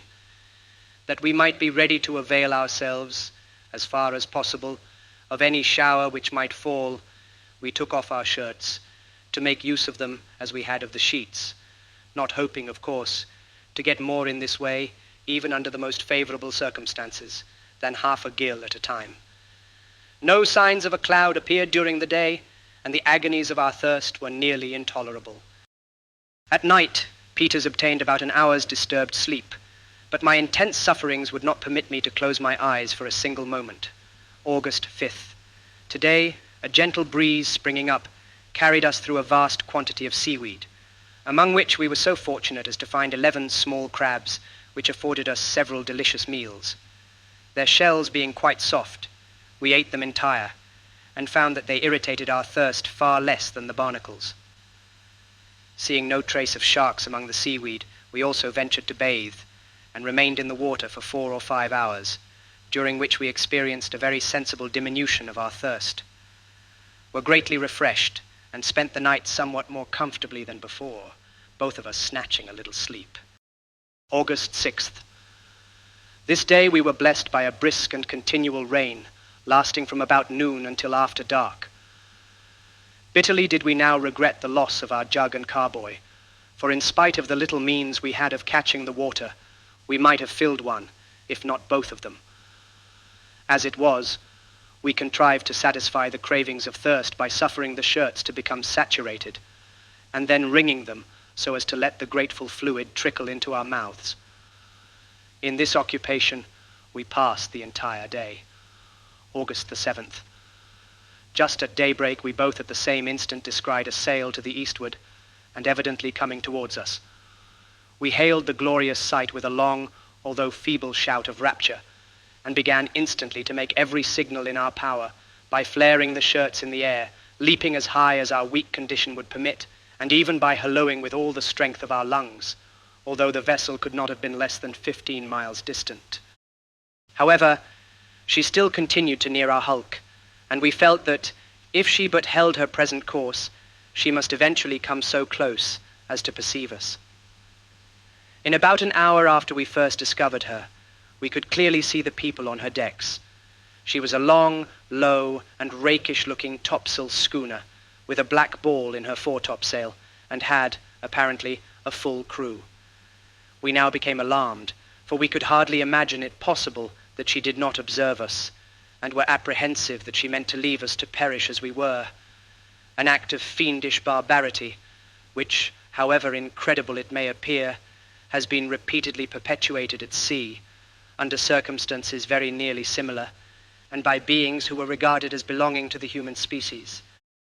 In this instance, however, by the mercy of God, we were destined to be most happily deceived, for presently we were aware of a sudden commotion on the deck of the stranger, who immediately afterward ran up a British flag, and hauling her wind, bore up directly upon us. In half an hour more, we found ourselves in her cabin. She proved to be the Jane Guy, of Liverpool, Captain Guy, bound on a sealing and trading voyage to the South Seas and Pacific. Chapter 14. The Jane Guy was a fine-looking topsail schooner of 180 tons burden. She was unusually sharp in the bows, and on a wind in moderate weather, the fastest sailor I have ever seen. Her qualities, however, as a rough sea-boat, were not so good, and her draught of water was by far too great for the trade to which she was destined. For this peculiar service, a larger vessel, and one of a light proportionate draught, is desirable, say a vessel of from 300 to 350 tons. She should be bark-rigged, and in other respects of a different construction from the usual South Sea ships. It is absolutely necessary that she should be well armed. She should have, say, 10 or 12 12-pound carronades, and 2 or 3 long 12s, with brass blunderbusses, and watertight arm chests for each top.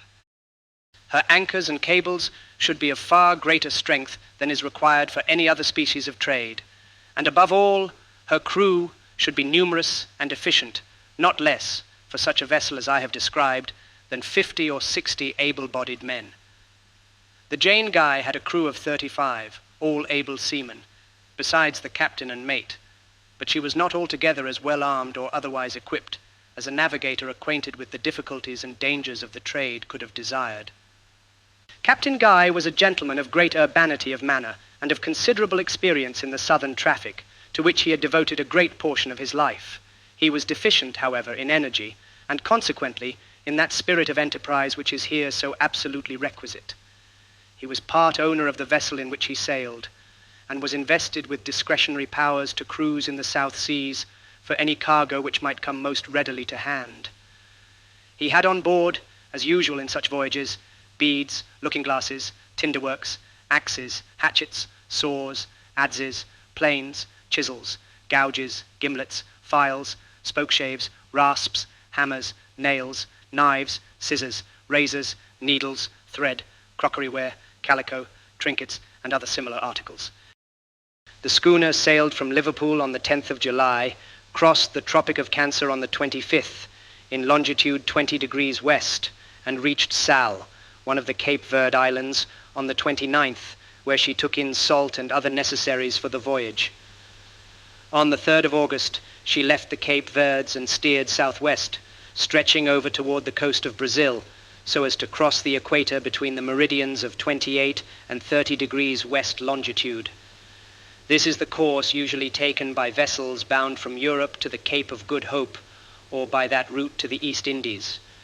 By proceeding thus, they avoid the calms and strong contrary currents which continually prevail on the coast of Guinea, while in the end it is found to be the shortest track, as westerly winds are never wanting afterward by which to reach the Cape.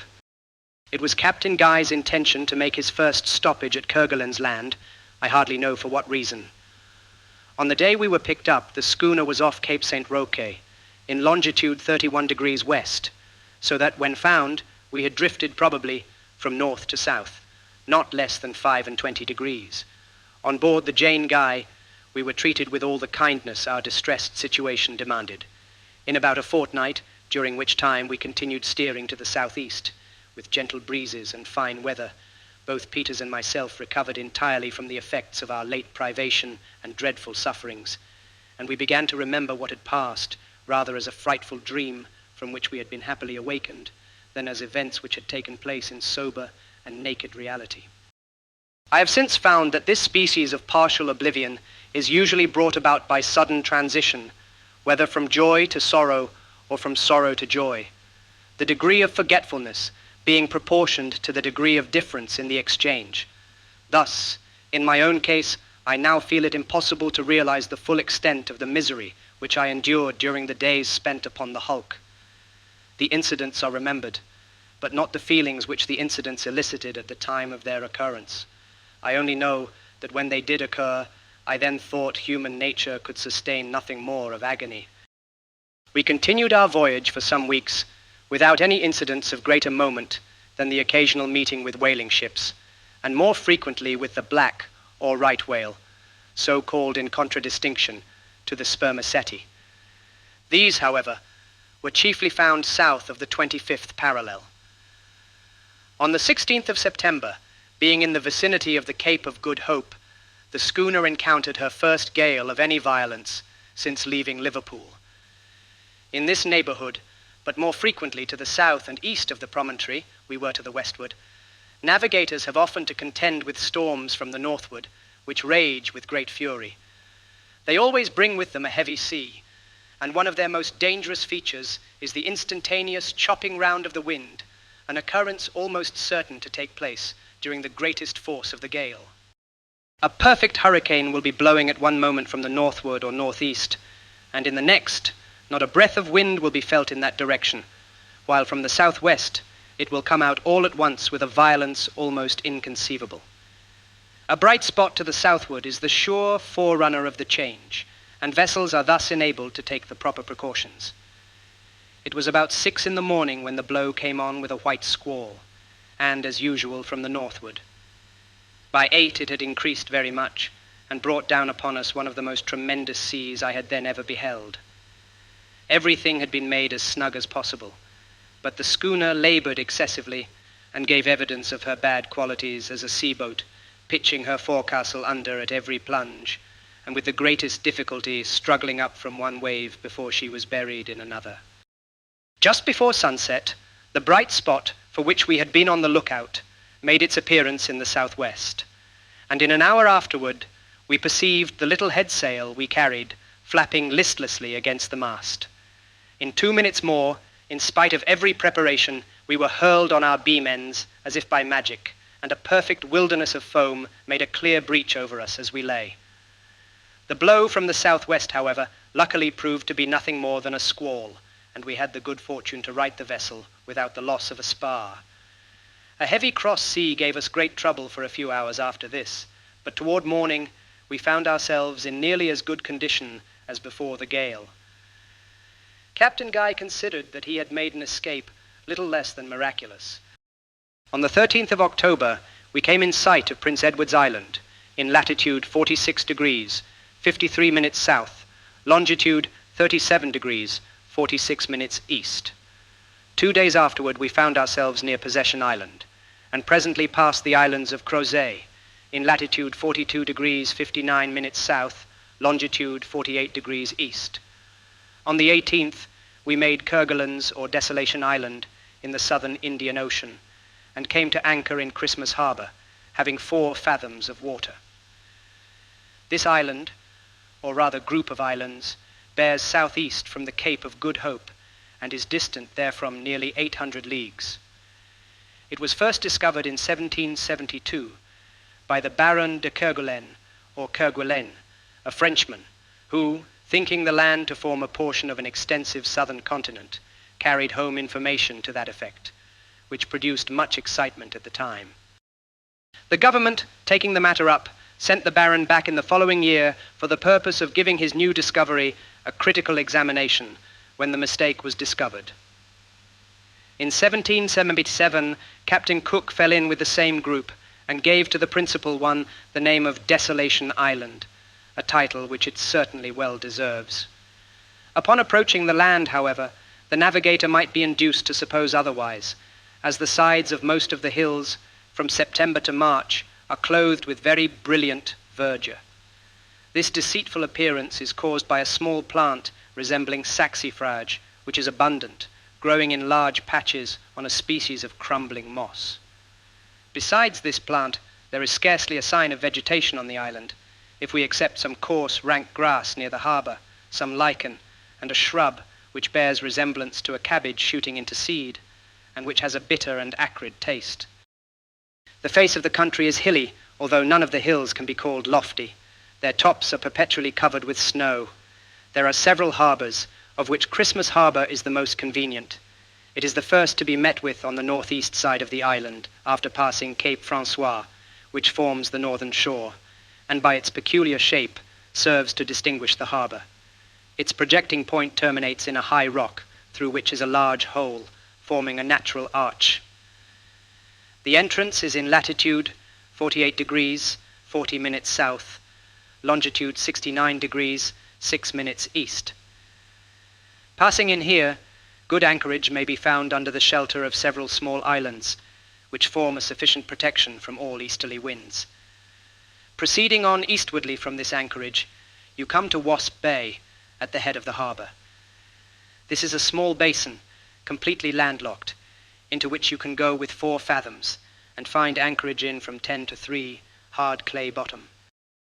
A ship might lie here with her best bower ahead all the year round without risk. To the westward, at the head of Wasp Bay, is a small stream of excellent water, easily procured. Some seal of the fur and hare species are still to be found on Kerguelen's Island, and sea elephants abound. The feathered tribes are discovered in great numbers. Penguins are very plenty, and of these there are 4 different kinds. The royal penguin, so called from its size and beautiful plumage, is the largest. The upper part of the body is usually grey, sometimes of a lilac tint, the under portion of the purest white imaginable.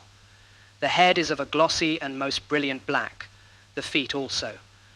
The chief beauty of plumage, however, consists in two broad stripes of a gold colour, which pass along from the head to the breast. The bill is long, and either pink or bright scarlet. These birds walk erect, with a stately carriage. They carry their heads high with their wings drooping like two arms, and as their tails project from their body in a line with the legs, the resemblance to a human figure is very striking, and would be apt to deceive the spectator at a casual glance or in the gloom of the evening. The royal penguins which we met with on Kerguelen's land were rather larger than a goose. The other kinds are the macaroni, the jackass, and the rookery penguin. These are much smaller, less beautiful in plumage, and different in other respects. Besides the penguin, many other birds are here to be found, among which may be mentioned sea hens, blue petrels, teal, ducks, Port Egmont hens, shags, Cape pigeons, the Nelly, sea swallows, terns, seagulls, Mother Carey's chickens, Mother Carey's geese, or the great petrel, and lastly, the albatross. The great petrel is as large as the common albatross and is carnivorous. It is frequently called the breakbones, or osprey petrel. They are not at all shy, and when properly cooked, are palatable food. In flying, they sometimes sail very close to the surface of the water, with the wings expanded, without appearing to move them in the least degree, or make any exertion with them whatever. The albatross is one of the largest and fiercest of the South Sea birds. It is of the gull species, and takes its prey on the wing, never coming on land except for the purpose of breeding. Between this bird and the penguin, the most singular friendship exists. Their nests are constructed with great uniformity upon a plan concerted between the two species, that of the albatross being placed in the center of a little square formed by the nests of 4 penguins. Navigators have agreed in calling an assemblage of such encampments a rookery. These rookeries have been often described, but as my readers may not all have seen these descriptions, and as I shall have occasion hereafter to speak of the penguin and albatross, it will not be amiss to say something here of their mode of building and living. When the season for incubation arrives, the birds assemble in vast numbers, and for some days appear to be deliberating upon the proper course to be pursued. At length they proceed to action. A level piece of ground is selected, of suitable extent, usually comprising 3 or 4 acres, and situated as near the sea as possible, being still beyond its reach. The spot is chosen with reference to its evenness of surface, and that is preferred which is the least encumbered with stones. This matter being arranged, the birds proceed, with one accord, and actuated apparently by one mind, to trace out, with mathematical accuracy, either a square or other parallelogram, as may best suit the nature of the ground, and of just sufficient size to accommodate easily all the birds assembled, and no more, in this particular seeming, determined upon preventing the access of future stragglers who have not participated in the labor of the encampment. One side of the place, thus marked out, runs parallel with the water's edge, and is left open for ingress or egress. Having defined the limits of the rookery, the colony now begin to clear it of every species of rubbish, picking up stone by stone, and carrying them outside of the lines, and close by them, so as to form a wall on the 3 inland sides. Just within this wall, a perfectly level and smooth walk is formed, from 6 to 8 feet wide, and extending around the encampment, thus serving the purpose of a general promenade. The next process is to partition out the whole area into small squares exactly equal in size. This is done by forming narrow paths, very smooth, and crossing each other at right angles throughout the entire extent of the rookery. At each intersection of these paths, the nest of an albatross is constructed, and a penguin's nest in the center of each square. Thus every penguin is surrounded by 4 albatrosses, and each albatross by a like number of penguins. The penguin's nest consists of a hole in the earth, very shallow, being only just of sufficient depth to keep her single egg from rolling. The albatross is somewhat less simple in her arrangements, erecting a hillock about 1 foot high and 2 in diameter. This is made of earth, seaweed, and shells. On its summit she builds her nest. The birds take especial care never to leave their nests unoccupied for an instant during the period of incubation, or indeed until the young progeny are sufficiently strong to take care of themselves. While the male is absent at sea in search of food, the female remains on duty, and it is only upon the return of her partner that she ventures abroad. The eggs are never left uncovered at all. While one bird leaves the nest, the other nestling in by its side. This precaution is rendered necessary by the thieving propensities prevalent in the rookery, the inhabitants making no scruple to purloin each other's eggs at every good opportunity.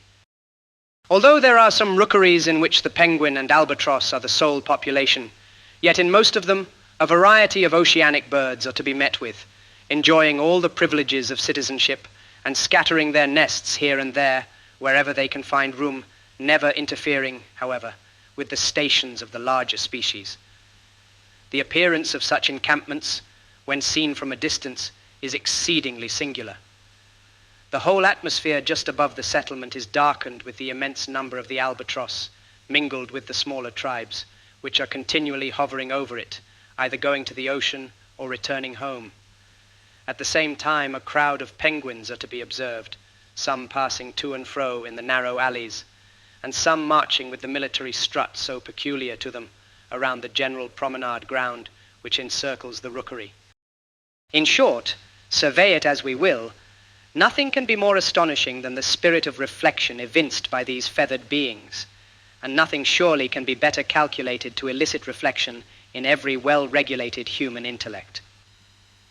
On the morning after our arrival in Christmas Harbour, the chief mate, Mr. Patterson, took the boats, and, although it was somewhat early in the season, went in search of seal, leaving the captain and a young relation of his on a point of barren land to the westward, they having some business, whose nature I could not ascertain, to transact in the interior of the island. Captain Guy took with him a bottle, in which was a sealed letter, and made his way from the point on which he was set on shore toward one of the highest peaks in the place. It is probable that his design was to leave the letter on that height for some vessel which he expected to come after him. As soon as we lost sight of him, we proceeded, Peters and myself being in the mate's boat, on our cruise around the coast, looking for seal. In this business, we were occupied about 3 weeks, examining with great care every nook and corner, not only of Kerguelen's land, but of the several small islands in the vicinity. Our labors, however, were not crowned with any important success. We saw a great many fur seal, but they were exceedingly shy, and with the greatest exertions, we could only procure 350 skins in all. Sea elephants were abundant, especially on the western coast of the mainland, but of these we killed only 20, and this with great difficulty. On the smaller islands, we discovered a good many of the hair seal, but did not molest them. We returned to the schooner on the 11th, where we found Captain Guy and his nephew, who gave a very bad account of the interior, representing it as one of the most dreary and utterly barren countries in the world. They had remained 2 nights on the island, owing to some misunderstanding on the part of the second mate, in regard to the sending a jolly boat from the schooner to take them off. Chapter 15. On the 12th, we made sail from Christmas Harbour, retracing our way to the westward, and leaving Marian's Island, one of Crozet's group, on the larboard. We afterward passed Prince Edward's Island, leaving it also on our left, then, steering more to the northward, made, in 15 days, the islands of Tristan da Cunha, in latitude 37 degrees 8 minutes south, longitude 12 degrees 8 minutes west. This group, now so well known, and which consists of 3 circular islands, was first discovered by the Portuguese, and was visited afterward by the Dutch in 1643, and by the French in 1767. The 3 islands together form a triangle, and are distant from each other about 10 miles, there being fine open passages between. The land in all of them is very high, especially in Tristan da Cunha, properly so called. This is the largest of the group, being 15 miles in circumference, and so elevated that it can be seen in clear weather at the distance of 80 or 90 miles. A part of the land toward the north rises more than 1,000 feet perpendicularly from the sea. A tableland at this height extends back nearly to the center of the island, and from this tableland arises a lofty cone like that of Tenerife.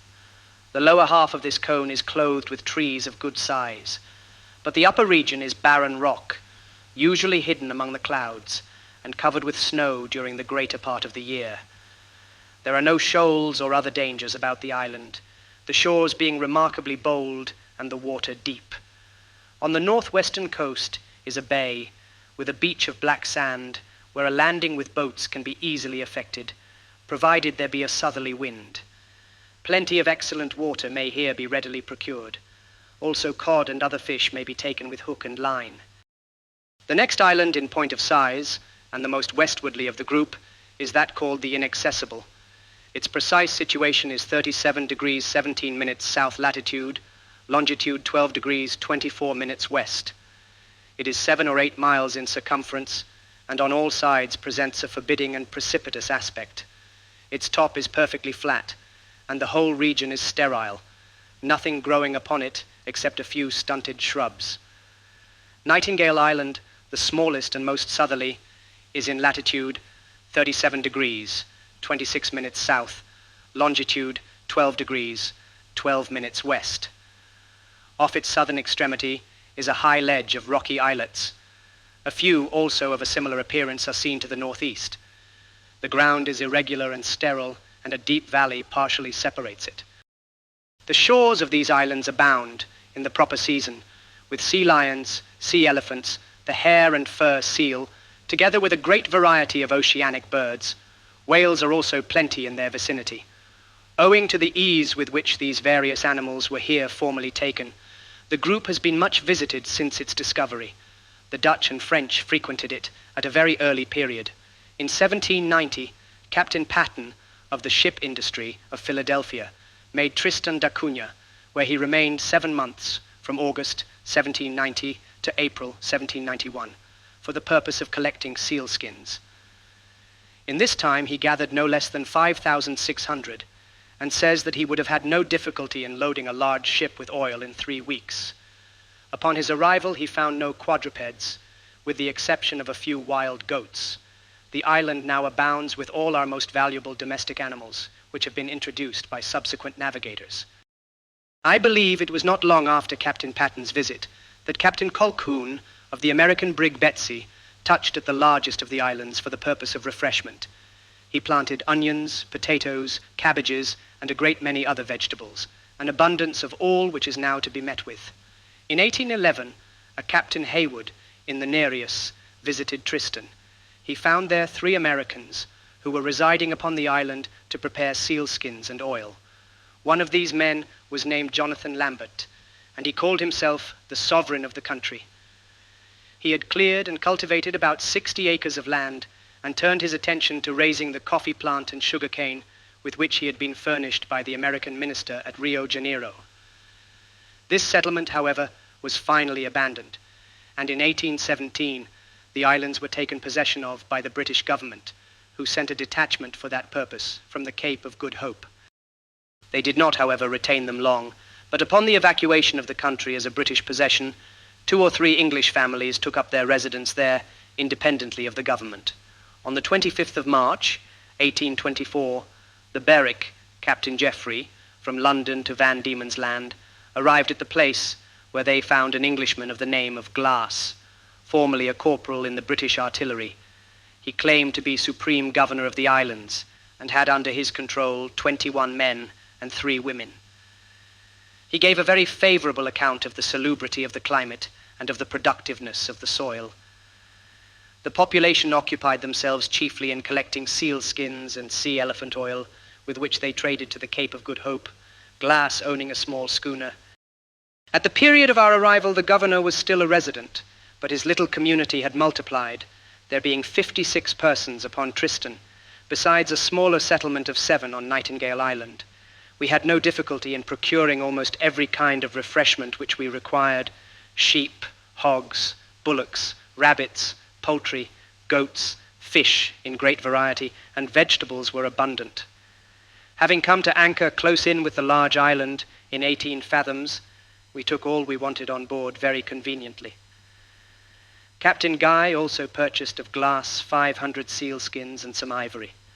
We remained here a week, during which the prevailing winds were from the northward and westward, and the weather somewhat hazy. On the 5th of November, we made sail to the southward and westward, with the intention of having a thorough search for a group of islands called the Auroras, respecting whose existence a great diversity of opinion has existed. These islands are said to have been discovered as early as 1762 by the commander of the ship Aurora. In 1790, Captain Manuel de Ollarvido, in the ship Princess, belonging to the Royal Philippine Company, sailed, as he asserts, directly among them.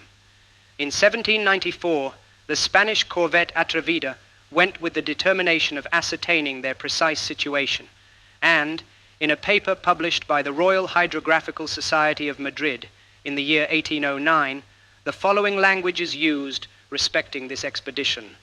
The corvette Atrevida practiced in their immediate vicinity from the 21st to the 27th of January all the necessary observations, and measured by chronometers the difference of longitude between these islands and the port of Soledad in the Manillas. The islands are three. They are very nearly in the same meridian. The center one is rather low, and the other two may be seen at 9 leagues distance. The observations made on board the Atrevida give the following results as the precise situation of each island. The most northern is in latitude 52 degrees, 37 minutes, 24 seconds south, longitude 47 degrees, 43 minutes, 15 seconds west. The middle one in latitude 53 degrees, 2 minutes, 40 seconds south, longitude 47 degrees, 55 minutes, 15 seconds west. And the most southern in latitude 53 degrees, 15 minutes, 22 seconds south, longitude 47 degrees, 57 minutes, 15 seconds west. On the 27th of January, 1820, Captain James Weddell of the British Navy sailed from Staten Land also in search of the Auroras. He reports that, having made the most diligent search and passed not only immediately over the spots indicated by the commander of the Atrevida, but in every direction throughout the vicinity of these spots, he could discover no indication of land. These conflicting statements have induced other navigators to look out for the islands, and strange to say, while some have sailed through every inch of sea where they are supposed to lie without finding them, there have been not a few who declare positively that they have seen them, and even been close in with their shores. It was Captain Guy's intention to make every exertion within his power to settle the question so oddly in dispute. We kept on our course between the south and west with variable weather until the 20th of the month, when we found ourselves on the debated ground, being in latitude 53 degrees, 15 minutes south, longitude 47 degrees, 58 minutes west, that is to say, very nearly upon the spot indicated as the situation of the most southern of the group. Not perceiving any sign of land, we continued to the westward of the parallel of 53 degrees south, as far as the meridian of 50 degrees west.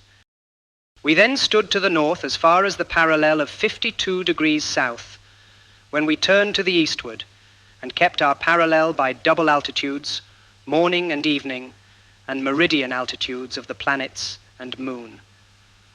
Having thus gone eastwardly to the meridian of the western coast of Georgia, we kept that meridian until we were in the latitude from which we set out. We then took diagonal courses throughout the entire extent of sea circumscribed, keeping a lookout constantly at the masthead and repeating our examination with the greatest care for a period of 3 weeks, during which the weather was remarkably pleasant and fair, with no haze whatsoever. Of course, we were thoroughly satisfied that, whatever islands might have existed in this vicinity at any former period, no vestige of them remained at the present day. Since my return home, I find that the same ground was traced over with equal care in 1822 by Captain Johnson of the American schooner Henry, and by Captain Morrell in the American schooner Wasp, in both cases with the same result as in our own. Chapter 16.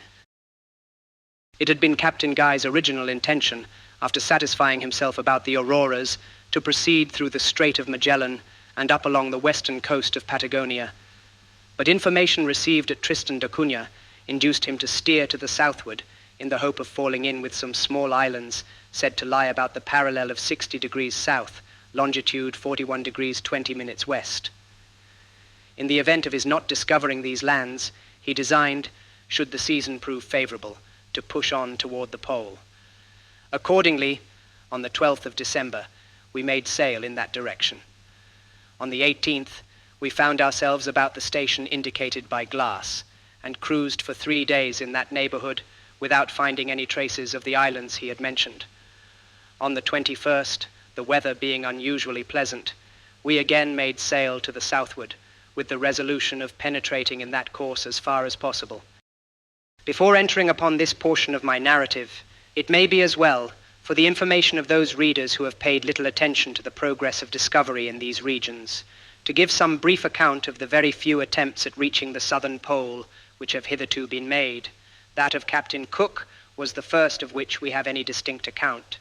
In 1772, he sailed to the south in the Resolution, accompanied by Lieutenant Furneaux in the Adventure.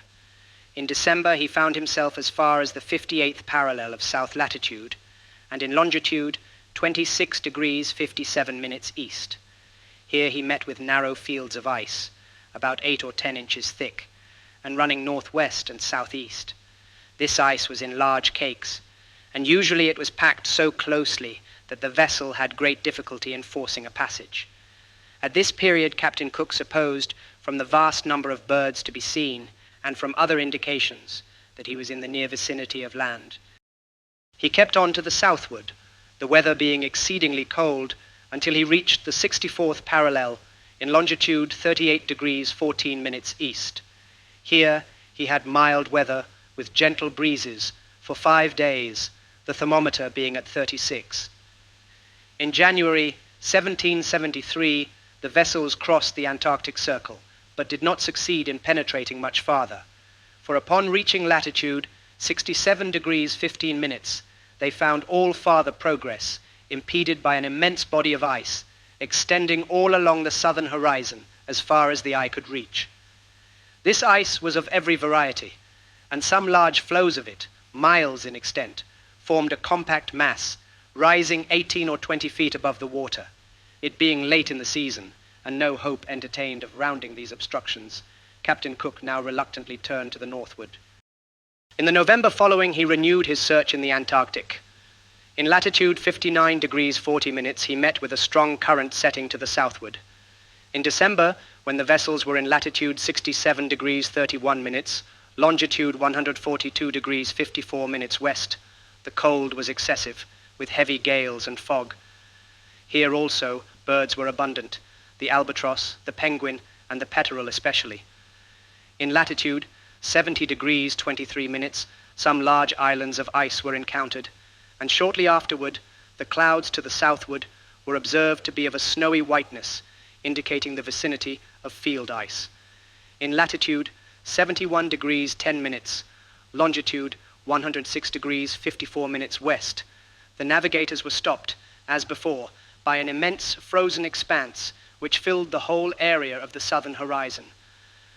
The northern edge of this expanse was ragged and broken, so firmly wedged together as to be utterly impassable and extending about a mile to the southward. Behind it, the frozen surface was comparatively smooth for some distance, until terminated in the extreme background by gigantic ranges of ice mountains, the one towering above the other. Captain Cook concluded that this vast field reached the southern pole or was joined to a continent.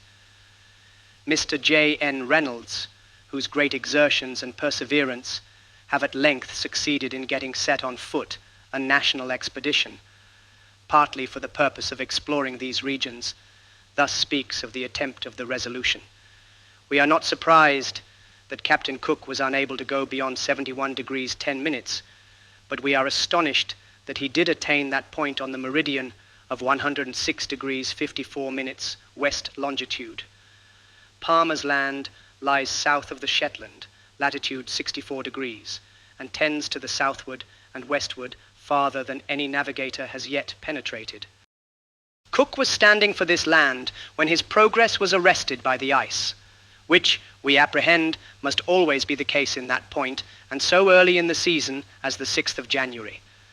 And we should not be surprised if a portion of the icy mountains described was attached to the main body of Palmer's Land, or to some other portions of land lying farther to the southward and westward. In 1803, Captains Kreutzenstern and Lisiowski were dispatched by Alexander of Russia for the purpose of circumnavigating the globe. In endeavoring to get south, they made no farther than 59 degrees 58 minutes, in longitude 70 degrees 15 minutes west. They here met with strong currents setting eastwardly. Whales were abundant, but they saw no ice. In regard to this voyage, Mr. Reynolds observes that if Kreutzenstern had arrived where he did earlier in the season, he must have encountered ice. It was March when he reached the latitude specified. The winds, prevailing as they do from the southward and westward, had carried the floes, aided by currents, into that icy region bounded on the north by Georgia, east by Sandwich Land and the South Orkneys, and west by the South Shetland Islands. In 1822, Captain James Weddell of the British Navy, with 2 very small vessels, penetrated farther to the south than any previous navigator, and this too without encountering extraordinary difficulties. He states that although he was frequently hemmed in by ice before reaching the 72nd parallel, yet upon attaining it, not a particle was to be discovered, and that, upon arriving at the latitude of 74 degrees 15 minutes, no fields and only 3 islands of ice were visible. It is somewhat remarkable that, although vast flocks of birds were seen, and other usual indications of land, and although, south of the Shetlands, unknown coasts were observed from the masthead tending southwardly, Weddell discourages the idea of land existing in the polar regions of the south. On the 11th of January, 1823, Captain Benjamin Morrell of the American schooner Wasp sailed from Kerguelen's Land with a view of penetrating as far south as possible. On the 1st of February, he found himself in latitude 64 degrees, 52 minutes south, longitude 118 degrees, 27 minutes east. The following passage is extracted from his journal of that date. The wind soon freshened to an 11-knot breeze, and we embraced this opportunity of making to the west, being however convinced that the farther we went south beyond latitude 64 degrees, the less ice was to be apprehended. We steered a little to the southward until we crossed the Antarctic Circle, and were in latitude 69 degrees 15 minutes east. In this latitude there was no field ice and very few ice islands in sight. Under the date of March 14th, I find also this entry. The sea was now entirely free of field ice, and there were not more than a dozen ice islands in sight. At the same time, the temperature of the air and water was at least 13 degrees higher, more mild, than we had ever found it between the parallels of 60 and 62 south. We were now in latitude 70 degrees 14 minutes south, and the temperature of the air was 47, and that of the water 44. In this situation, I found the variation to be 14 degrees 27 minutes easterly per azimuth. I have several times passed within the Antarctic Circle on different meridians, and have uniformly found the temperature, both of the air and the water, to become more and more mild the farther I advanced beyond the 65th degree of south latitude, and that the variation decreases in the same proportion.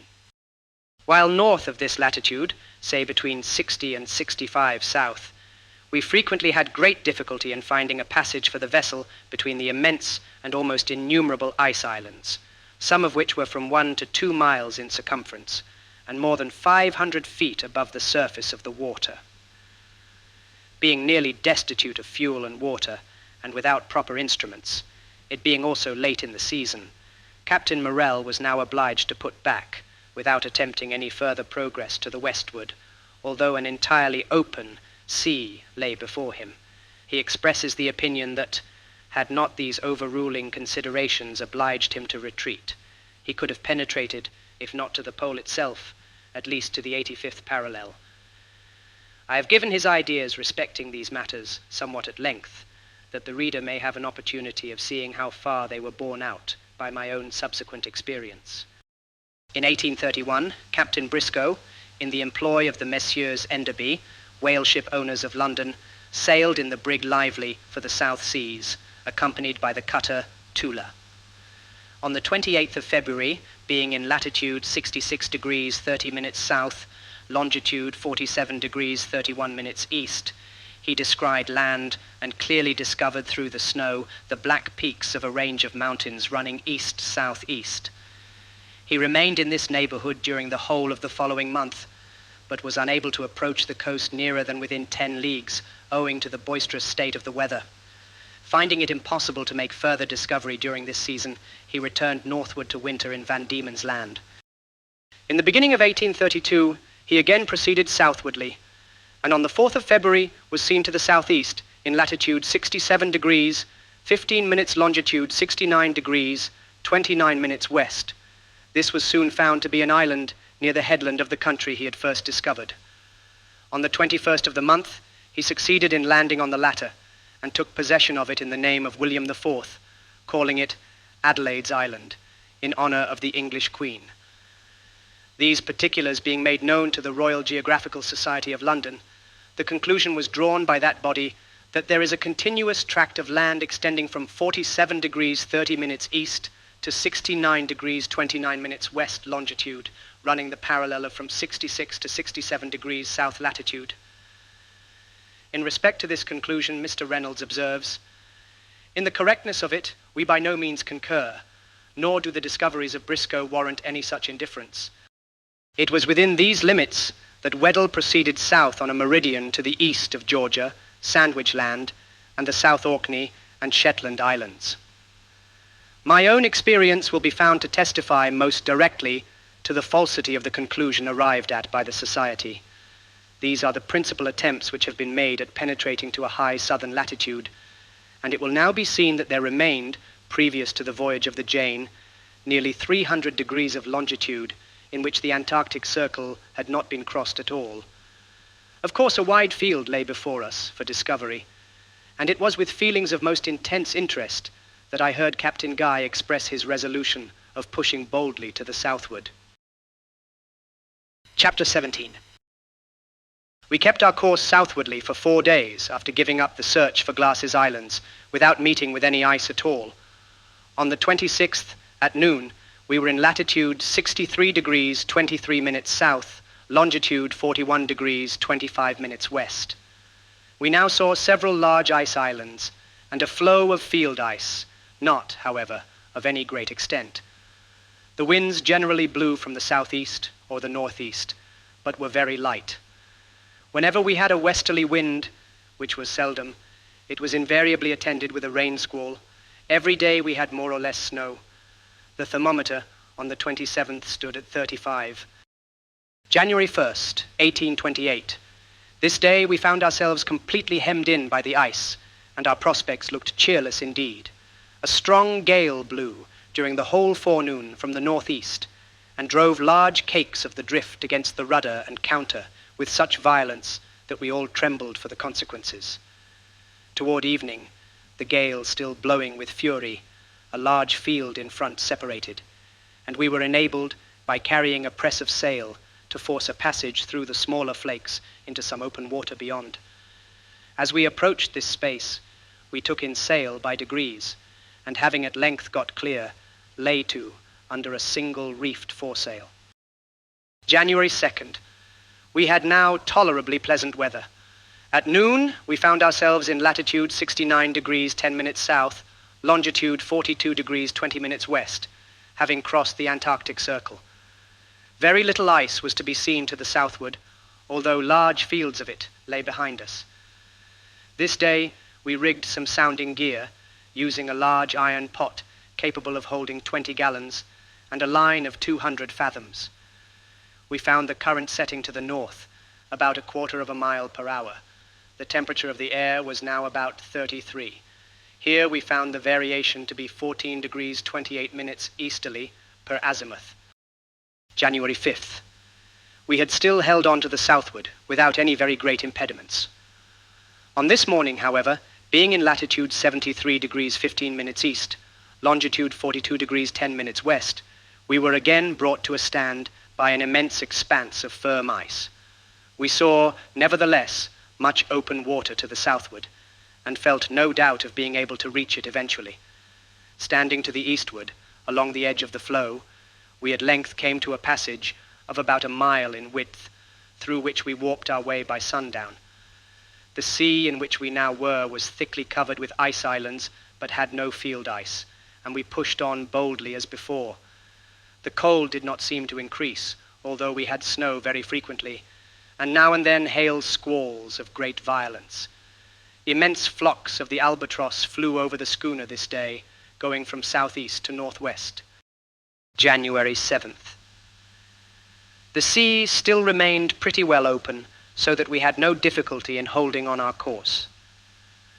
To the westward, we saw some icebergs of incredible size, and in the afternoon passed very near one whose summit could not have been less than 400 fathoms from the surface of the ocean. Its girth was probably, at the base, 3/4 of a league, and several streams of water were running from crevices in its sides.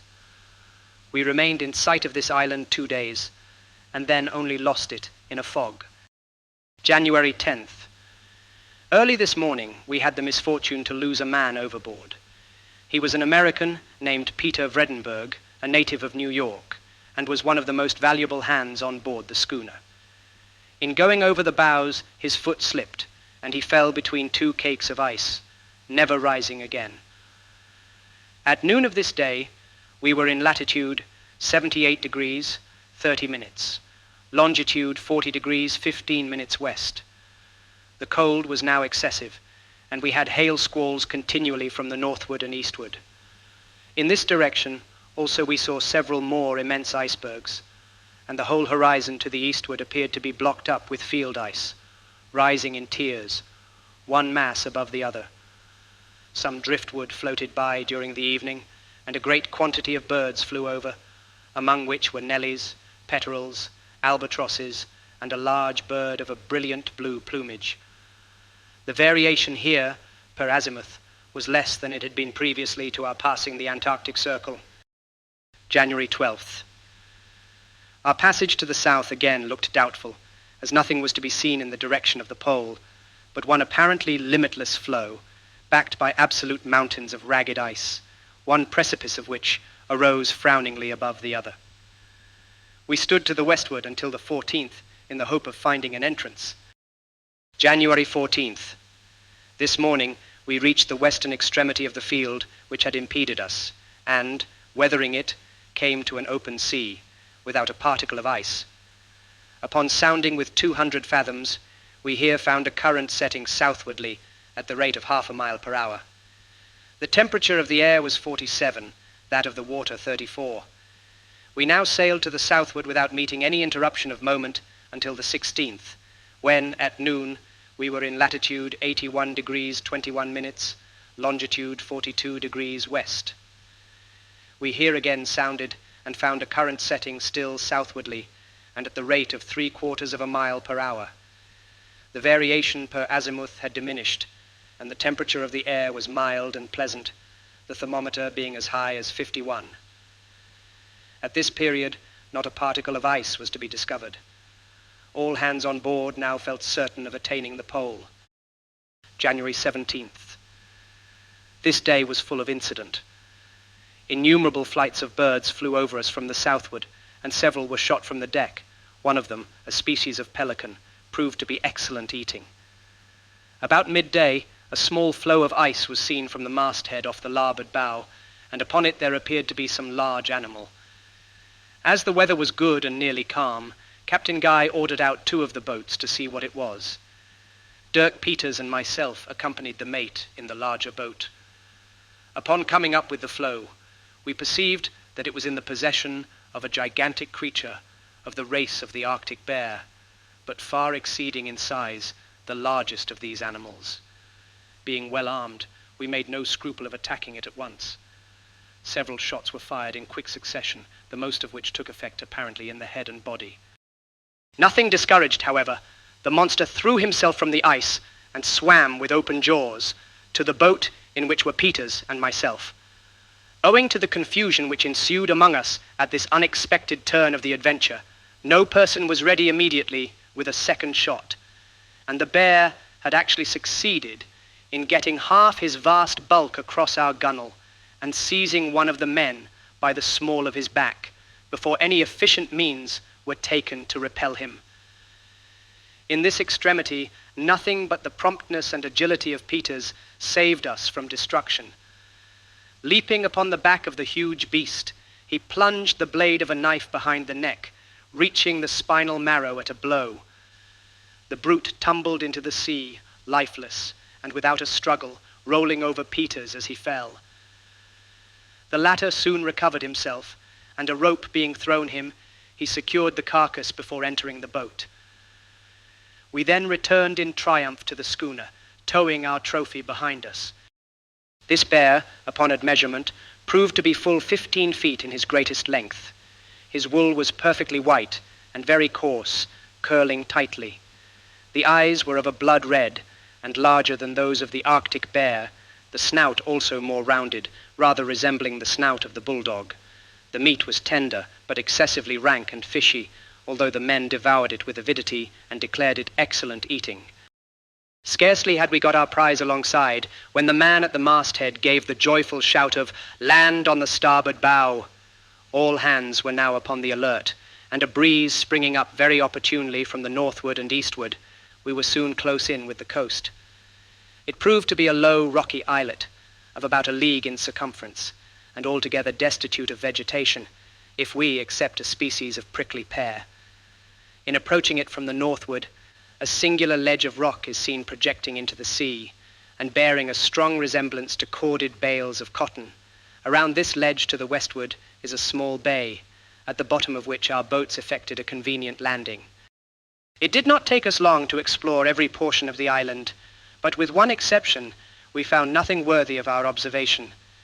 In the southern extremity, we picked up near the shore, half buried in a pile of loose stones, a piece of wood, which seemed to have formed the prow of a canoe. There had been evidently some attempt at carving upon it, and Captain Guy fancied that he made out the figure of a tortoise, but the resemblance did not strike me very forcibly. Besides this prow, if such it were, we found no other token that any living creature had ever been here before. Around the coast, we discovered occasional small floes of ice, but these were very few. The exact situation of the islet, to which Captain Guy gave the name of Bennett's Islet, in honor of his partner in the ownership of the schooner, is 82 degrees 50 minutes south latitude, 42 degrees 20 minutes west longitude. We had now advanced to the southward more than 8 degrees farther than any previous navigators, and the sea still lay perfectly open before us. We found, too, that the variation uniformly decreased as we proceeded, and, what was still more surprising, that the temperature of the air and latterly of the water became milder.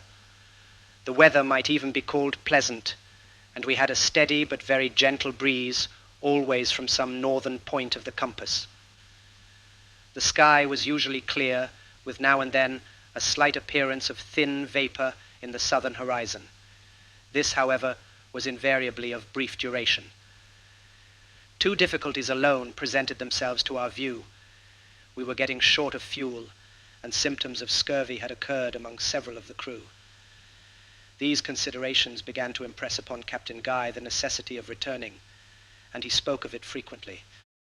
For my own part, confident as I was of soon arriving at land of some description upon the course we were pursuing, and having every reason to believe, from present appearances, that we should not find it the sterile soil met with in the higher Arctic latitudes, I warmly pressed upon him the expediency of persevering, at least for a few days longer, in the direction we were now holding. So tempting an opportunity of solving the great problem in regard to an Antarctic continent had never yet been afforded to man, and I confess that I felt myself bursting with indignation at the timid and ill-timed suggestions of our commander. I believe, indeed, that what I could not refrain from saying to him on this head had the effect of inducing him to push on. While, therefore, I cannot but lament the most unfortunate and bloody events which immediately arose from my advice, I must still be allowed to feel some degree of gratification at having been instrumental, however remotely, in opening to the eye of science one of the most intensely exciting secrets which has ever engrossed its attention. Chapter 18. January 18th. This morning we continued to the southward, with the same pleasant weather as before. The sea was entirely smooth, the air tolerably warm, and from the northeast, the temperature of the water 53. We now again got our sounding gear in order, and with 150 fathoms of line, found the current setting toward the pole at the rate of a mile an hour. This constant tendency to the southward, both in the wind and current, caused some degree of speculation and even of alarm in different quarters of the schooner, and I saw distinctly that no little impression had been made upon the mind of Captain Guy. He was exceedingly sensitive to ridicule, however, and I finally succeeded in laughing him out of his apprehensions. The variation was now very trivial. In the course of the day, we saw several large whales of the right species, and innumerable flights of the albatross passed over the vessel. We also picked up a bush full of red berries, like those of the hawthorn, and the carcass of a singular-looking land animal. It was 3 feet in length, and but 6 inches in height, with 4 very short legs, the feet armed with long claws of a brilliant scarlet, and resembling coral in substance. The body was covered with a straight silky hair, perfectly white. The tail was peaked like that of a rat, and about 1.5 feet long. The head resembled a cat's, with the exception of the ears. These were flopped like the ears of a dog.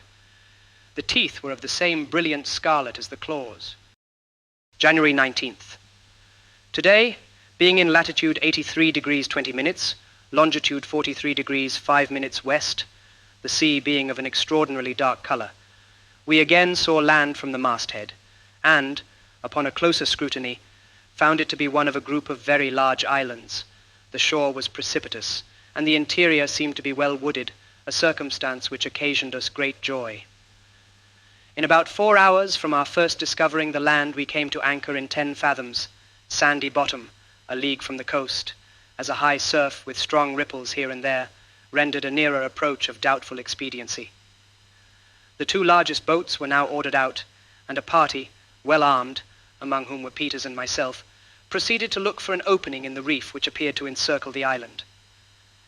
After searching about for some time, we discovered an inlet, which we were entering, when we saw 4 large canoes put off from the shore, filled with men who seemed to be well armed.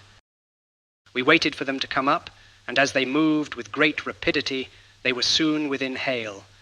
Captain Guy now held up a white handkerchief on the blade of an oar, when the strangers made a full stop, and commenced a loud jabbering all at once, intermingled with occasional shouts, in which we could distinguish the words Anamumu and Lama Lama.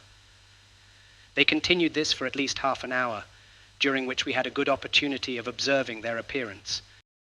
In the 4 canoes, which might have been 50 feet long and 5 broad, there were 110 savages in all. They were about the ordinary stature of Europeans, but of a more muscular and brawny frame. Their complexion a jet black, with thick and long woolly hair.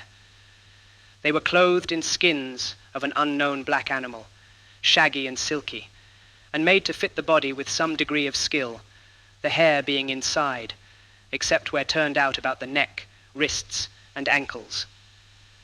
Their arms consisted principally of clubs, of a dark and apparently very heavy wood.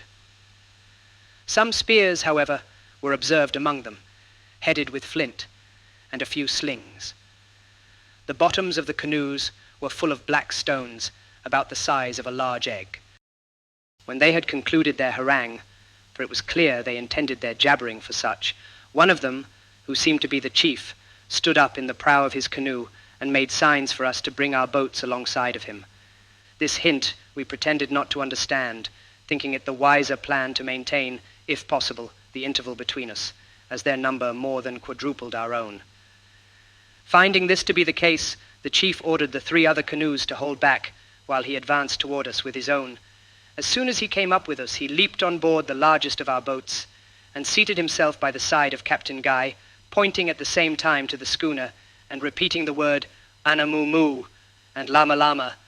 We now put back to the vessel, the 4 canoes following at a little distance.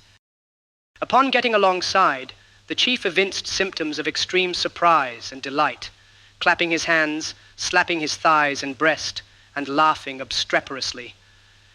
His followers behind joined in his merriment, and for some minutes the din was so excessive as to be absolutely deafening.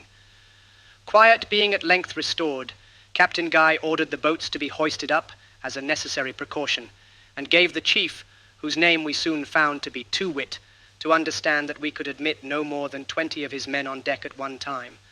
With this arrangement he appeared perfectly satisfied, and gave some directions to the canoes, when one of them approached, the rest remaining about 50 yards off. 20 of the savages now got on board, and proceeded to ramble over every part of the deck, and scramble about among the rigging, making themselves much at home, and examining every article with great inquisitiveness. It was quite evident that they had never before seen any of the white race, from whose complexion, indeed, they appeared to recoil. They believed the Jane to be a living creature, and seemed to be afraid of hurting it with the points of their spears, carefully turning them up. Our crew were much amused with the conduct of Too-Wit in one instance. The cook was splitting some wood near the galley, and by accident struck his axe into the deck, making a gash of considerable depth. The chief immediately ran up, and pushing the cook on one side rather roughly, commenced a half whine, half howl, strongly indicative of sympathy in what he considered the sufferings of the schooner, patting and smoothing the gash with his hand, and washing it from a bucket of seawater which stood by. This was a degree of ignorance for which we were not prepared, and for my part, I could not help thinking some of it affected. When the visitors had satisfied, as well as they could, their curiosity in regard to our upper works, they were admitted below, when their amazement exceeded all bounds. Their astonishment now appeared to be far too deep for words, for they roamed about in silence, broken only by low ejaculations. The arms afforded them much food for speculation, and they were suffered to handle and examine them at leisure. I do not believe that they had the least suspicion of their actual use, but rather took them for idols, seeing the care we had of them, and the attention with which we watched their movements while handling them. At the great guns, their wonder was redoubled. They approached them with every mark of the profoundest reverence and awe, but forbore to examine them minutely. There were 2 large mirrors in the cabin, and here was the acme of their amazement. Too-Wit was the first to approach them, and he had got in the middle of the cabin, with his face to one and his back to the other, before he fairly perceived them. Upon raising his eyes and seeing his reflected self in the glass, I thought the savage would go mad, but upon turning short round to make a retreat, and beholding himself a second time in the opposite direction, I was afraid he would expire upon the spot. No persuasion could prevail upon him to take another look. Throwing himself upon the floor, with his face buried in his hands, he remained thus, until we were obliged to drag him upon deck. The whole of the savages were admitted on board in this manner, 20 at a time, Too-Wit being suffered to remain during the entire period. We saw no disposition to thievery among them, nor did we miss a single article after their departure. Throughout the whole of their visit, they evinced the most friendly manner. There were, however, some points in their demeanor which we found it impossible to understand. For example, we could not get them to approach several very harmless objects, such as the schooner's sails, an egg, an open book, or a pan of flour. We endeavored to ascertain if they had among them any articles which might be turned to account in the way of traffic, but found great difficulty in being comprehended. We made out, nevertheless, what greatly astonished us, that the islands abounded in the large tortoise of the Galapagos, one of which we saw in the canoe of Too-Wit. We saw also some biche de mer in the hands of one of the savages, who was greedily devouring it in its natural state. These anomalies, for they were such when considered in regard to the latitude, induced Captain Guy to wish for a thorough investigation of the country, in the hope of making a profitable speculation in his discovery. For my own part, anxious as I was to know something more of these islands, I was still more earnestly bent on prosecuting the voyage to the southward without delay. We had now fine weather, but there was no telling how long it would last, and being already in the 84th parallel, with an open sea before us, a current setting strongly to the southward, and the wind fair, I could not listen with any patience to a proposition of stopping longer than was absolutely necessary for the health of the crew, and the taking on board a proper supply of fuel and fresh provisions. I represented to the captain that we might easily make this group on our return, and winter here in the event of being blocked up by the ice. He at length came into my views, for in some way hardly known to myself, I had acquired much influence over him, and it was finally resolved that, even in the event of our finding biche de mer, we should only stay here a week to recruit, and then push on to the southward while we might. Accordingly, we made every necessary preparation, and under the guidance of Two Wit, got the Jane through the reef in safety, coming to anchor about a mile from the shore in an excellent bay, completely landlocked on the southeastern coast of the main island, and in 10 fathoms of water, black, sandy bottom. At the head of this bay there were 3 fine springs, we were told, of good water, and we saw abundance of wood in the vicinity. The 4 canoes followed us in, keeping, however, at a respectful distance. Two Wit himself remained on board, and upon our dropping anchor, invited us to accompany him on shore and visit his village in the interior. To this, Captain Guy consented, and 10 savages being left on board as hostages, a party of us, 12 in all, got in readiness to attend the chief. We took care to be well armed, yet without evincing any distrust. The schooner had her guns run out, her boarding nettings up, and every other proper precaution was taken to guard against surprise. Directions were left with the chief mate to admit no person on board during our absence, and, in the event of our not appearing in 12 hours, to send the cutter with a swivel around the island in search of us. At every step we took inland, the conviction forced itself upon us that we were in a country differing essentially from any hitherto visited by civilized men. We saw nothing with which we had been formerly conversant. The trees resembled no growth of either the torrid, the temperate, of the northern frigid zones, and were altogether unlike those of the lower southern latitudes we had already traversed. The very rocks were novel in their mass, their color, and their stratification, and the streams themselves, utterly incredible as it may appear, had so little in common with those of other climates that we were scrupulous of tasting them, and, indeed, had difficulty in bringing ourselves to believe that their qualities were purely those of nature. At a small brook which crossed our path, the first we had reached, Two Wit and his attendants halted to drink. On account of the singular character of the water, we refused to taste it, supposing it to be polluted, and it was not until some time afterward we came to understand that such was the appearance of the streams throughout the whole group. I am at a loss to give a distinct idea of the nature of this liquid, and cannot do so without many words.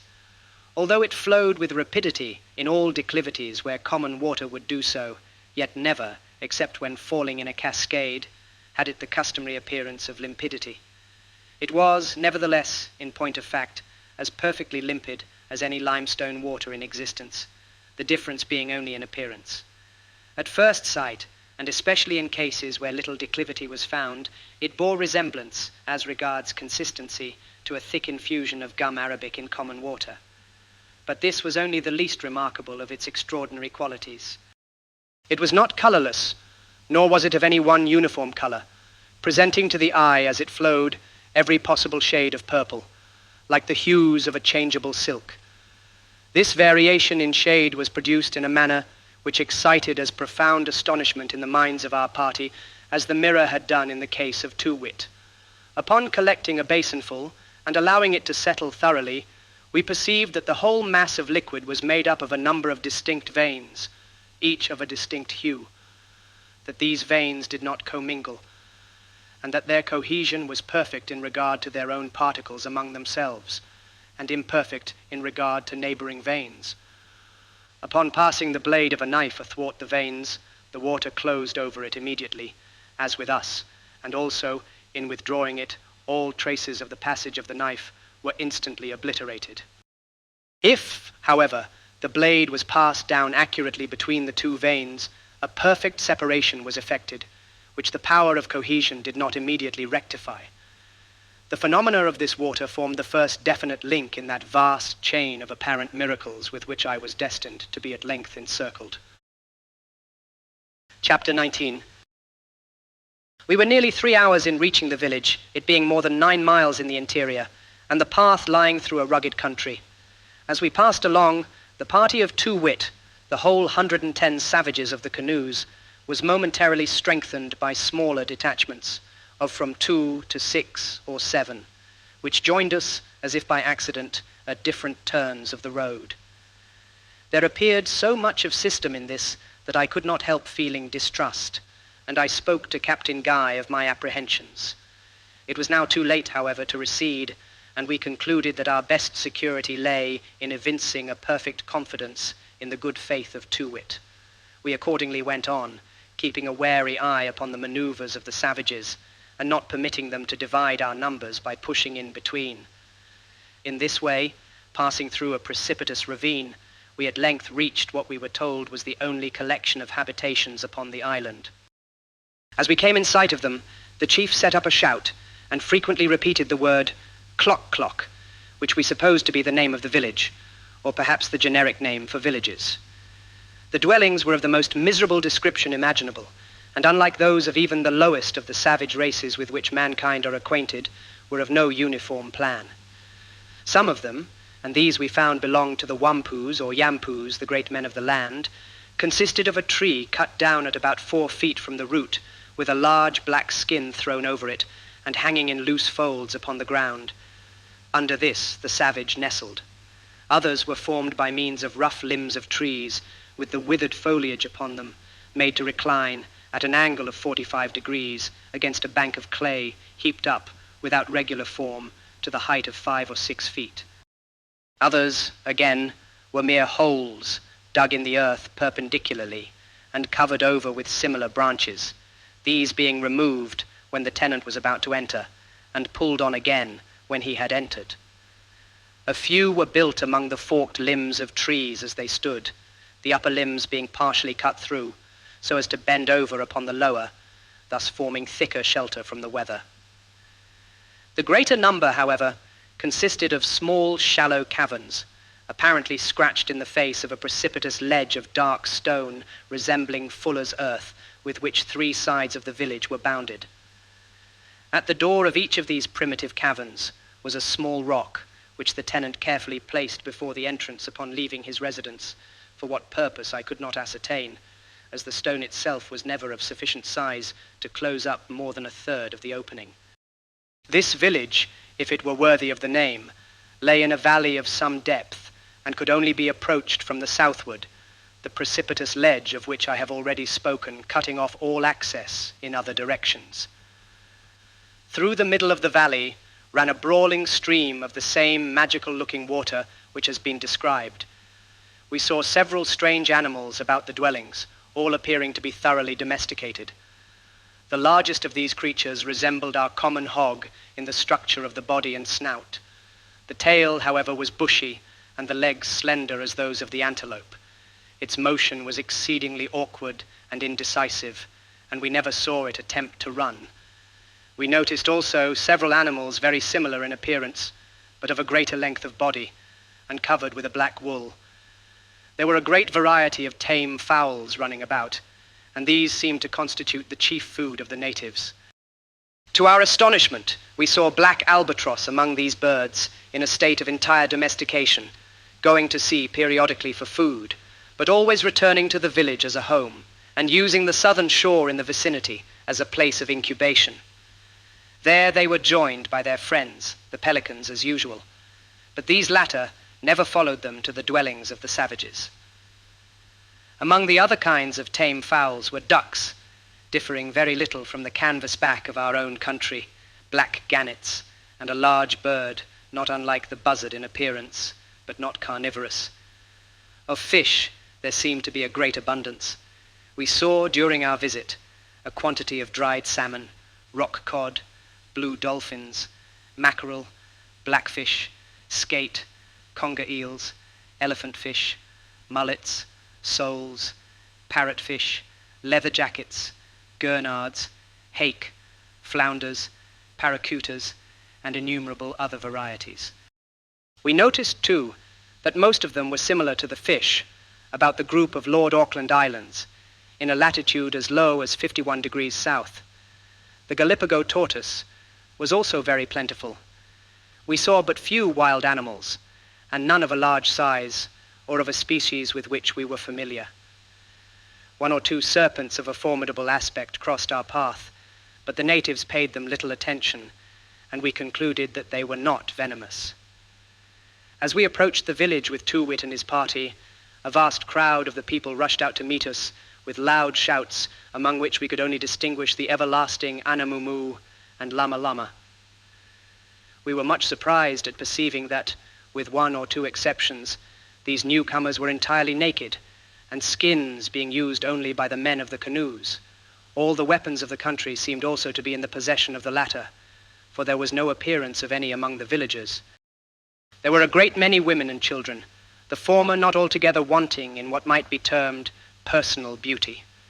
They were straight, tall, and well-formed, with a grace and freedom of carriage not to be found in civilized society. Their lips, however, like those of the men, were thick and clumsy, so that even when laughing, the teeth were never disclosed.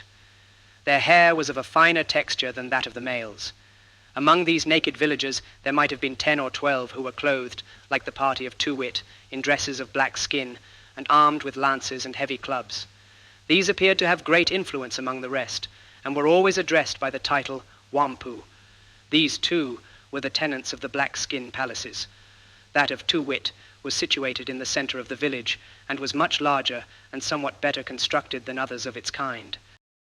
The tree which formed its support was cut off at a distance of 12 feet or thereabouts from the root, and there were several branches left just below the cut, these serving to extend the covering, and in this way prevent its flapping about the trunk.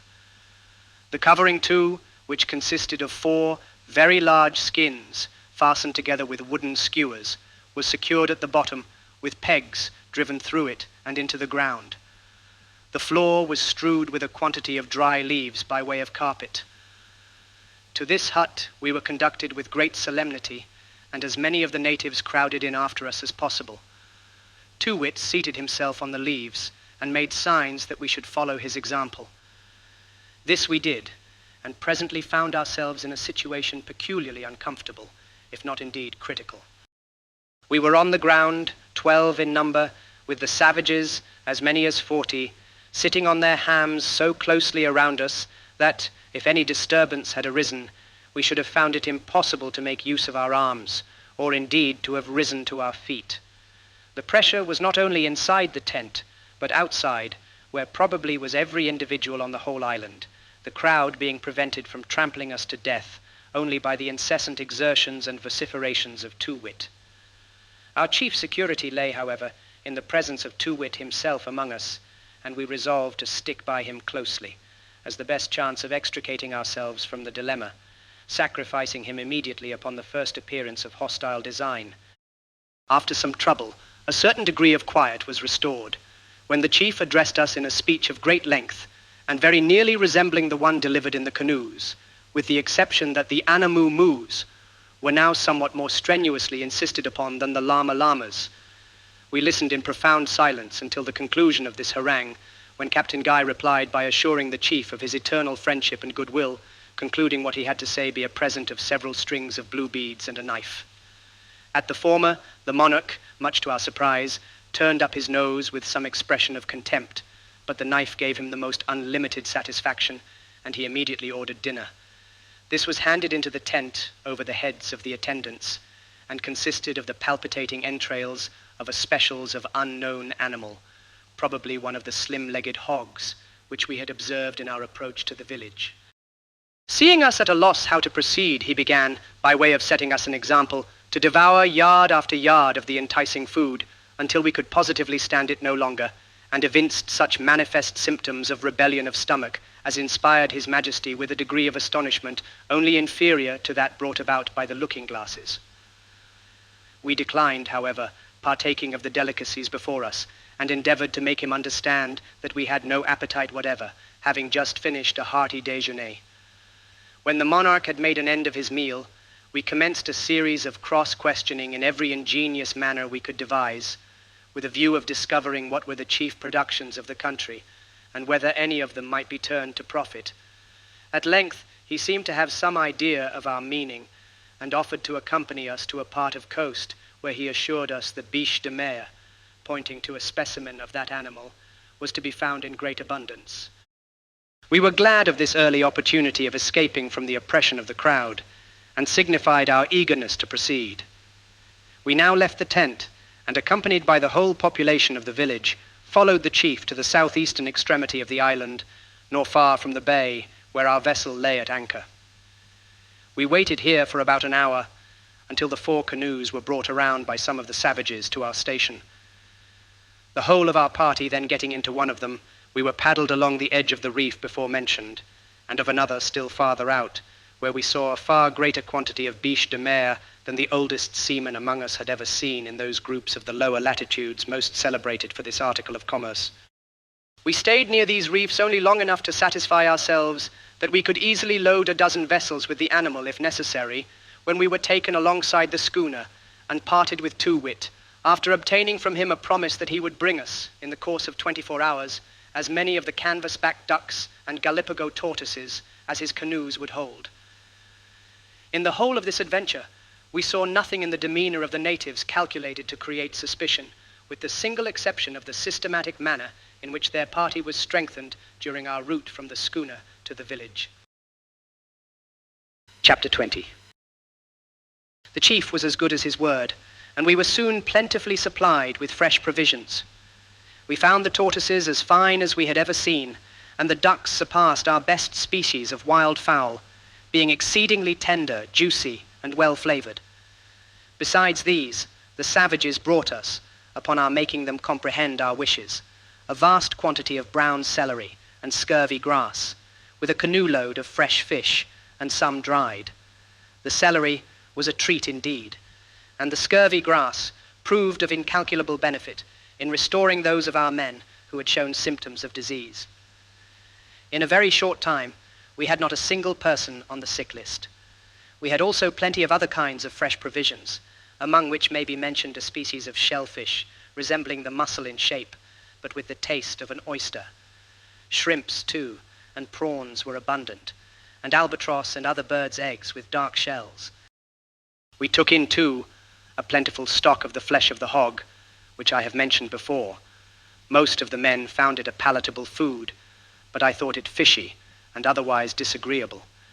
In return for these good things, we presented the natives with blue beads, brass trinkets, nails, knives, and pieces of red cloth, they being fully delighted in the exchange.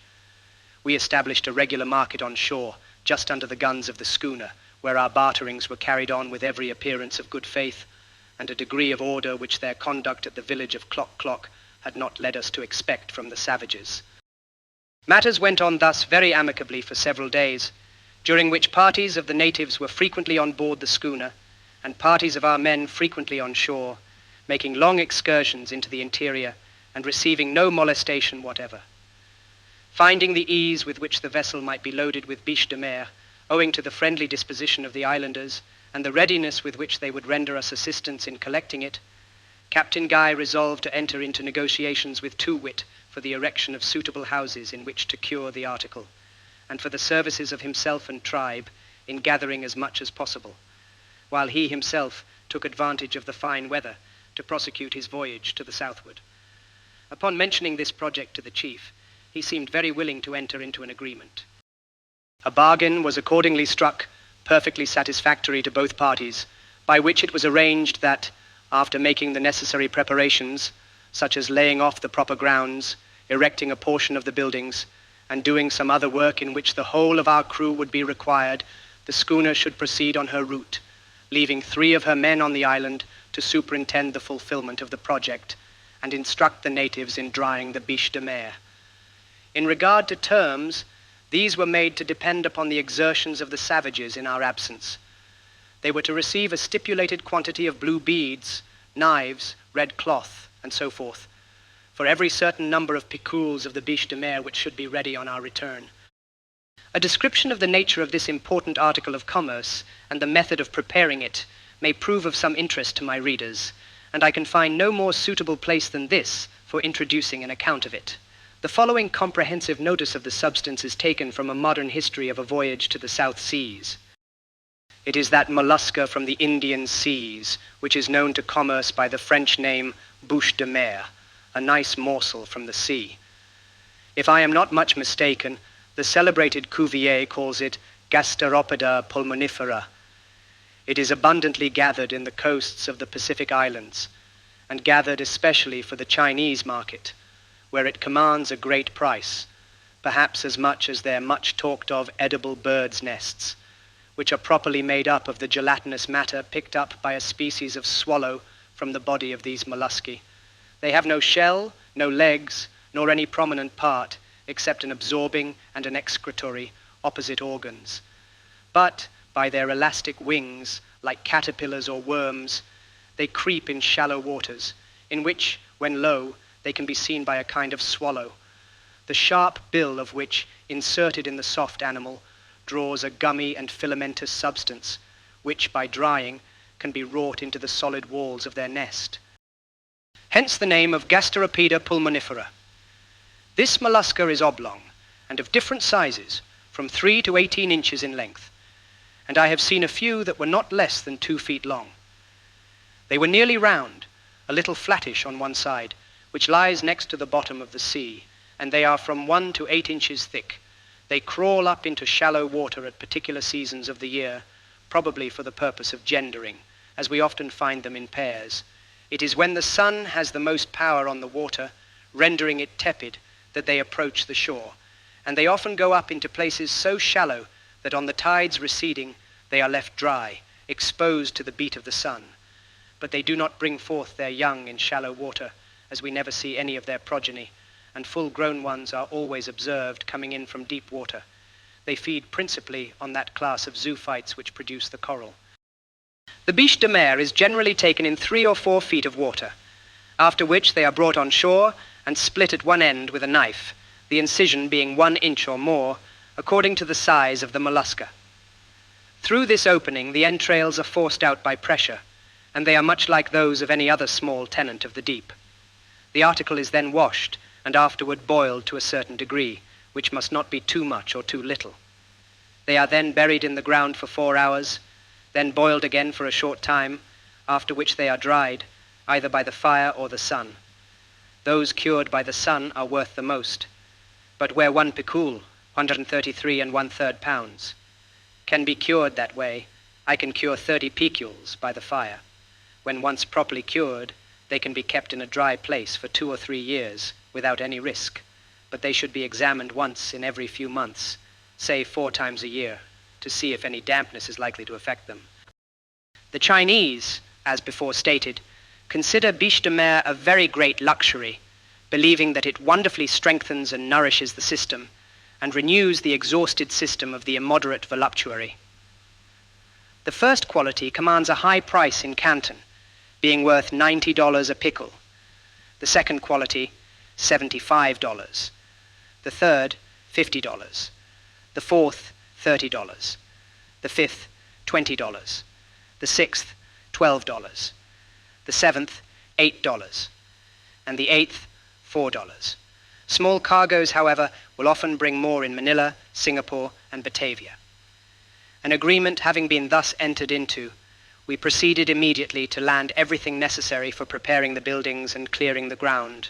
A large flat space near the eastern shore of the bay was selected, where there was plenty of both wood and water, and within a convenient distance of the principal reefs on which the biche de mer was to be procured.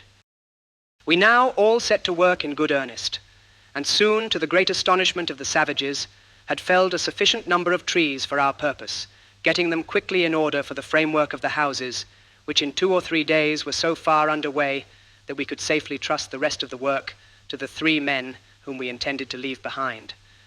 These were John Carson, Alfred Harris, and Peterson, all natives of London, I believe, who volunteered their services in this respect. By the last of the month, we had everything in readiness for departure. We had agreed, however, to pay a formal visit of leave-taking to the village, and Too Wit insisted so pertinaciously upon our keeping the promise that we did not think it advisable to run the risk of offending him by a final refusal. I believe that not one of us had at this time the slightest suspicion of the good faith of the savages. They had uniformly behaved with the greatest decorum, aiding us with alacrity in our work, offering us their commodities, frequently without price, and never, in any instance, pilfering a single article, although the high value they set upon the goods we had with us was evident by the extravagant demonstrations of joy always manifested upon our making them a present. The women especially were most obliging in every respect, and, upon the whole, we should have been the most suspicious of human beings had we entertained a single thought of perfidy on the part of a people who treated us so well. A very short while sufficed to prove that this apparent kindness of disposition was only the result of a deeply laid plan for our destruction, and that the islanders for whom we entertained such inordinate feelings of esteem were among the most barbarous, subtle, and bloodthirsty wretches that ever contaminated the face of the globe. It was on the 1st of February that we went on shore for the purpose of visiting the village. Although, as said before, we entertained not the slightest suspicion, still no proper precaution was neglected. 6 men were left in the schooner with instructions to permit none of the savages to approach the vessel during our absence under any pretense whatever, and to remain constantly on deck. The boarding nettings were up, the guns double-shotted with grape and canister, and the swivels loaded with canisters of musket balls. She lay, with her anchor apeak, about a mile from the shore, and no canoe could approach her in any direction without being distinctly seen and exposed to the full fire of our swivels immediately. The 6 men being left on board, our shore party consisted of 32 persons in all. We were armed to the teeth, having with us muskets, pistols, and cutlasses. Besides, each had a long kind of seaman's knife, somewhat resembling the bowie knife now so much used throughout our western and southern country. 100 of the black-skin warriors met us at the landing for the purpose of accompanying us on our way. We noticed, however, with some surprise, that they were now entirely without arms, and upon questioning Too-wit in relation to this circumstance, he merely answered that mati non we pa pa si, meaning that there was no need of arms where all were brothers. We took this in good part, and proceeded. We had passed the spring and rivulet of which I before spoke, and were now entering upon a narrow gorge leading through the chain of soapstone hills among which the village was situated. This gorge was very rocky and uneven, so much so that it was with no little difficulty we scrambled through it on our first visit to Clock Clock. The whole length of the ravine might have been 1.5 miles, or probably 2 miles. It wound in every possible direction through the hills, having apparently formed at some remote period the bed of a torrent, in no instance proceeding more than 20 yards without an abrupt turn. The sides of this dell would have averaged, I am sure, 70 or 80 feet in perpendicular altitude throughout the whole of their extent, and in some portions they arose to an astonishing height, overshadowing the pass so completely that but little of the light of day could penetrate. The general width was about 40 feet, and occasionally it diminished, so as not to allow the passage of more than 5 or 6 persons abreast. In short, there could be no place in the world better adapted for the consummation of an ambuscade, and it was no more than natural that we should look carefully to our arms as we entered upon it. When I now think of our egregious folly, the chief subject of astonishment seems to be that we should have ever ventured, under any circumstances, so completely into the power of unknown savages as to permit them to march both before and behind us in our progress through this ravine. Yet such was the order we blindly took up, trusting foolishly to the force of our party, the unarmed condition of Too-wit and his men, the certain efficacy of our firearms, whose effect was yet a secret to the natives, and, more than all, to the long-sustained pretension of friendship kept up by these infamous wretches. 5 or 6 of them went on before, as if to lead the way, ostentatiously busying themselves in removing the larger stones and rubbish from the path. Next came our own party. We walked closely together, taking care only to prevent separation. Behind followed the main body of the savages, observing unusual order and decorum. Dirk Peters, a man named Wilson Allan, and myself were on the right of our companions, examining, as we went along, the singular stratification of the precipice which overhung us. A fissure in the soft rock attracted our attention. It was about wide enough for one person to enter without squeezing, and extended back into the hill some 18 or 20 feet in a straight course, sloping afterward to the left. The height of the opening, as far as we could see into it from the main gorge, was perhaps 60 or 70 feet. There were 1 or 2 stunted shrubs growing from the crevices, bearing a species of filbert, which I felt some curiosity to examine, and pushed in briskly for that purpose, gathering 5 or 6 of the nuts at a grasp, and then hastily retreating, As I turned, I found that Peters and Allan had followed me. I desired them to go back, as there was not room for two persons to pass, saying they should have some of my nuts. They accordingly turned and were scrambling back, Allan being close to the mouth of the fissure, when I was suddenly aware of a concussion resembling nothing I had ever before experienced, and which impressed me with a vague conception, if indeed I then thought of anything, that the whole foundations of the solid globe were suddenly rent asunder, and that the day of universal dissolution was at hand. Chapter 21. As soon as I could collect my scattered senses, I found myself nearly suffocated and groveling in utter darkness among a quantity of loose earth, which was also falling upon me heavily in every direction, threatening to bury me entirely. Horribly alarmed at this idea, I struggled to gain my feet, and at last succeeded. I then remained motionless for some moments, endeavoring to conceive what had happened to me and where I was. Presently, I heard a deep groan just at my ear, and afterward the smothered voice of Peters calling to me for aid in the name of God. I scrambled 1 or 2 paces forward, when I fell directly over the head and shoulders of my companion, who, I soon discovered, was buried in a loose mass of earth as far as his middle, and struggling desperately to free himself from the pressure. I tore the dirt from around him with all the energy I could command, and at length succeeded in getting him out. As soon as we sufficiently recovered from our fright and surprise to be capable of conversing rationally, we both came to the conclusion that the walls of the fissure in which we had ventured had, by some convulsion of nature, or probably from their own weight, caved in overhead, and that we were consequently lost forever, being thus entombed alive. For a long time we gave up supinely to the most intense agony and despair, such as cannot be adequately imagined by those who have never been in a similar position. I firmly believed that no incident ever occurring in the course of human events is more adapted to inspire the supremeness of mental and bodily distress than a case like our own of living inhumation.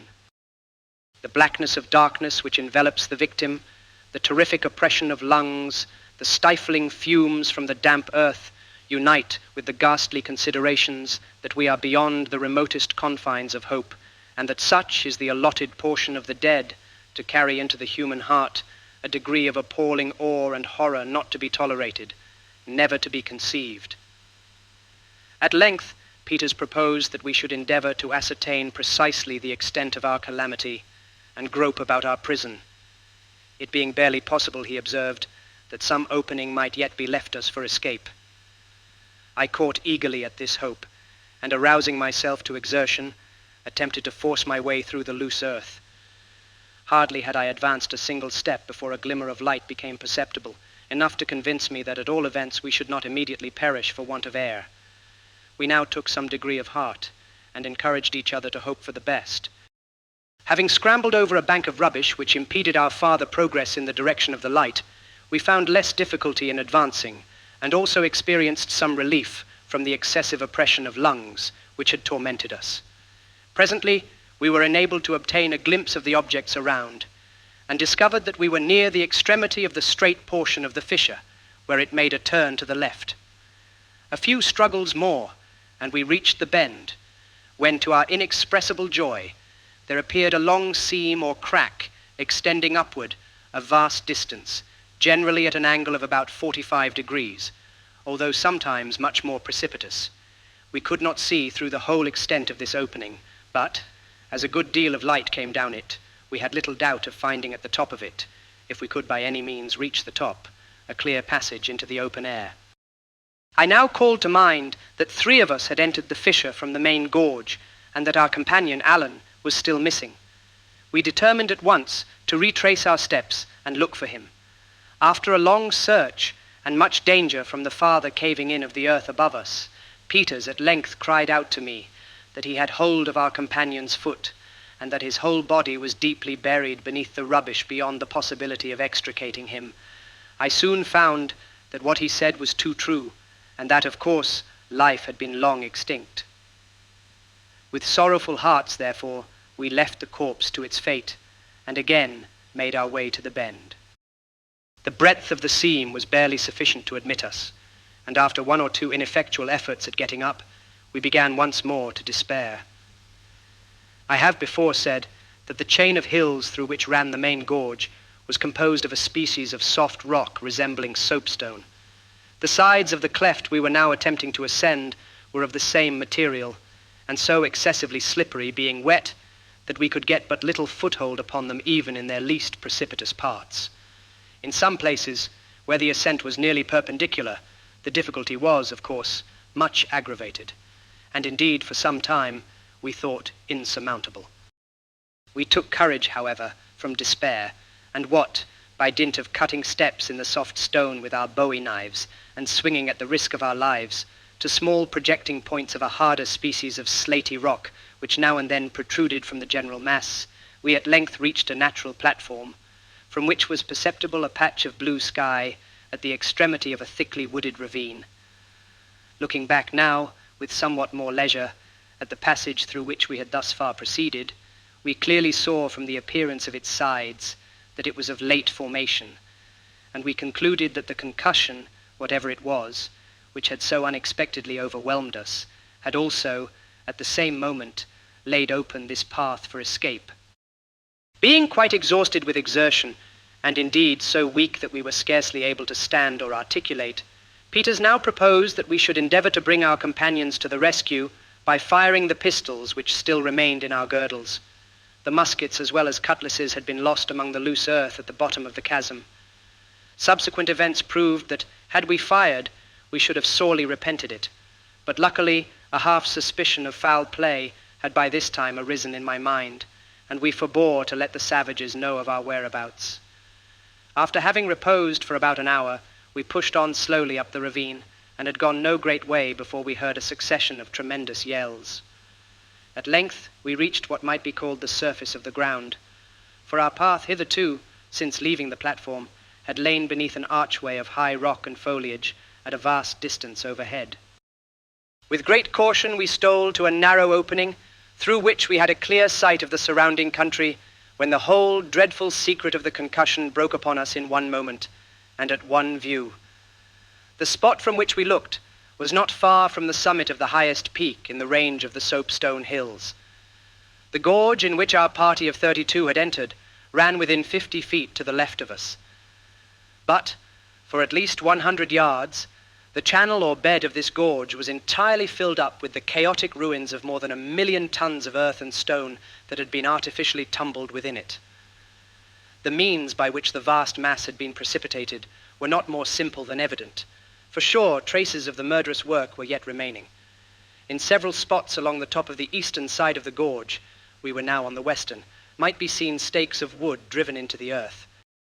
In these spots, the earth had not given way, but throughout the whole extent of the face of the precipice from which the mass had fallen, it was clear, from marks left in the soil resembling those made by the drill of the rock blaster, that stakes similar to those we saw standing had been inserted, at not more than a yard apart, for the length of perhaps 300 feet, and ranging at about 10 feet back from the edge of the gulf.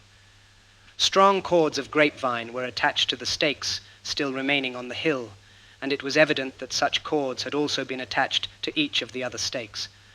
I have already spoken of the singular stratification of these soapstone hills, and the description just given of the narrow and deep fissure through which we effected our escape from inhumation will afford a further conception of its nature.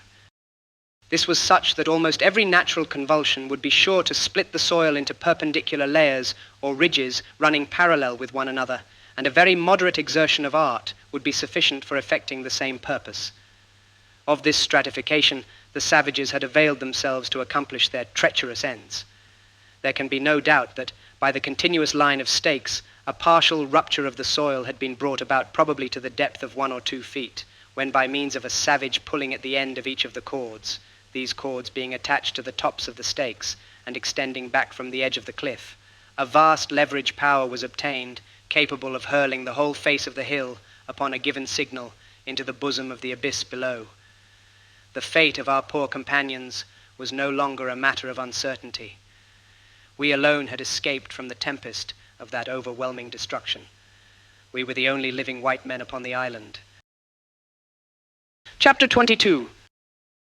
Our situation, as it now appeared, was scarcely less dreadful than when we had conceived ourselves entombed forever. We saw before us no prospect but that of being put to death by the savages, or of dragging out a miserable existence in captivity among them.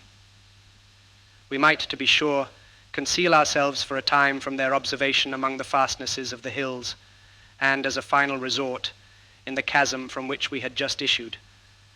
But we must either perish in the long polar winter through cold and famine, or be ultimately discovered in our efforts to obtain relief. The whole country around us seemed to be swarming with savages, crowds of whom, we now perceived, had come over from the islands to the southward on flat rafts, doubtless with a view of lending their aid in the capture and plunder of the Jane. The vessels still lay calmly at anchor in the bay, those on board being apparently quite unconscious of any danger awaiting them. How we longed at that moment to be with them, either to aid in effecting their escape or to perish with them in attempting a defense.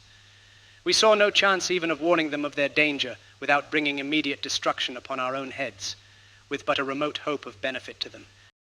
A pistol fired might suffice to apprise them that something wrong had occurred, but the report could not possibly inform them that their only prospect of safety lay in getting out of the harbor forthwith. It could not tell them that no principles of honor now bound them to remain, that their companions were no longer among the living. Upon hearing the discharge, they could not be more thoroughly prepared to meet the foe, who were now getting ready to attack, than they already were, and always had been. No good, therefore, and infinite harm would result from our firing, and after mature deliberation, we forbore. Our next thought was to attempt to rush toward the vessel, to seize one of the 4 canoes which lay at the head of the bay, and endeavor to force a passage on board. But the utter impossibility of succeeding in this desperate task soon became evident. The country, as I said before, was literally swarming with the natives, skulking among the bushes and recesses of the hills, so as not to be observed from the schooner. In our immediate vicinity especially, and blockading the sole path by which we could hope to attain the shore at the proper point, was stationed the whole party of the black-skin warriors, with Too-Wit at their head, and apparently only waiting for some reinforcement to commence his onset upon the Jane. The canoes, too, which lay at the head of the bay, were manned with savages, unarmed, it is true, but who undoubtedly had arms within reach. We were forced, therefore, however unwillingly, to remain in our place of concealment, mere spectators of the conflict which presently ensued. In about half an hour we saw some 60 or 70 rafts, or flatboats, without riggers, filled with savages, and coming round the southern bight of the harbor. They appeared to have no arms except short clubs and stones which lay in the bottom of the rafts. Immediately afterward, another detachment, still larger, appeared in an opposite direction and with similar weapons. The 4 canoes, too, were now quickly filled with natives, starting up from the bushes at the head of the bay and put off swiftly to join the other parties. Thus, in less time than I have taken to tell it, and as if by magic, the Jane saw herself surrounded by an immense multitude of desperadoes, evidently bent upon capturing her at all hazards. That they would succeed in so doing could not be doubted for an instant. The 6 men left in the vessel, however resolutely they might engage in her defense, were altogether unequal to the proper management of the guns, or in any manner to sustain a contest at such odds. I could hardly imagine that they would make resistance at all, but in this was deceived, for presently I saw them get springs upon the cable and bring the vessel's starboard broadside to bear upon the canoes, which by this time were within pistol range, the rafts being nearly a quarter of a mile to windward. Owing to some cause unknown, but most probably to the agitation of our poor friends at seeing themselves in so hopeless a situation, the discharge was an entire failure. Not a canoe was hit, or a single savage injured, the shot striking short and ricocheting over their heads. The only effect produced upon them was astonishment at the unexpected report and smoke, which was so excessive that for some moments I almost thought they would abandon their design entirely and return to the shore. And this they would most likely have done had our men followed up their broadside by a discharge of small arms, in which, as the canoes were now so near at hand, they could not have failed in doing some execution, sufficient at least to deter this party from a farther advance until they could have given the rafts also a broadside. But, in place of this, they left the canoe party to recover from their panic, and by looking about them, to see that no injury had been sustained, while they flew to the larboard to get ready for the rafts. The discharge to larboard produced the most terrible effect. The star and double-headed shot of the large guns cut 7 or 8 of the rafts completely asunder, and killed perhaps 30 or 40 of the savages outright, while 100 of them, at least, were thrown into the water, the most of them dreadfully wounded. The remainder, frightened out of their senses, commenced at once a precipitate retreat, not even waiting to pick up their maimed companions, who were swimming about in every direction, screaming and yelling for aid. This great success, however, came too late for the salvation of our devoted people. The canoe party were already on board the schooner to the number of more than 150, the most of them having succeeded in scrambling up the chains and over the boarding netting even before the matches had been applied to the larboard guns. Nothing now could withstand their brute rage. Our men were borne down at once, overwhelmed, trodden underfoot, and absolutely torn to pieces in an instant. Seeing this, the savages on the rafts got the better of their fears and came up in shoals to the plunder. In 5 minutes, the Jane was a pitiable scene indeed of havoc and tumultuous outrage.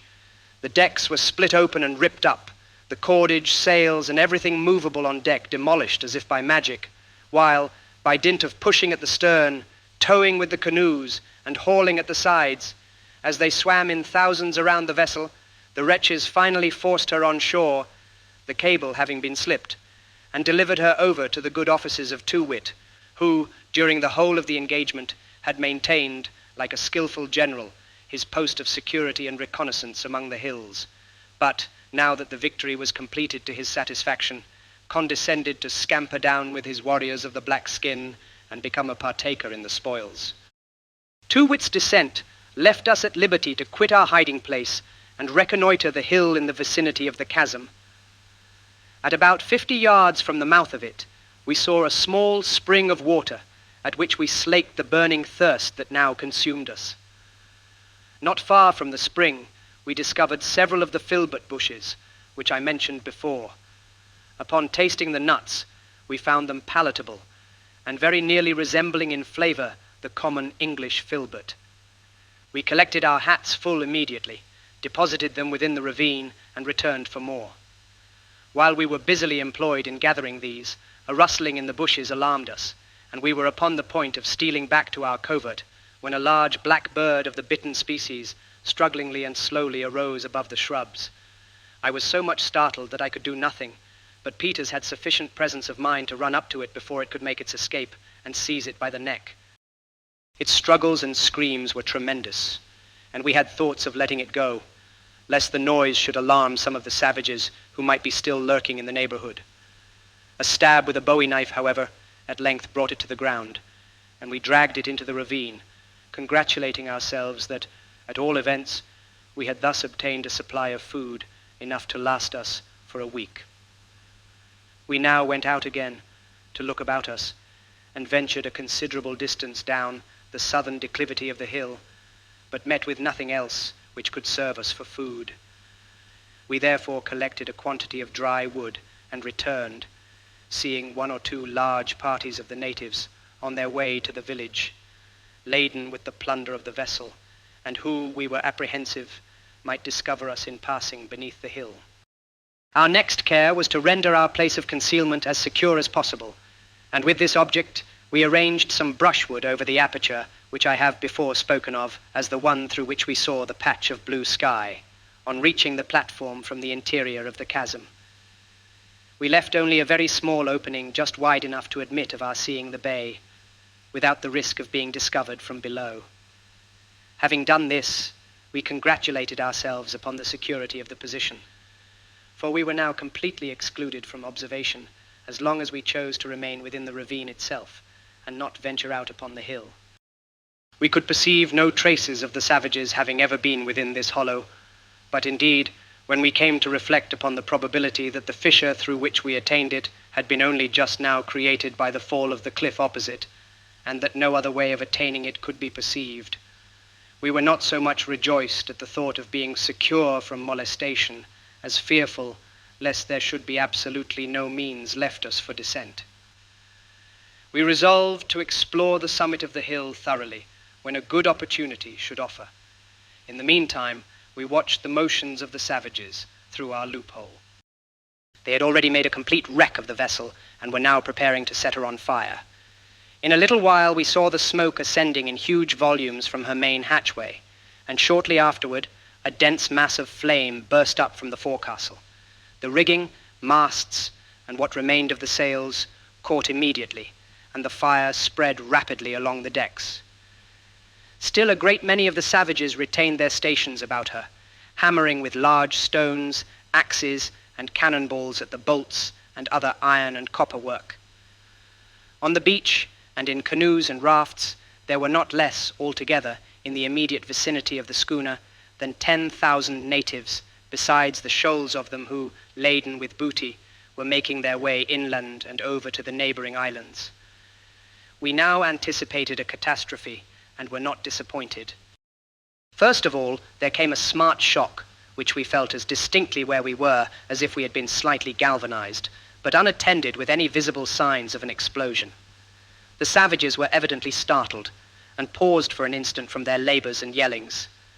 They were upon the point of recommencing, when suddenly a mass of smoke puffed up from the decks, resembling a black and heavy thundercloud. Then, as if from its bowels, arose a tall stream of vivid fire to the height, apparently, of a quarter of a mile. Then there came a sudden circular expansion of the flame. Then the whole atmosphere was magically crowded, in a single instant, with a wild chaos of wood and metal and human limbs.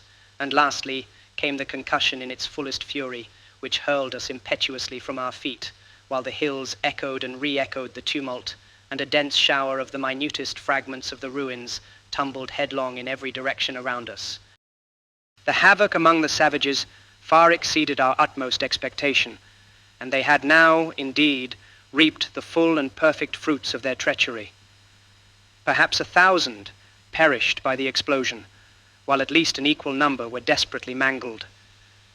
The whole surface of the bay was literally strewn with the struggling and drowning wretches, and on shore matters were even worse. They seemed utterly appalled by the suddenness and completeness of their discomfiture, and made no efforts at assisting one another. At length we observed a total change in their demeanor. From absolute stupor, they appeared to be, all at once, aroused to the highest pitch of excitement, and rushed wildly about, going to and from a certain point on the beach, with the strangest expressions of mingled horror, rage, and intense curiosity depicted on their countenances, and shouting at the top of their voices, "Tekelili!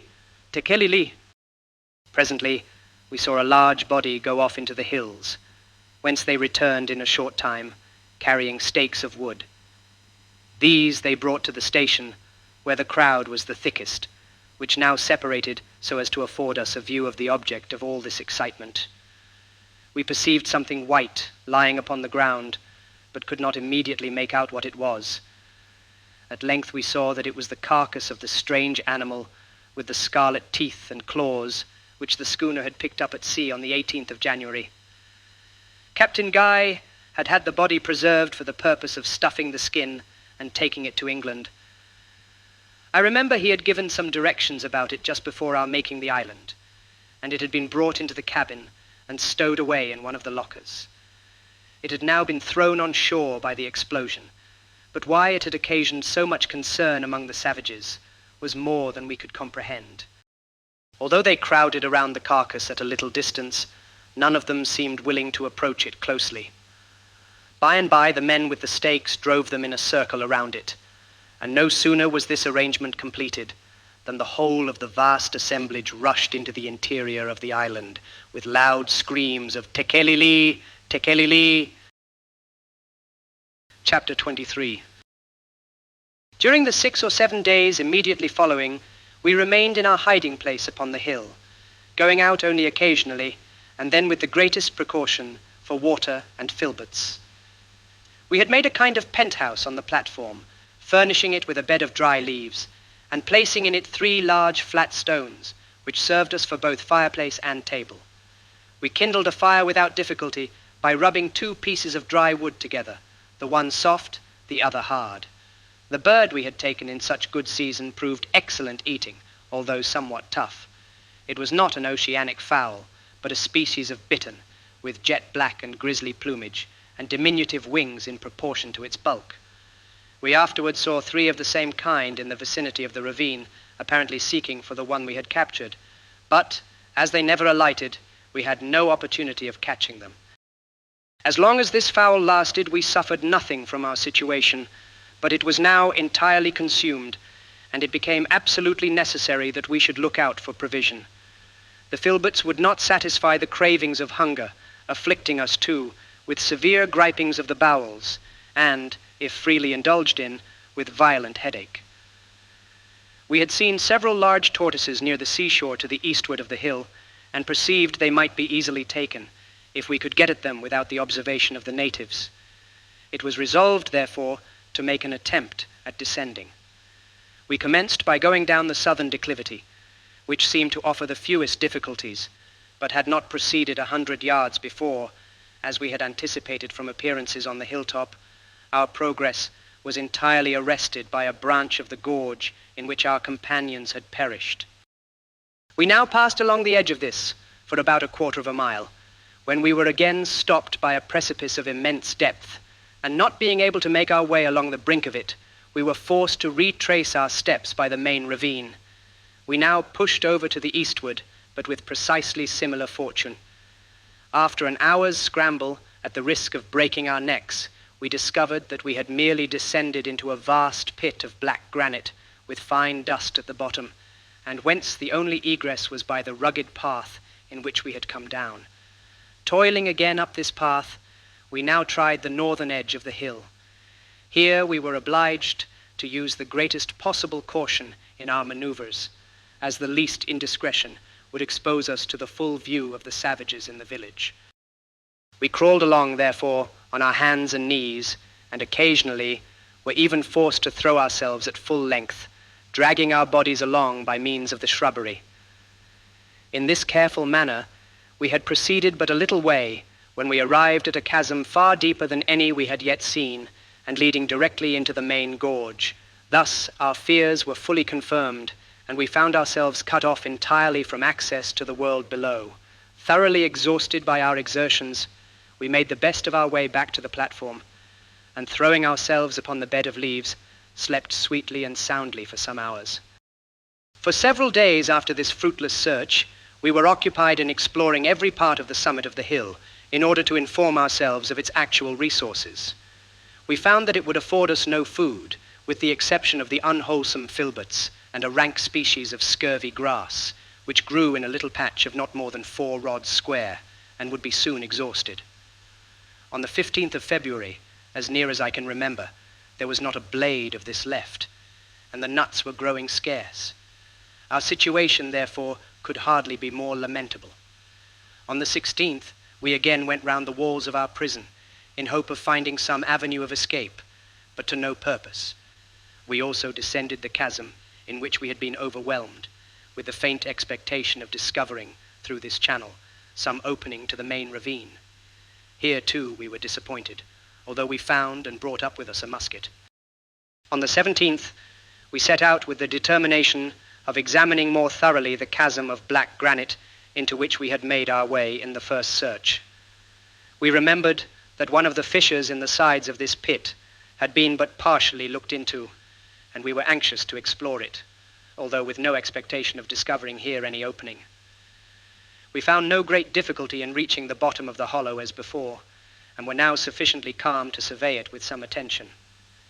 It was, indeed, one of the most singular-looking places imaginable, and we could scarcely bring ourselves to believe it altogether the work of nature.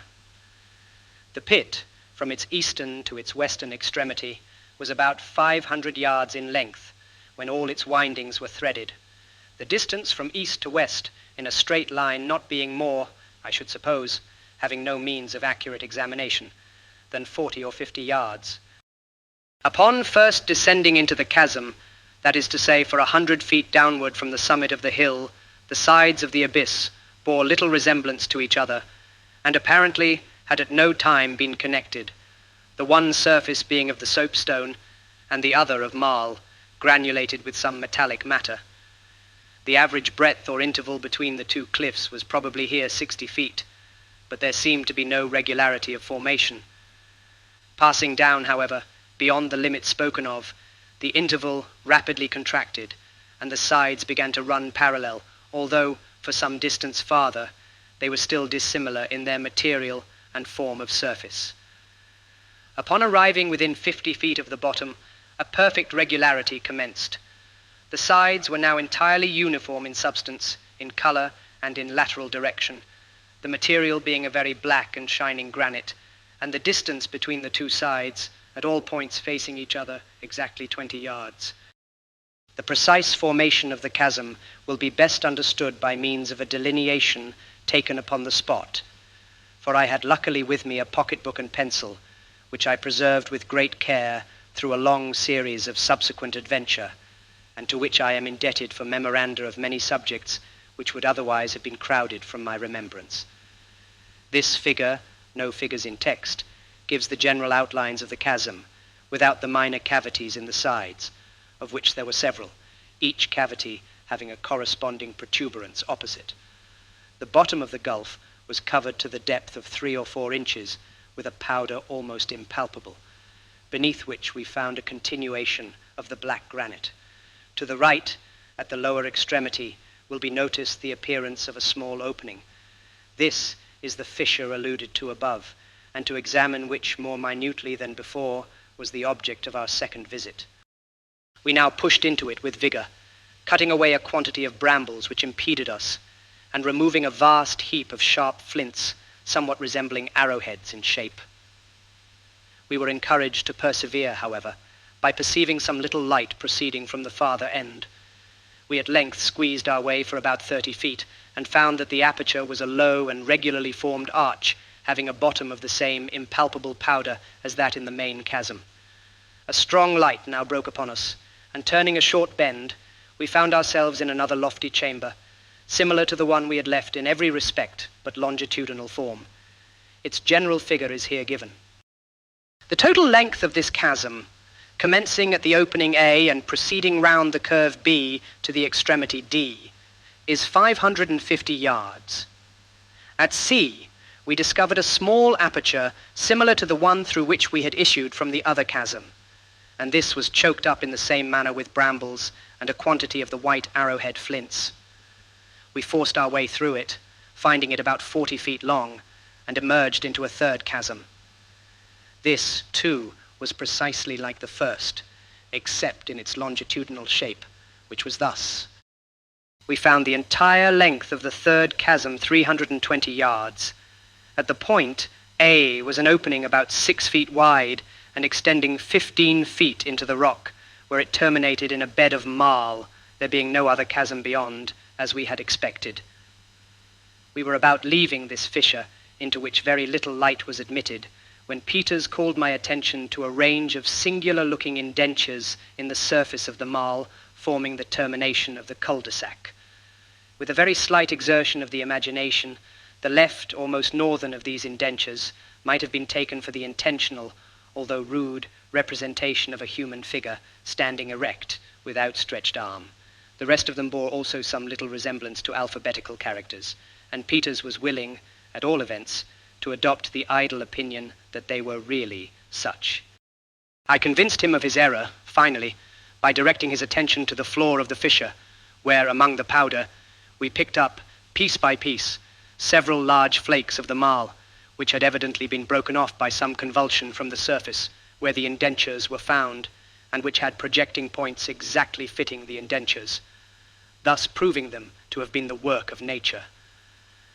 After satisfying ourselves that these singular caverns afforded us no means of escape from our prison, we made our way back, dejected and dispirited, to the summit of the hill. Nothing worth mentioning occurred during the next 24 hours, except that, in examining the ground to the eastward of the third chasm, we found 2 triangular holes of great depth, and also with black granite sides. Into these holes we did not think it worthwhile to attempt descending, as they had the appearance of mere natural wells without outlet. They were each about 20 yards in circumference, and their shape, as well as relative position in regard to the third chasm, is shown in Figure 5. Chapter 24. On the 20th of the month, finding it altogether impossible to subsist any longer upon the filberts, the use of which occasioned us the most excruciating torment, we resolved to make a desperate attempt at descending the southern declivity of the hill. The face of the precipice was here of the softest species of soapstone, although nearly perpendicular throughout its whole extent, a depth of 150 feet at the least, and in many places even overarching. After a long search, we discovered a narrow ledge about 20 feet below the brink of the gulf. Upon this, Peters contrived to leap, with what assistance I could render him by means of our pocket handkerchiefs tied together. With somewhat more difficulty, I also got down, and we then saw the possibility of descending the whole way by the process in which we had clambered up from the chasm when we had been buried by the fall of the hill, that is, by cutting steps in the face of the soapstone with our knives. The extreme hazard of the attempt can scarcely be conceived, but as there was no other resource, we determined to undertake it. Upon the ledge where we stood, there grew some filbert bushes, and to one of these we made fast an end of our rope of handkerchiefs. The other end being tied round Peter's waist, I lowered him down over the edge of the precipice until the handkerchiefs were stretched tight. He now proceeded to dig a deep hole in the soapstone, as far in as 8 or 10 inches, sloping away the rock above to the height of a foot, or thereabout, so as to allow of his driving, with the butt of a pistol, a tolerably strong peg into the levelled surface. I then drew him up for about 4 feet, when he made a hole similar to the one below, driving in a peg as before, and having thus a resting place for both feet and hands. I now unfastened the handkerchiefs from the bush, throwing him the end, which he tied to the peg in the uppermost hole, letting himself down gently to a station about 3 feet lower than he had yet been, that is, to the full extent of the handkerchiefs. Here he dug another hole and drove another peg. He then drew himself up so as to rest his feet in the hole just cut, taking hold with his hands upon the peg in the one above. It was now necessary to untie the handkerchiefs from the topmost peg, with the view of fastening them to the second. And here he found that an error had been committed in cutting the holes at so great a distance apart.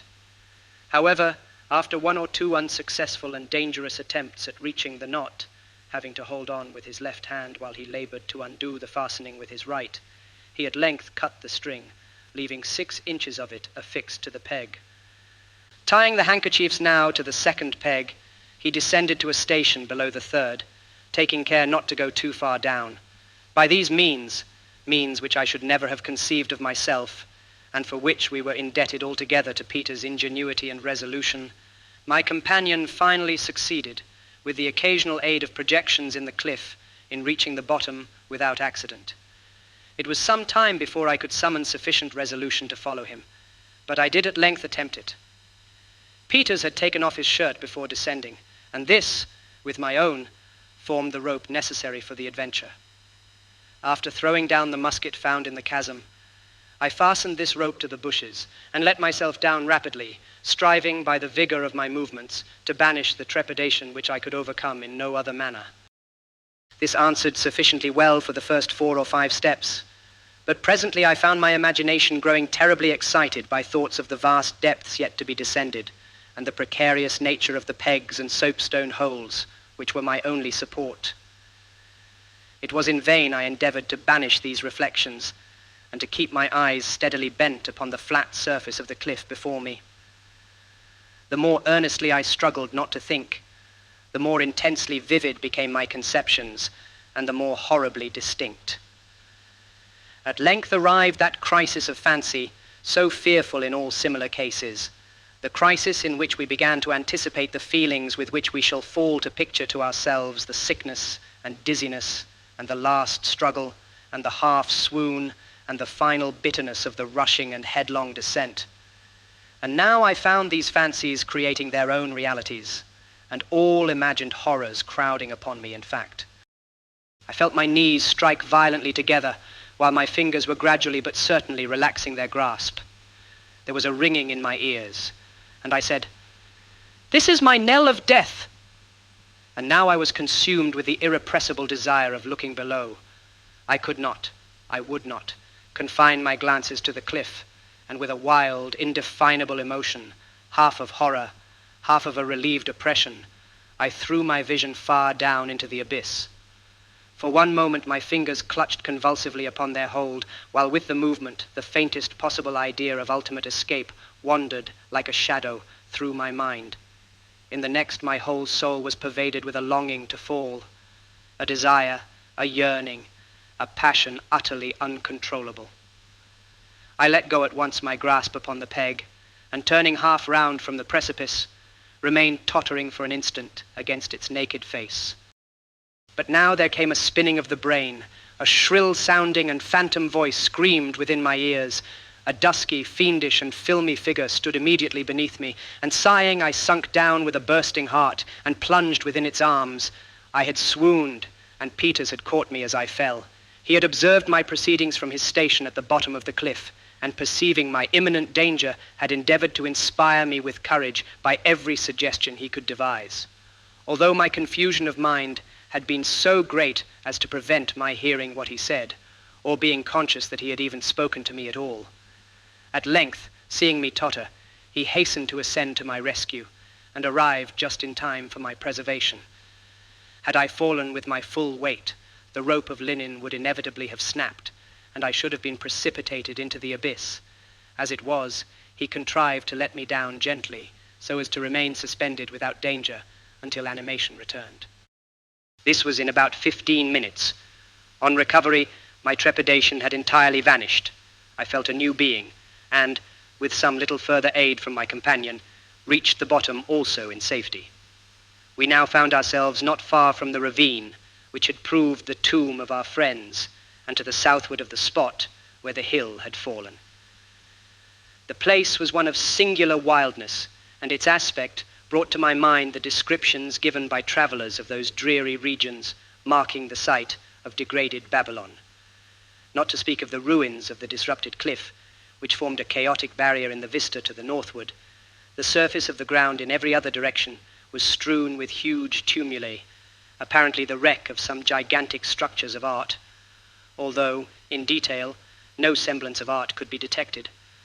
Scoria were abundant, and large, shapeless blocks of the black granite, intermingled with others of marl, and both granulated with metal.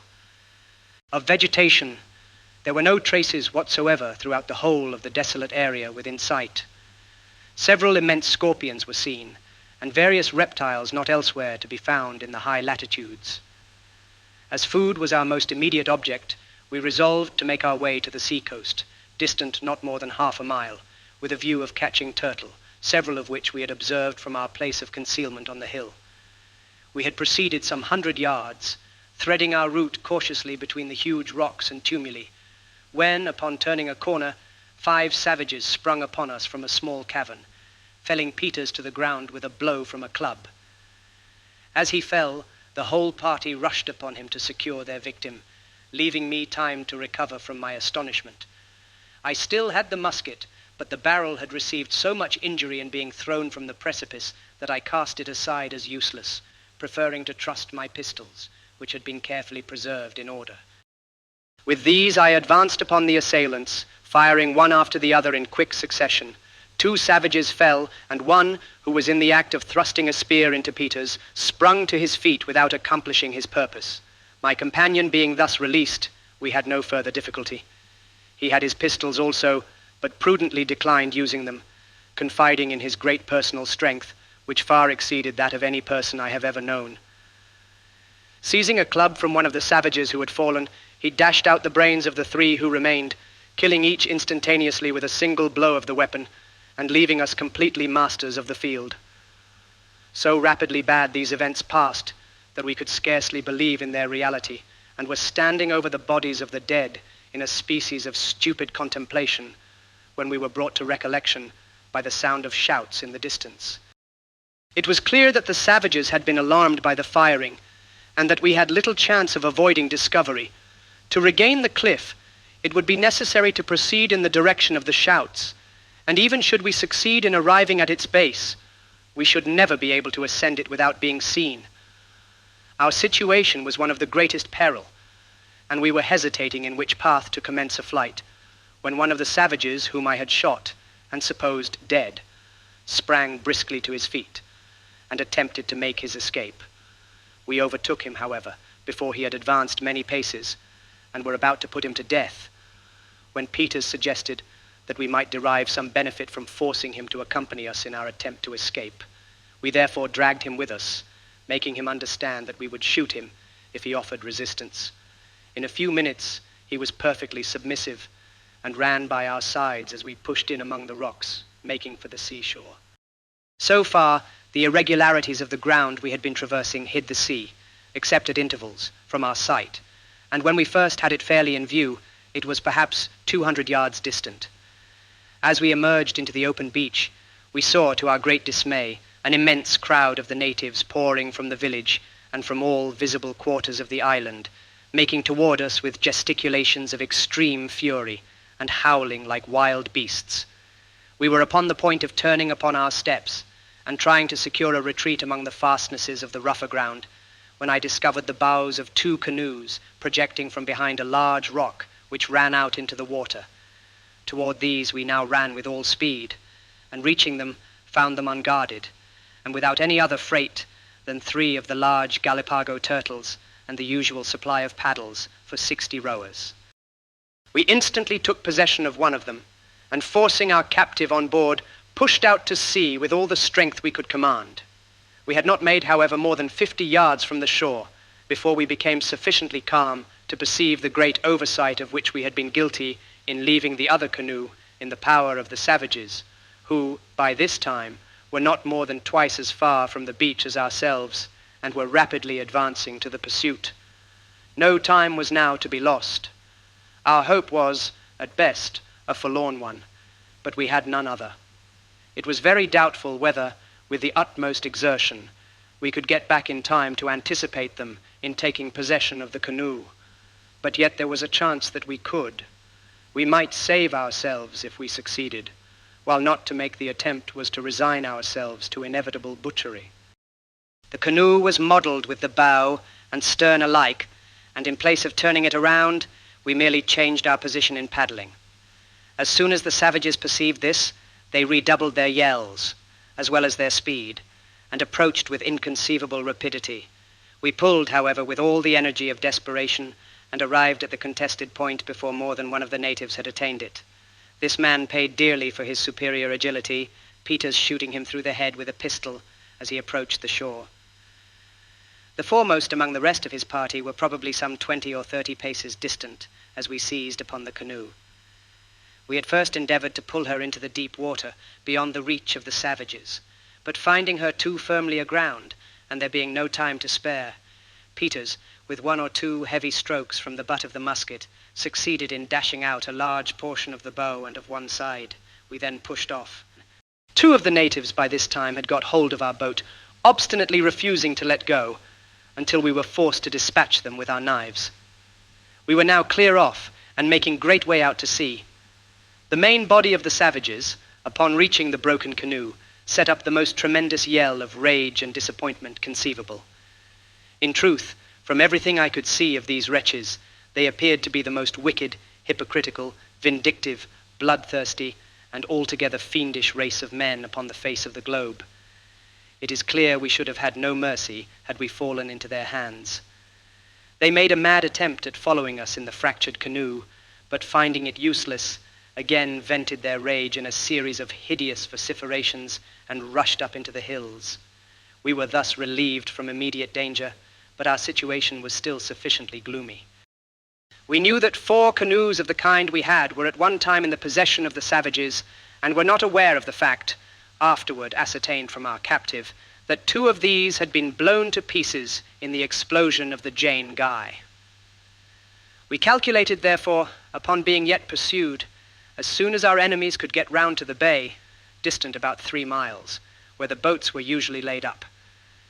Fearing this, we made every exertion to leave the island behind us, and went rapidly through the water, forcing the prisoner to take a paddle. In about half an hour, when we had gained probably 5 or 6 miles to the southward, a large fleet of the flat-bottomed canoes or rafts was seen to emerge from the bay, evidently with the design of pursuit. Presently they put back, despairing to overtake us. Chapter 25. We now found ourselves in the wide and desolate Antarctic Ocean, in a latitude exceeding 84 degrees, in a frail canoe, and with no provision but the 3 turtles. The long polar winter, too, could not be considered as far distant, and it became necessary that we should deliberate well upon the course to be pursued. There were 6 or 7 islands in sight belonging to the same group, and distant from each other about 5 or 6 leagues, but upon neither of these had we any intention to venture. In coming from the northward in the Jane Guy, we had been gradually leaving behind us the severest regions of ice. This, however little it may be in accordance with the generally received notions respecting the Antarctic, was a fact experience would not permit us to deny. To attempt, therefore, getting back would be folly, especially at so late a period of the season. Only one course seemed to be left open for hope. We resolved to steer boldly to the southward, where there was at least a probability of discovering other lands, and more than a probability of finding a still milder climate. So far we had found the Antarctic, like the Arctic Ocean, peculiarly free from violent storms or immoderately rough water, but our canoe was, at best, of frail structure, although large, and we set busily to work with a view of rendering her as safe as the limited means in our possession would admit. The body of the boat was of no better material than bark, the bark of a tree unknown. The ribs were of a tough osier, well adapted to the purpose for which it was used. We had 50 feet room from stem to stern, from 4 to 6 in breadth, and in depth throughout 4 feet and a half, the boats thus differing vastly in shape from those of any other inhabitants of the Southern Ocean with whom civilized nations are acquainted. We never did believe them the workmanship of the ignorant islanders who owned them, and some days after this period discovered, by questioning our captive, that they were in fact made by the natives of a group to the southwest of the country where we found them, having fallen accidentally into the hands of our barbarians. What we could do for the security of our boat was very little indeed. Several wide rents were discovered near both ends, and these we contrived to patch up with pieces of woolen jacket. With the help of the superfluous paddles, of which there were a great many, we erected a kind of framework about the bow, so as to break the force of any seas which might threaten to fill us in that quarter. We also set up 2 paddle blades for masts, placing them opposite each other, one by each gunwale, thus saving the necessity of a yard. To these masts we attached a sail made of our shirts, doing this with some difficulty, as here we could get no assistance from our prisoner whatever, although he had been willing enough to labor in all the other operations. The sight of the linen seemed to affect him in a very singular manner. He could not be prevailed upon to touch it or go near it, shuddering when we attempted to force him, and shrieking out, "Tekeli li!" Having completed our arrangements in regard to the security of the canoe, we now set sail to the south-southeast for the present, with the view of weathering the most southerly of the group in sight. This being done, we turned the bow full to the southward. The weather could by no means be considered disagreeable. We had a prevailing and very gentle wind from the northward, a smooth sea, and continual daylight. No ice whatever was to be seen, nor did I ever see one particle of this after leaving the parallel of Bennett's Islet. Indeed, the temperature of the water was here far too warm for its existence in any quantity. Having killed the largest of our tortoises, and obtained from him not only food, but a copious supply of water, we continued on our course, without any incident of moment, for perhaps 7 or 8 days, during which period we must have proceeded a vast distance to the southward, as the wind blew constantly with us, and a very strong current set continually in the direction we were pursuing. March 1st. Many unusual phenomena now indicated that we were entering upon a region of novelty and wonder. A high range of light gray vapor appeared constantly in the southern horizon, flaring up occasionally in lofty streaks, now darting from east to west, now from west to east, and again presenting a level and uniform summit, in short, having all the wild variations of the aurora borealis. The average height of this vapor, as apparent from our station, was about 25 degrees.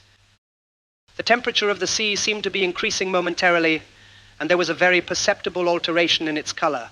March the 2nd. Today, by repeated questioning of our captive, we came to the knowledge of many particulars in regard to the island of the massacre, its inhabitants and customs. But with these, how can I now detain the reader? I may say, however, that we learned there were 8 islands in the group, that they were governed by a common king, named Tsalemon, or Salamoon, who resided in one of the smallest of the islands. That the black skins forming the dress of the warriors came from an animal of huge size, to be found only in a valley near the court of the king. That the inhabitants of the group fabricated no other boats than the flat-bottomed rafts. The 4 canoes, being all of the kind in their possession, and these having been obtained by mere accident from some large island in the southwest, that his own name was Nunu, that he had no knowledge of Bennett's Islet, and that the appellation of the island he had left was Tsalal. The commencement of the words Tsalemon and Tsalal was given with a prolonged hissing sound, which we found it impossible to imitate, even after repeated endeavors, and which was precisely the same with the note of the black bittern we had eaten up on the summit of the hill. March 3rd. The heat of the water was now truly remarkable, and in color was undergoing a rapid change, being no longer transparent, but of a milky consistency and hue. In our immediate vicinity, it was usually smooth, never so rough as to endanger the canoe, but we were frequently surprised at perceiving, to our right and left, at different distances, sudden and extensive agitations of the surface. These, we at length noticed, were always preceded by wild flickerings in the region of vapor to the southward. March 4th. Today, with the view of widening our sail, the breeze from the northward dying away perceptibly, I took from my coat pocket a white handkerchief. Nu was seated at my elbow, and the linen accidentally flaring in his face, he became violently affected with convulsions. These were succeeded by drowsiness and stupor, and low murmurings of tekelili, tekelili. March 5th. The wind had entirely ceased, but it was evident that we were still hurrying on to the southward under the influence of a powerful current. And now, indeed, it would seem reasonable that we should experience some alarm at the turn events were taking, but we felt none. The countenance of Peters indicated nothing of this nature, although it wore at times an expression I could not fathom. The polar winter appeared to be coming on, but coming without its terrors. I felt a numbness of body and mind, a dreaminess of sensation, but this was all. March 6th. The gray vapor had now arisen many more degrees above the horizon and was gradually losing its grayness of tint. The heat of the water was extreme, even unpleasant to the touch, and its milky hue was more evident than ever. Today, a violent agitation of the water occurred very close to the canoe. It was attended, as usual, with a wild flaring up of the vapor at its summit, and a momentary division at its base.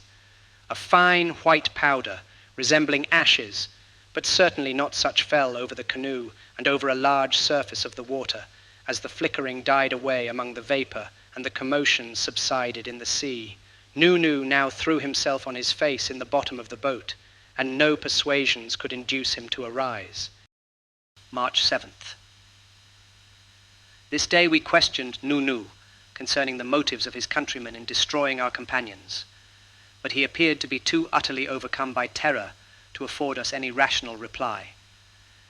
He still obstinately lay in the bottom of the boat, and upon reiterating the questions as to the motive, made use only of idiotic gesticulations, such as raising with his forefinger the upper lip and displaying the teeth which lay beneath it. These were black. We had never before seen the teeth of an inhabitant of Tsalal. March 8th. Today there floated by us one of the white animals whose appearance upon the beach at Tsalal had occasioned so wild a commotion among the savages. I would have picked it up, but there came over me a sudden listlessness, and I forbore. The heat of the water still increased, and the hand could no longer be endured within it. Peters spoke little, and I knew not what to think of his apathy. Nu breathed, and no more. March 9th. The whole ashy material fell now continually around us, and in vast quantities. The range of vapor to the southward had arisen prodigiously in the horizon, and began to assume more distinctness of form. I can liken it to nothing but a limitless cataract, rolling silently into the sea from some immense and far distant rampart in the heaven. The gigantic curtain ranged along the whole extent of the southern horizon. It emitted no sound. March 21st. A sullen darkness now hovered above us, but from out the milky depths of the ocean, a luminous glare arose and stole up along the bulwarks of the boat. We were nearly overwhelmed by the white ashy shower which settled upon us and upon the canoe, but melted into the water as it fell. The summit of the cataract was utterly lost in the dimness and the distance, yet we were evidently approaching it with a hideous velocity. At intervals there were visible in it wide, yawning but momentary rents, and from out these rents, within which was a chaos of flitting and indistinct images, there came rushing and mighty but soundless winds, tearing up the enkindled ocean in their course. March 22nd. The darkness had materially increased, relieved only by the glare of the water thrown back from the white curtain before us. Many gigantic and pallidly white birds flew continuously now from beyond the veil, and their scream was the eternal tekeli-li as they retreated from our vision. Hereupon, Nunu stirred in the bottom of the boat, but upon touching him, we found his spirit departed, and now we rushed into the embraces of the cataract, where a chasm threw itself open to receive us. But there arose in our pathway a shrouded human figure, very far larger in its proportions than any dweller among men, and the hue of the skin of the figure was of the perfect whiteness of the snow. Note: the circumstances connected with the late sudden and distressing death of Mr. Pym are already well known to the public through the medium of the daily press. It is feared that the few remaining chapters which were to have completed his narrative and which were retained by him, while the above were in type, for the purpose of revision, have been irrecoverably lost through the accident by which he perished himself. This, however, may prove not to be the case, and the papers, if ultimately found, will be given to the public. No means have been left untried to remedy the deficiency.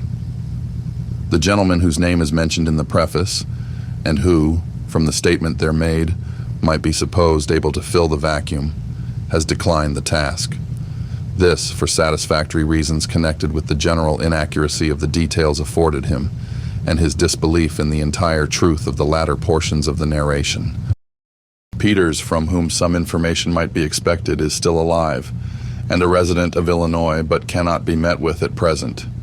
He may hereafter be found, and will no doubt afford material for a conclusion of Mr. Pym's account. The loss of 2 or 3 final chapters, for there were but 2 or 3, is the more deeply to be regretted, as it cannot be doubted they contained matter relative to the pole itself, or at least to regions in its very near proximity, and as too the statements of the author in relation to these regions may shortly be verified or contradicted by means of the governmental expedition now preparing for the Southern Ocean. On one point in the narrative, some remarks may well be offered, and it would afford the writer of this appendix much pleasure if what he may here observe should have a tendency to throw credit, in any degree, upon the very singular pages now published. We allude to the chasms found in the island of Tsalal, and to the whole of the figures upon pages 245 to 47 of the printed edition. Note: no figures were included with this text. Mr. Pym has given the figures of the chasms without comment, and speaks decidedly of the indentures found at the extremity of the most easterly of these chasms as having but a fanciful resemblance to alphabetical characters, and, in short, as being positively not such. This assertion is made in a manner so simple, and sustained by a species of demonstration so conclusive, the fitting of the projections of the fragments found among the dust into the indentures upon the wall, that we are forced to believe the writer in earnest, and no reasonable reader should suppose otherwise. But as the facts in relation to all the figures are most singular, especially when taken in connection with statements made in the body of the narrative, It may be as well to say a word or two concerning them, all this, too, the more especially as the facts in question have, beyond doubt, escaped the attention of Mr. Poe. Figure 1, then, Figure 2, Figure 3, and Figure 5, when conjoined with one another in the precise order which the chasms themselves presented, and when deprived of the small lateral branches or arches, which, it will be remembered, served only as a means of communication between the main chambers, and were of totally distinct character, constitute an Ethiopian verbal root, the root to be shady, whence all the inflections of shadow or darkness. In regard to the left or most northwardly of the indentures in Figure 4, it is more than probable that the opinion of Peters was correct, and that the hieroglyphical appearance was really the work of art, and intended as the representation of a human form. The delineation is before the reader, and he may or may not perceive the resemblance suggested, but the rest of the indentures afford strong confirmation of Peters' idea. The upper range is evidently the Arabic verbal root to be white, whence all the inflections of brilliancy and whiteness. The lower range is not so immediately perspicuous. The characters are somewhat broken and disjointed. Nevertheless, it cannot be doubted that, in their perfect state, they form the full Egyptian word, the region of the south. It should be observed that these interpretations confirm the opinion of Peters in regard to the most northwardly of the figures. The arm is outstretched toward the south. Conclusions such as these open a wide field for speculation and exciting conjecture. They should be regarded, perhaps, in connection with some of the most faintly detailed incidents of the narrative. Although in no visible manner is this chain of connection complete. Tekelili was the cry of the affrighted natives of Salal upon discovering the carcass of the white animal picked up at sea. This also was the shuddering exclamatives of Salal upon discovering the carcass of the white materials in possession of Mr. Pym. This also was the shriek of the swift-flying white and gigantic birds which issued from the vapory white curtain of the south. Nothing white was to be found at Salal, and nothing otherwise in the subsequent voyage to the region beyond. It is not impossible that Salal, the appellation of the island of the chasms, may be found, upon minute philological scrutiny, to betray either some alliance with the chasms themselves, or some reference to the Ethiopian characters so mysteriously written in their windings. I have graven it within the hills, and my vengeance upon the dust within the rock.